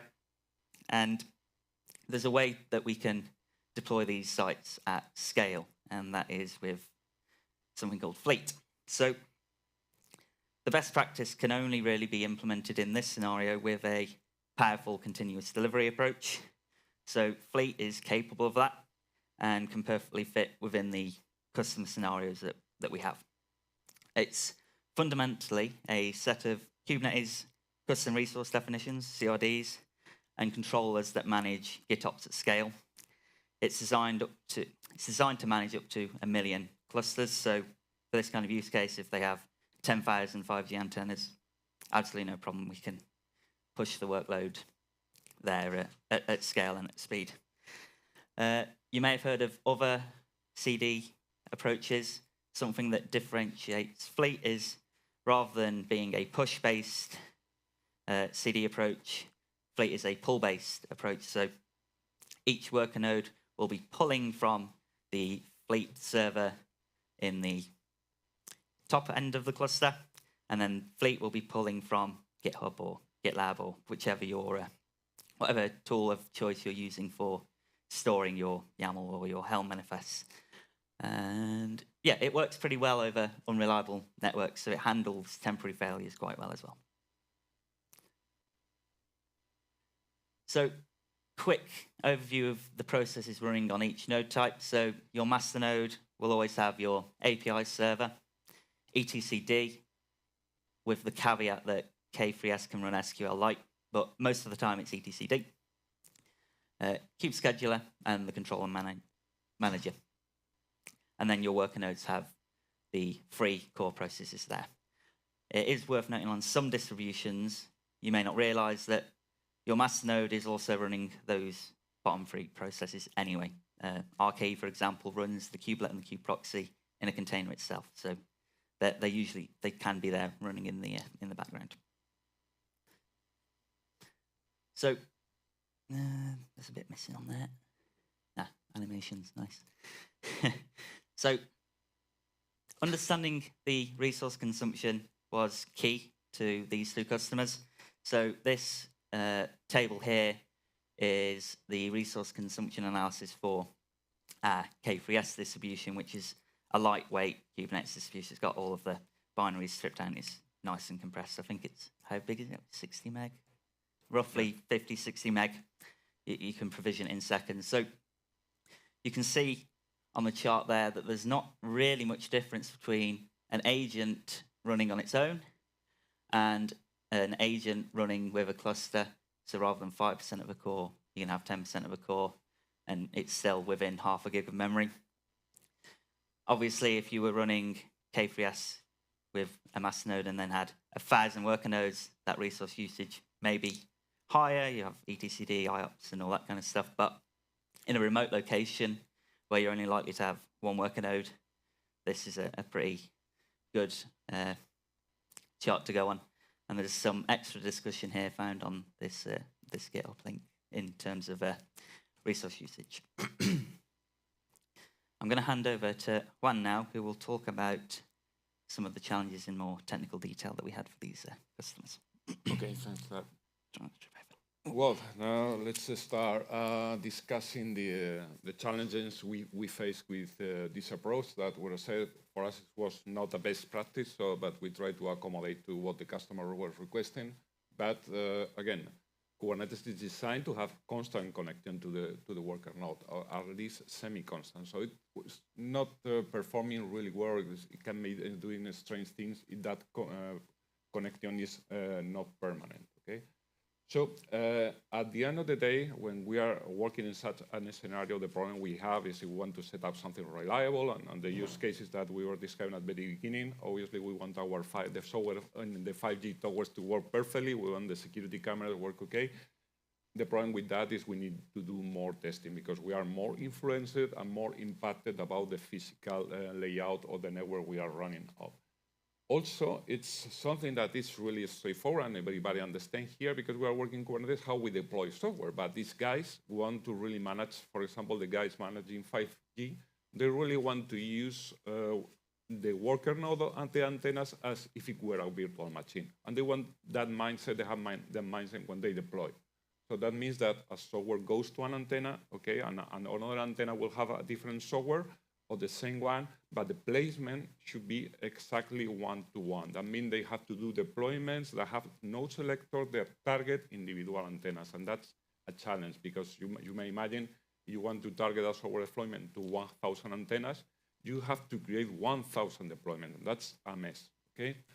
So, and obviously we have challenges with traffic. Kubernetes runs on top of an overlay network, okay? And if we want antennas to behave as they were an isolated world, okay, we need to be careful that the traffic is local, okay, because we are in a 5G use case, so if the traffic jumps for any reason, okay, and goes through nodes that are remote, we can add increases latency. Later, we will see that the surveillance camera use case is a little bit easier, but the challenging one is related to 5G antennas.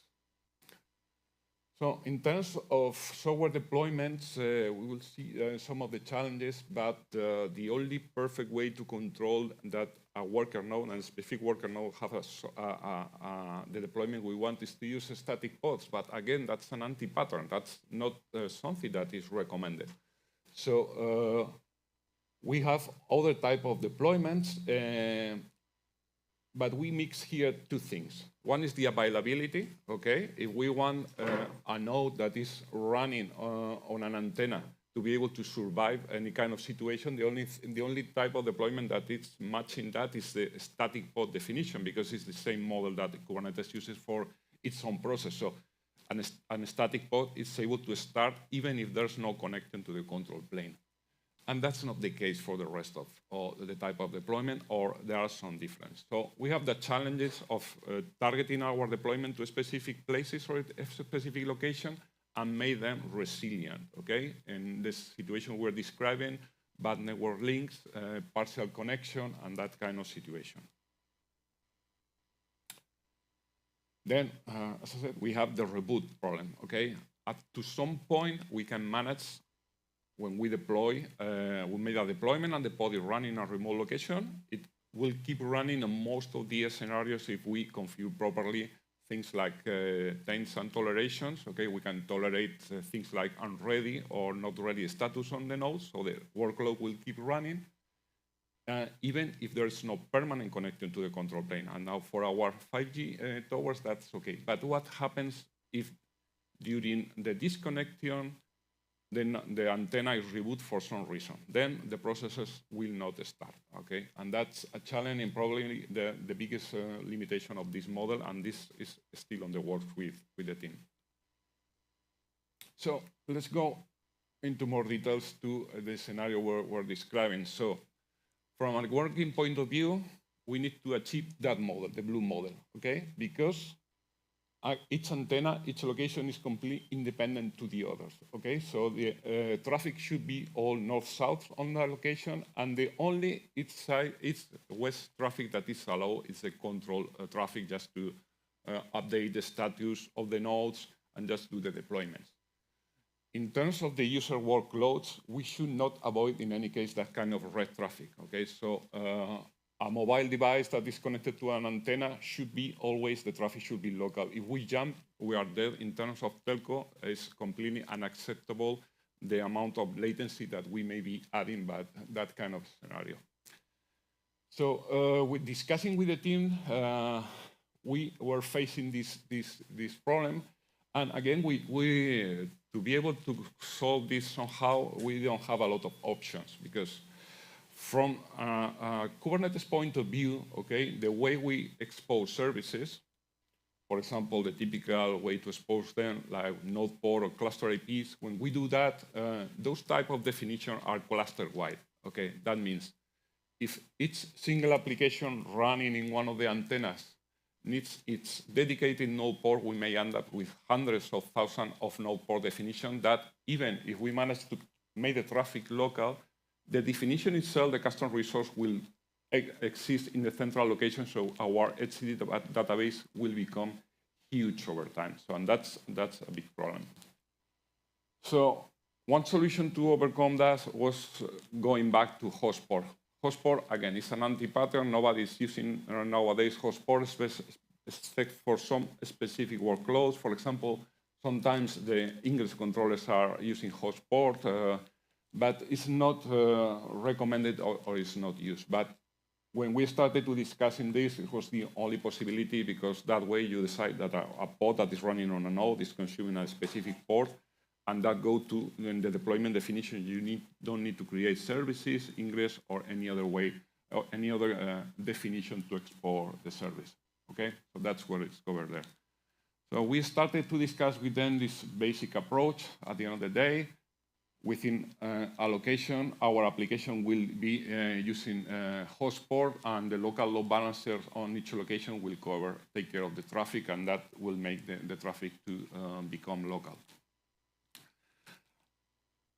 This may work, but has a problem, is that even in this model, we are using the Kubernetes overlay network, so for telco use cases add some latency. We also discussed some other alternatives that are a little bit complex, trying to keep the deployment definition simple, okay, and not having to hard code the host port. We try to offload that to a local ingress, but again, we need to rely on cluster IP services that will be visible across the cluster, and it will really create a lot of burden later on in terms of maintenance. Solution, as happens in many telco use cases, okay, go back again. Manage our Kubernetes workloads as if they were virtual machines. So these guys have the antennas connected to a local VLAN, a physical network. Let's use Multus plus IOB connected to the local LAN. End of the problem. Like again, an anti-pattern, okay? So as you can see, the customer is really interested on using Kubernetes for this, and we get some value, but we are really using all the possible anti-patterns that we may think of when we do deployments, okay? And that's just in terms of, let's say, networking. Okay, so in terms of configurations, obviously we need to tweak things a little bit. We have cluster-wide configuration, node-wide configuration, and also the configuration we do the workloads. These are the most relevant cluster-wide configurations for that type of scenarios, okay? The first one, in our case, as we have kubelet also master and workers, is the status update frequency, how often the node is going to tell the control plane that it's alive, and the other two are related, again, to timeouts and checks that are done by the Kube API. Kube API is the one listening for the nodes to make call to the API, and the Kube controller basically is our controller that is checking and managing the desired state within the cluster. So we don't want to change that. When you change this in a cluster, unexpected things happen, okay? Because the defaults are pretty well tweaked, okay? And you don't want to change a lot. So safe bet is just double the values, okay? They are not huge, but have in mind that we are increasing the time it will take us to realize about real failures. And that will be increasing a lot. If in a normal situation, it takes like 5 minutes to identify that a node is down, here we are doubling or tripling because of the timeouts and the retries, that amount of time. And that's not really good. What we found, okay, that during the test worked better, okay, is even go back to the standard values or increase them as much as double, okay? They tend to think that we should increase them, those values, but they say, no, wait. So the best way to control that is using tolerations, because then, okay, you keep, let's say, your cluster in a safe configuration, and you control the situation more at the workload level. So you can later on tweak at the workload. So you can use some parameters for one workload and some different parameters for another one. Okay. So these are the 3 states that may happen in a node when it lost connection to the control plate. So we need to add those tolerations to all the deployments we do in the cluster. Recommendation. If you can, use toleration seconds. So we are going to tolerate this status, yes, but not indefinitely, okay? Again, to try to make things more robust. Traditionally, deployments like daemon set already include those values, but here we need to add those tolerations to a standard deployment. Okay, and in terms of application, it's what we describing, okay? We are using Kubernetes, we create a deployment, we say replica 3, okay? That's not going to work here because our antennas, our worker nodes are all different, okay? So each time we do deployment, we should target individual antennas. So we are forced to label all the worker nodes in the antennas with unique IDs and do a single deployment for each antenna. 1,000 antenna, 1,000 deployment. That's scalable, usable? No. Okay, but fortunately, the telco guys usually work with an orchestrator called ONAP that was doing this for virtual machines. So they have repurposed that automation doing by the ONAP orchestrator to, instead of deploying to 1,000 virtual machines, do 1,000 Kubernetes deployment using node selectors so they go straight to the antenna they want to go, okay? So any question about the telco before we switch to the security camera? One question over there. Yeah. So given that you don't use services, but in one of the earlier slides you showed using kubeproxy in every node, why do you have kubeproxy if you don't need services? No, in that slide we were talking about in general and consumption, because we told the customer, why don't you run full cluster? They said, because we want to optimize resources, and we said, you are not wasting that much resources. When you're working with K3S, it's not that much, and you get a lot of benefits because everything is cleaner. Okay, and we are offering you a solution that is called Fleet that is able to do the CD, the continuous delivery to thousands from now. Why go into this model and make it overly complicated? And it's, as I say, it's a virtual machine mindset. Okay.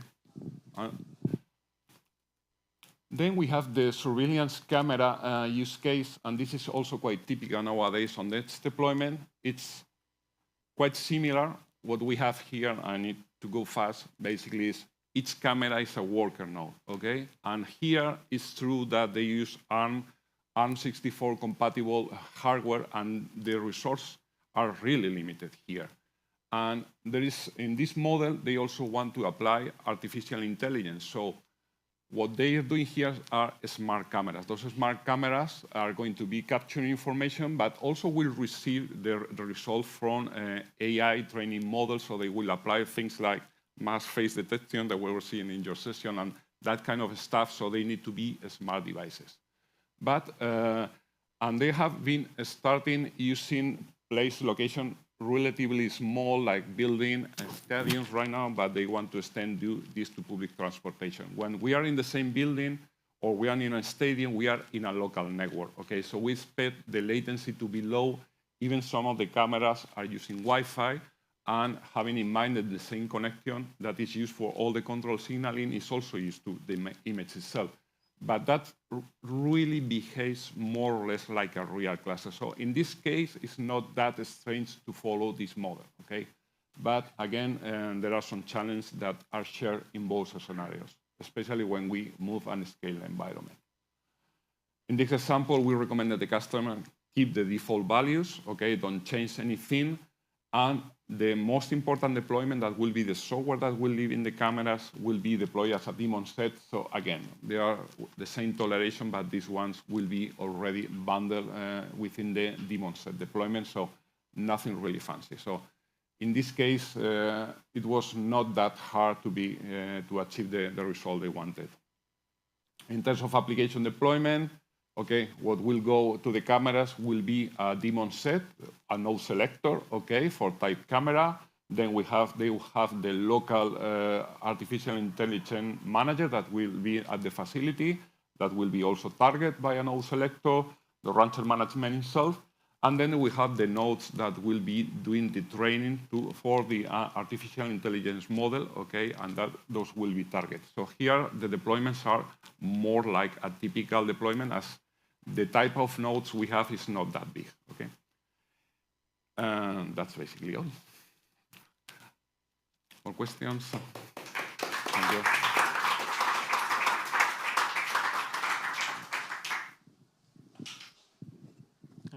Cool presentation. Thank you.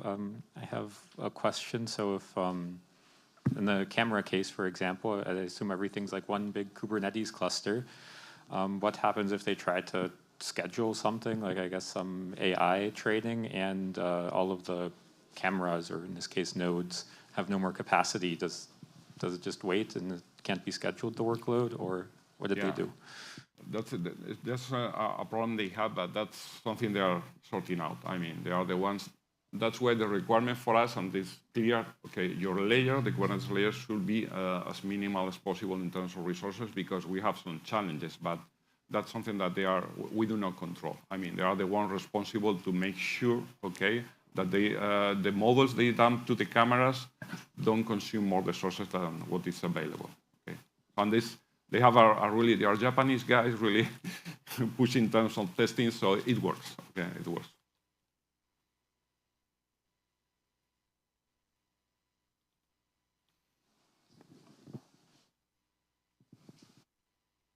Sorry if I missed it. For the telco use case, scheduling workloads to the individual towers, was it like primarily like daemon sets with tolerations and like tainted nodes, or was it like pods with like a node selector filled in, or what was the strategy? It will depend on the antenna. So they will target individual antennas. We should look at antennas as isolated data centers. Some of them will only have one node, okay? Some other that cover bigger areas. For example, in rural areas, they are smaller and one worker node only. In cities where they also have virtual network function, user space function, they have a lot of stuff, they have bigger. When they do that, they target, okay, a single location, okay, and then they can use a start deployment replica-free with a node selector that targets either those 3 or 4 individual nodes, and there is another tag that is location, that is an attribute for all the worker nodes in a given antenna. So that's how they target that. And then probably like namespace separation, I'm guessing as well, per antenna. Maybe? Depends. No, because it doesn't help you with the placement. The real challenge here is that the software goes to the specific I was antenna. thinking service discovery, but I guess you're not using services, so yeah. Okay, yeah. Thank you. Right. That's very You're helpful. welcome. Appreciate it.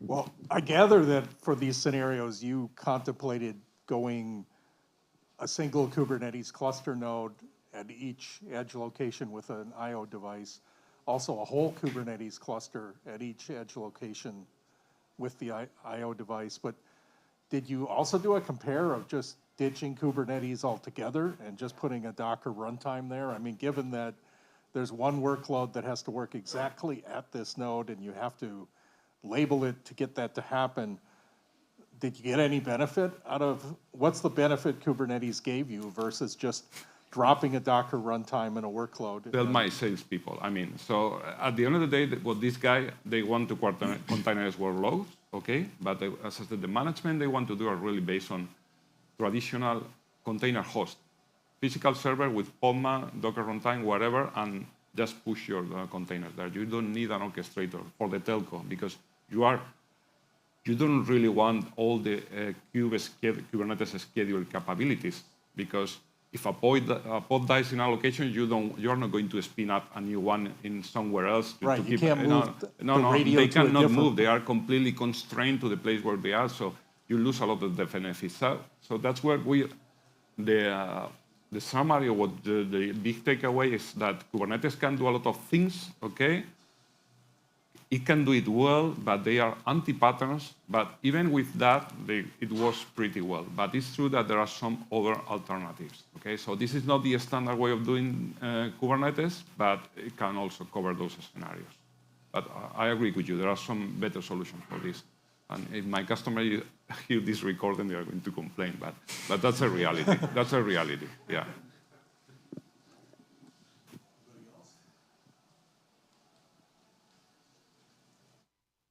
Any more questions? Thank you very much for the presentation. Thank you.